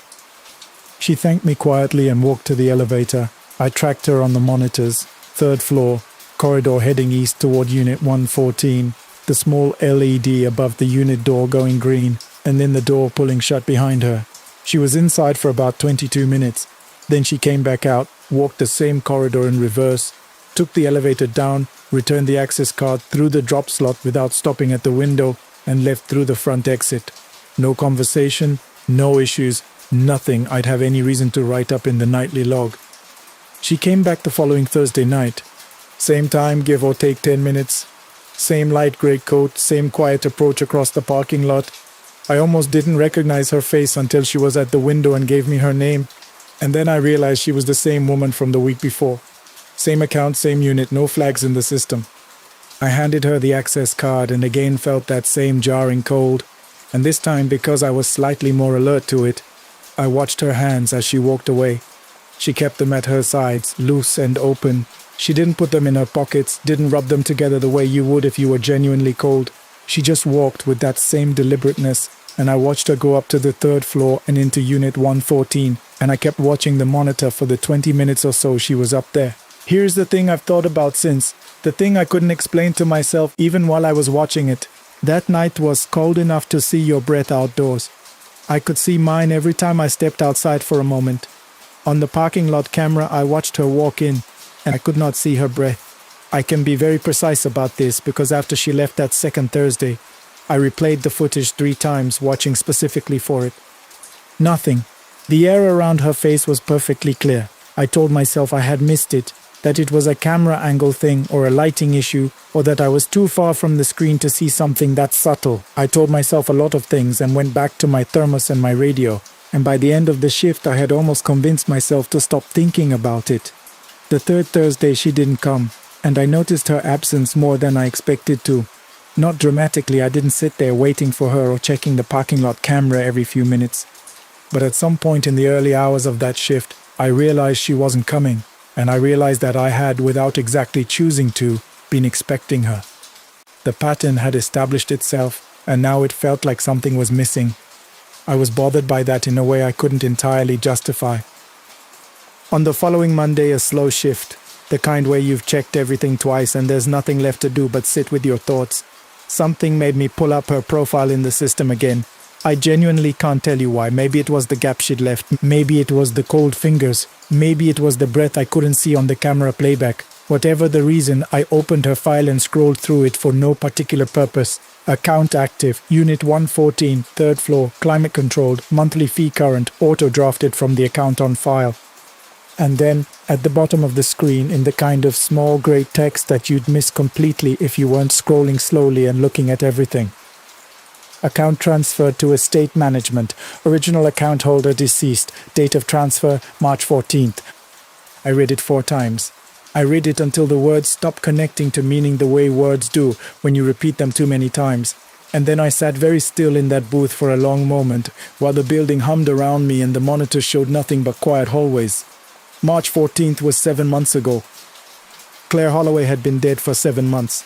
The 2 Thursday nights she had walked up to my window, the 2 times I had handed her an access card, the 2 times I'd felt those impossibly cold fingers. The 2 nights I had watched her on the 3rd floor camera walking steadily down the corridor to Unit 114 and back. She had been dead for 7 months. I went through every rational explanation I had available. Someone had borrowed her ID and account information. A relative who resembled her closely enough to match the profile photo, a system error that had attached the wrong name to a legitimate visitor. But each explanation unraveled when I pushed on it. Our system requires photo ID verification on accounts flagged for any kind of anomaly, and I had never flagged her account because there was nothing to flag. She had given me her name. I had found the account, the photo matched the face in front of me. I hadn't been fooled by a vague resemblance. I had compared a face to a photograph twice, and both times they were the same person. I did not go to management. I want to be honest about why. I was not sure I could explain what I had seen in a way that didn't end with me being referred to someone in HR for a mental health evaluation. So I said nothing. What I did do was quietly add Unit 114 to my primary camera check rotation, and I started keeping a separate handwritten log of every visitor to that unit. The kind of log I kept for myself and not for the company. She did not come back, but someone else did. It was a Wednesday night in mid-November, just after 11:30. A man approached the booth, tall, broad through the shoulders, wearing a dark jacket and moving with the particular kind of confidence that doesn't have anything to do with being friendly. the kind of confidence that is actually closer to indifference. He told me his name was Daniel Reyes and that he was Claire Holloway's brother, and that he needed to access her storage unit to retrieve personal belongings on behalf of the family estate. Everything about him made the hair stand up on my arms before I could identify a single specific reason. It was cumulative and immediate, the way threat sometimes is. I asked for ID. He produced it without hesitation, the way people do when they have rehearsed for that exact question, and the name matched an authorized contact I found in the estate management records attached to Claire's account. Legally, there was nothing preventing me from printing him an access card. I didn't print it. I told him I was required to notify the estate manager for any third-party access requests received after business hours, which was not strictly true, but which sounded credible enough that he accepted it and sat down in the lobby waiting area. I told him it would take a few minutes. He said that was fine. I pretended to make a phone call. What I was actually doing was searching Claire Holloway's name on my phone, held below the level of the counter. The obituary came up in seconds. Claire Holloway, 41 years old, survived by her parents and one daughter. No siblings listed, no mention of a brother. The news article that appeared alongside it was 4 paragraphs and had run in the local paper in March. Claire Holloway had been found in her apartment. The circumstances were described as suspicious. The investigation was ongoing. There had been no arrests. I looked up from the phone. On the lobby camera monitor, Daniel Reyes was no longer sitting in the chair. He was standing at the interior door that connects the lobby to the storage corridor, pressing down on the handle and applying slow, testing pressure the way you do when you're checking whether a lock is actually engaged. That door requires a keycard to open from either side. He did not have a keycard. I was reaching for the intercom when I checked the corridor camera on the other side of that door, a habit, automatic, part of my rotation, and my hand stopped. There was someone standing in the corridor. On the other side of a door that had not been opened, standing perfectly still in the center of the hallway, was a figure in a light grey coat. She was not looking at the camera. She was facing the door. I cannot describe to you precisely what I felt in that moment, because what I felt was not a single feeling but several arriving simultaneously, and not all of them had names. What I can tell you is that my hands moved. I reached under the desk and pressed the silent alarm, the one wired directly to the police dispatch line, reserved for genuine emergencies. And then I pressed the intercom. "Sir, I'm going to need you to step away from that door." He turned toward the lobby camera slowly. Whatever expression he had been wearing before was gone. What replaced it was harder and flatter. "Open the door," he said, not a request. "I can't do that, sir. The estate representative wasn't reachable. We'll need to reschedule." He looked at the lobby door, the exterior one, leading back to the parking lot, and then he looked at the door to the corridor, and I could see him calculating something. Then he reached into his jacket. Every alarm in the building went off at once, not the silent alarm I had pressed, which has no audible component. I mean every alarm, every motion sensor triggered simultaneously at every door contact alarm in all 3 corridors, the fire suppression warning system, the emergency strobes in the hallway, all of it shrieking and flashing in a single overwhelming wave. The overhead lights in the lobby died. Emergency lighting kicked on, bright and cold and institutional. The noise was absolute. Daniel Reyes ran. He hit the exterior door hard enough that I heard it over the alarms, and he was across the parking lot and through the street entrance before I could have done anything to stop him, even if I'd wanted to. 2 patrol units arrived less than 7 minutes later, responding to the silent alarm. He had made it less than 3 miles before they found him. I gave my statement to the officers that night, and a more formal one 2 days later to detectives who drove out specifically to speak with me. They were careful about what they told me, the way investigators always are when a case is still open, but they confirmed enough. They had been looking for Daniel Reyes in connection with Claire Holloway's death for most of the year. The case had moved significantly forward in the past week, following information that had directed them toward the storage unit. I didn't ask what information. I didn't ask where it had come from. I had a pretty good idea. I never mentioned what I had seen on the corridor camera to the detectives. I told them about the alarms, and they attributed the simultaneous triggering to an electrical fault, a surge in the old wiring. Probably the building was 20 years old, and I let them have that explanation. It was a reasonable one. Before I left at the end of that shift, I went back through the corridor camera footage one more time. I had already reviewed it twice since it happened. The recording quality at night is functional but not perfect enough to see clearly, not enough to catch everything. I went through that 30-second window frame by frame, the 30 seconds between when I first checked the hallway and when the alarms went off. Most of the frames show an empty corridor, but in 4 consecutive frames, 4 seconds, covering the period when Daniel Reyes had his hand on that door and was beginning to calculate his next move, there is a figure in the hallway. The camera angle doesn't give you a face, it's just a grey coat and someone standing very still, and the clear, unmistakable impression of a person who is not going to move out of the way. I saved those 4 frames to a personal drive. I've looked at them many times since. I don't know exactly what I'm looking for when I do. Unit 114 has been empty since December, when the estate finalized and cleared it out. Whatever was in it, whatever she had stored there, whatever she had come back to check on in those 2 quiet Thursday hours is gone. The unit sits empty now, and I pass it on my camera rotation every single night, and it is always just an empty room with white walls and a concrete floor and a small LED above the door that stays red because no one has any reason to open it. I think about those 2 visits more than I probably should. I think about what she might have known or suspected about what was coming. I think about whether she had already put things in motion before she came back, or whether coming back was itself the thing that set everything in motion.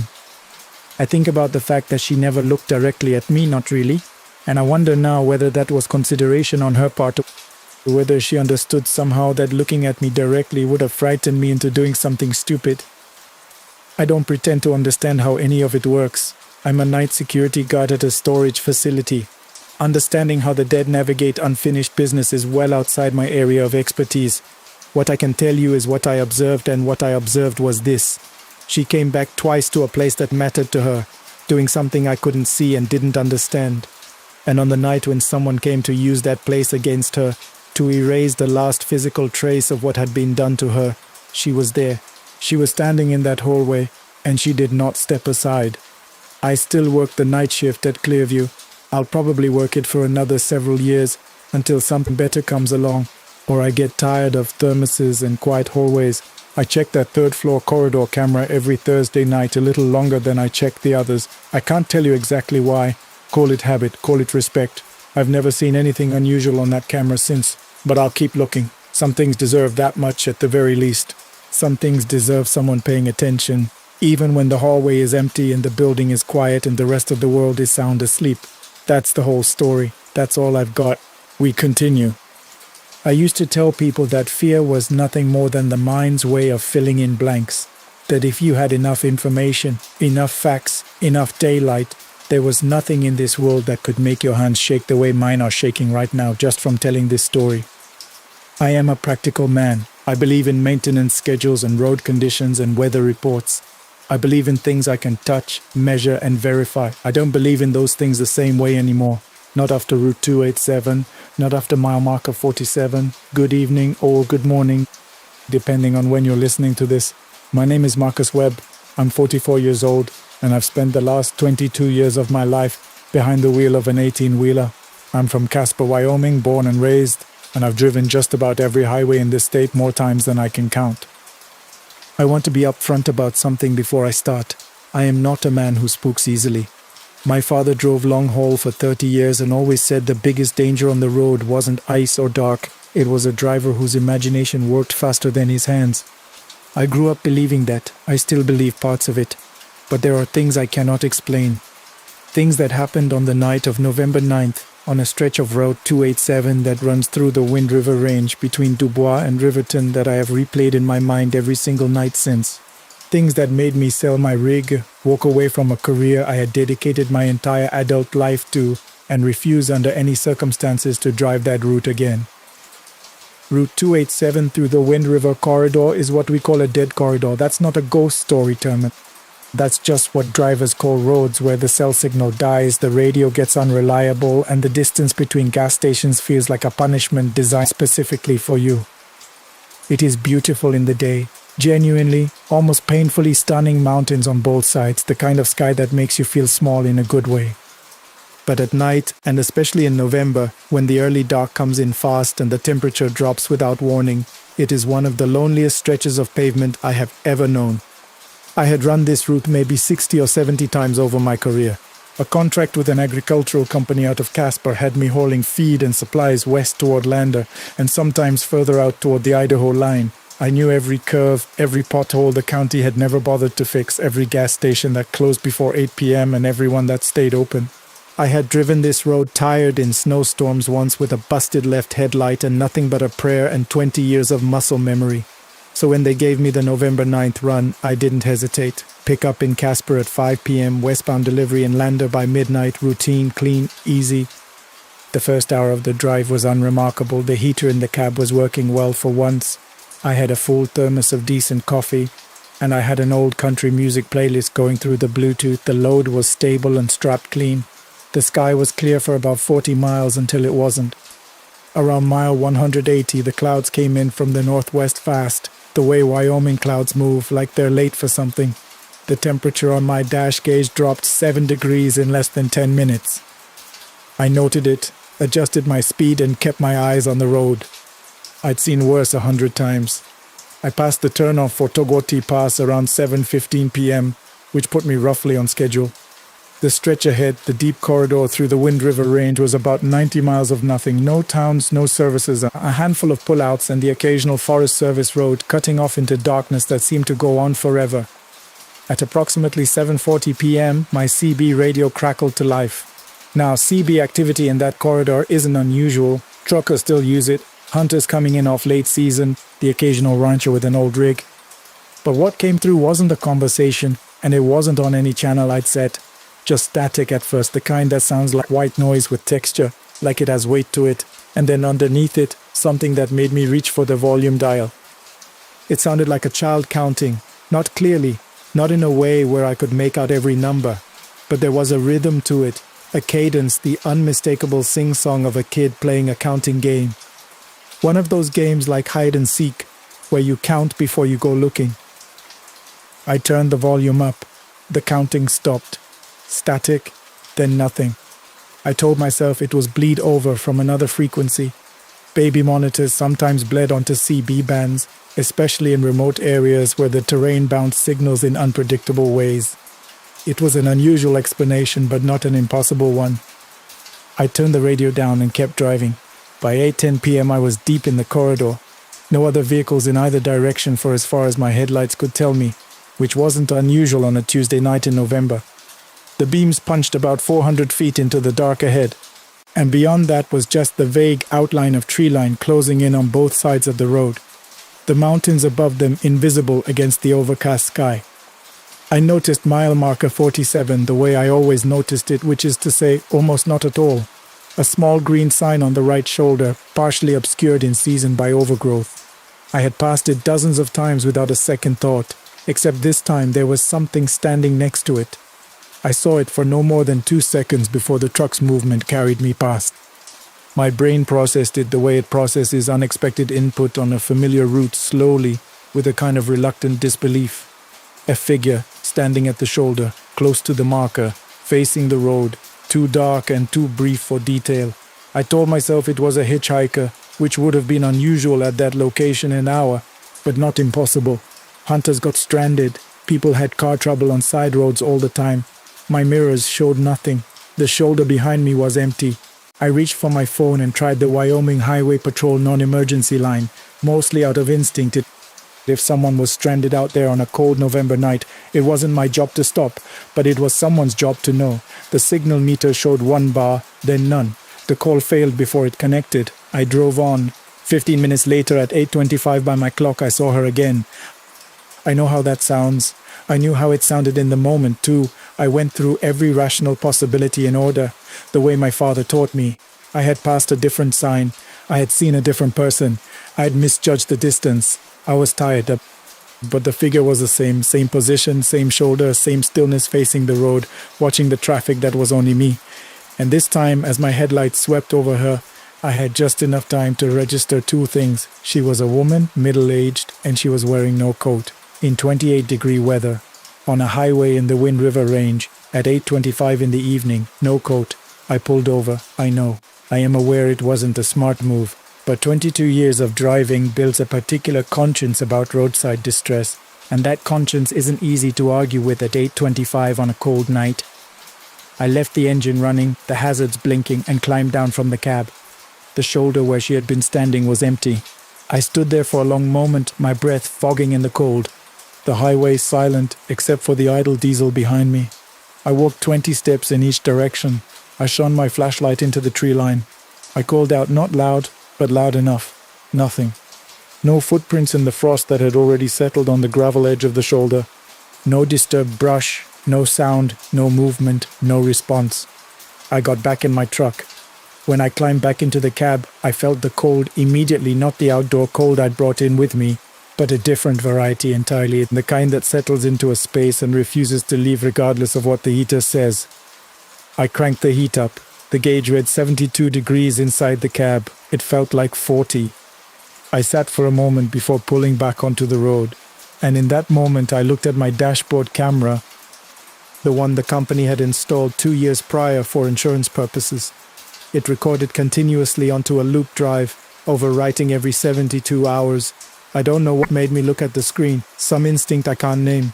The camera was angled to capture the road ahead, and in the corner of the frame, a sliver of the passenger seat.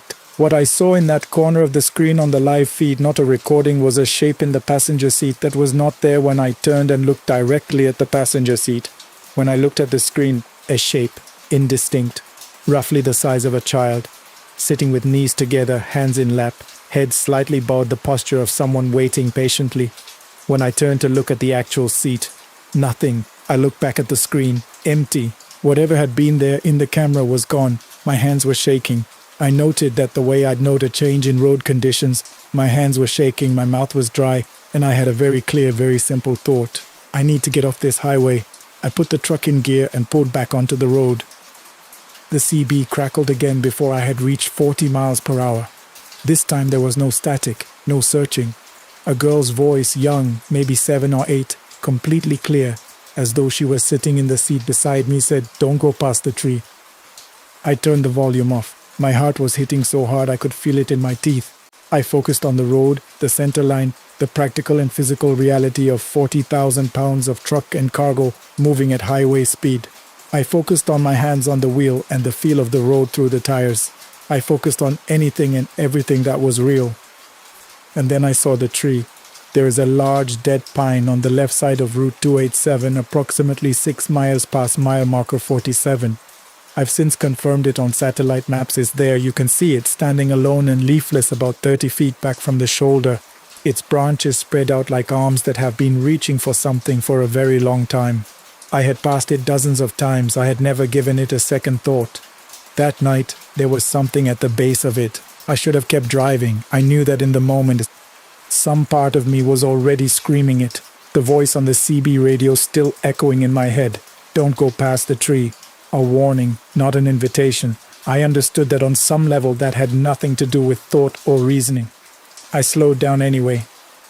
My headlights swept over the base of the tree as I decelerated, and I saw it clearly. A small figure seated at the base of the trunk, cross-legged, arms wrapped around her own knees, head turned down and away from the light. A child. She was wearing a yellow raincoat. I remembered the color the way you remembered the details of an accident, with that terrible involuntary clarity, bright yellow, the brightest thing I'd seen in 2 hours of darkness. I stopped the truck.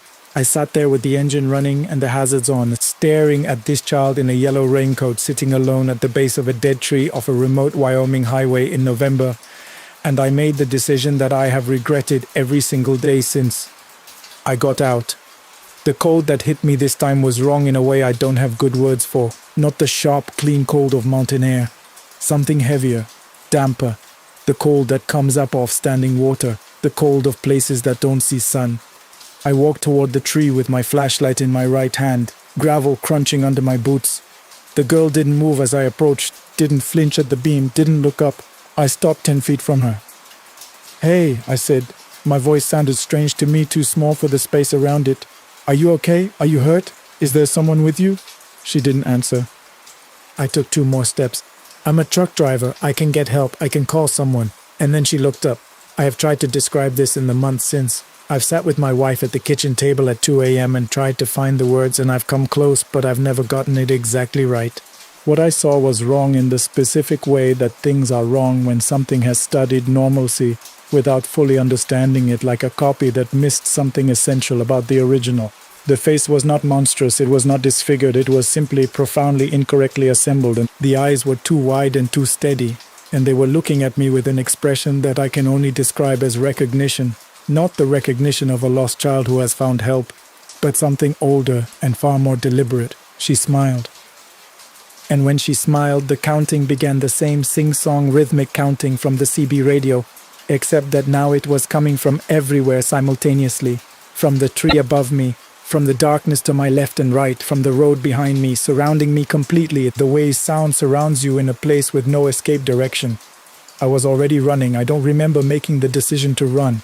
I remember the gravel under my boots and the cold in my lungs and the step up to the cab and the gear shift and the accelerator. And I remember that my door was not fully closed when I hit 30 miles per hour. I pulled it shut without slowing down. I drove. I did not look in the mirrors. I did not look at the camera screen. I did not touch the CB radio. I fixed my eyes on the center line and I drove at 70 miles per hour through two significant curves that I knew were there and compensated for on muscle memory alone, because I was not capable of anything more deliberate than the single repeating instruction that had replaced every other thought in my mind. Keep moving. The counting faded around the 2-mile mark. Or maybe I simply stopped being able to hear it over the sound of my own breathing and the engine. Either way, by the time I passed mile 55, the road ahead was just a road, dark, cold, empty in both directions, but only a road. I reached Lander at 9:58 p.m., an hour early. The dispatcher at the yard, a young guy named Trevor I'd worked with a handful of times, looked at me when I climbed out of the cab and asked if I was all right. I told him I'd hit some ice and it had rattled me. I didn't tell him the rest. I wasn't ready to say it out loud. I wasn't sure I'd ever be ready. It wasn't until I got to the motel and sat on the edge of the bed with every light in the room on that I noticed what was on the passenger seat. A single yellow button, bright yellow, the kind used on children's rain gear, sitting in the center of the passenger seat, which I had confirmed was empty when I left Casper that afternoon. I always checked the cab interior before a long run. That seat had been empty. I did not sleep that night. I reported the experience to the Wyoming Highway Patrol the next morning, in as measured and factual a way as I could manage. I told them I had seen what appeared to be a child seated at the base of a tree near mile marker 47 on Route 287, and that she had disappeared when I approached. I gave them the location as precisely as I could.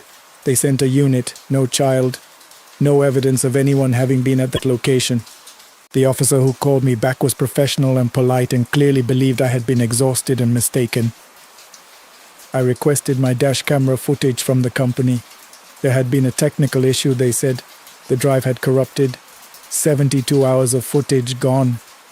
The IT coordinator said it happened sometimes with the older units in extreme cold. I drove for 3 more weeks after that night. Short runs, daytime only, close to Casper. I kept the CB radio off the entire time. I didn't take a single night route. Then I stopped. People have asked me since I quit whether I think I made the right call. Whether I regret walking away from 22 years of work over one night on one road. The honest answer is that I don't fully know what happened on Route 287 on November 9th. I cannot tell you what that child was, or whether she was a child at all. I cannot explain the voice on the CB radio or the shape on the camera screen or the button on the passenger seat. What I can tell you is that something shifted in me on that road. Something that I have come to accept is not going to shift back. I still have the button. It's in a small box in the top drawer of my nightstand. Sometimes at night, when I can't sleep, which is more nights than I'd like to admit, I take it out and hold it in my palm and I remind myself, whatever happened out there, I am home. I made it home. To everyone listening tonight, I am not asking you to believe me. I know how this sounds. I've replayed every rational explanation there is more times than I can count, and I've made peace with the fact that none of them hold up all the way through. But if you ever find yourself driving westbound on Route 287 through the Wind River Corridor, and maybe you will, because it is a genuinely beautiful road in the daytime, and the world doesn't stop needing things move from one place to another just because one driver stopped doing the moving. If you ever find yourself out there on a cold November night, and you see a green sign on the right shoulder that reads mile marker 47, keep driving. Don't slow down for anything standing at that shoulder. And if you hear a child's voice on a frequency that has no business working, turn the radio off. Don't try to make sense of it. Don't turn up the volume and And whatever you do, whatever you see at the base of that dead tree by the side of the road, do not stop. Do not get out. Do not let her look up. Just keep driving.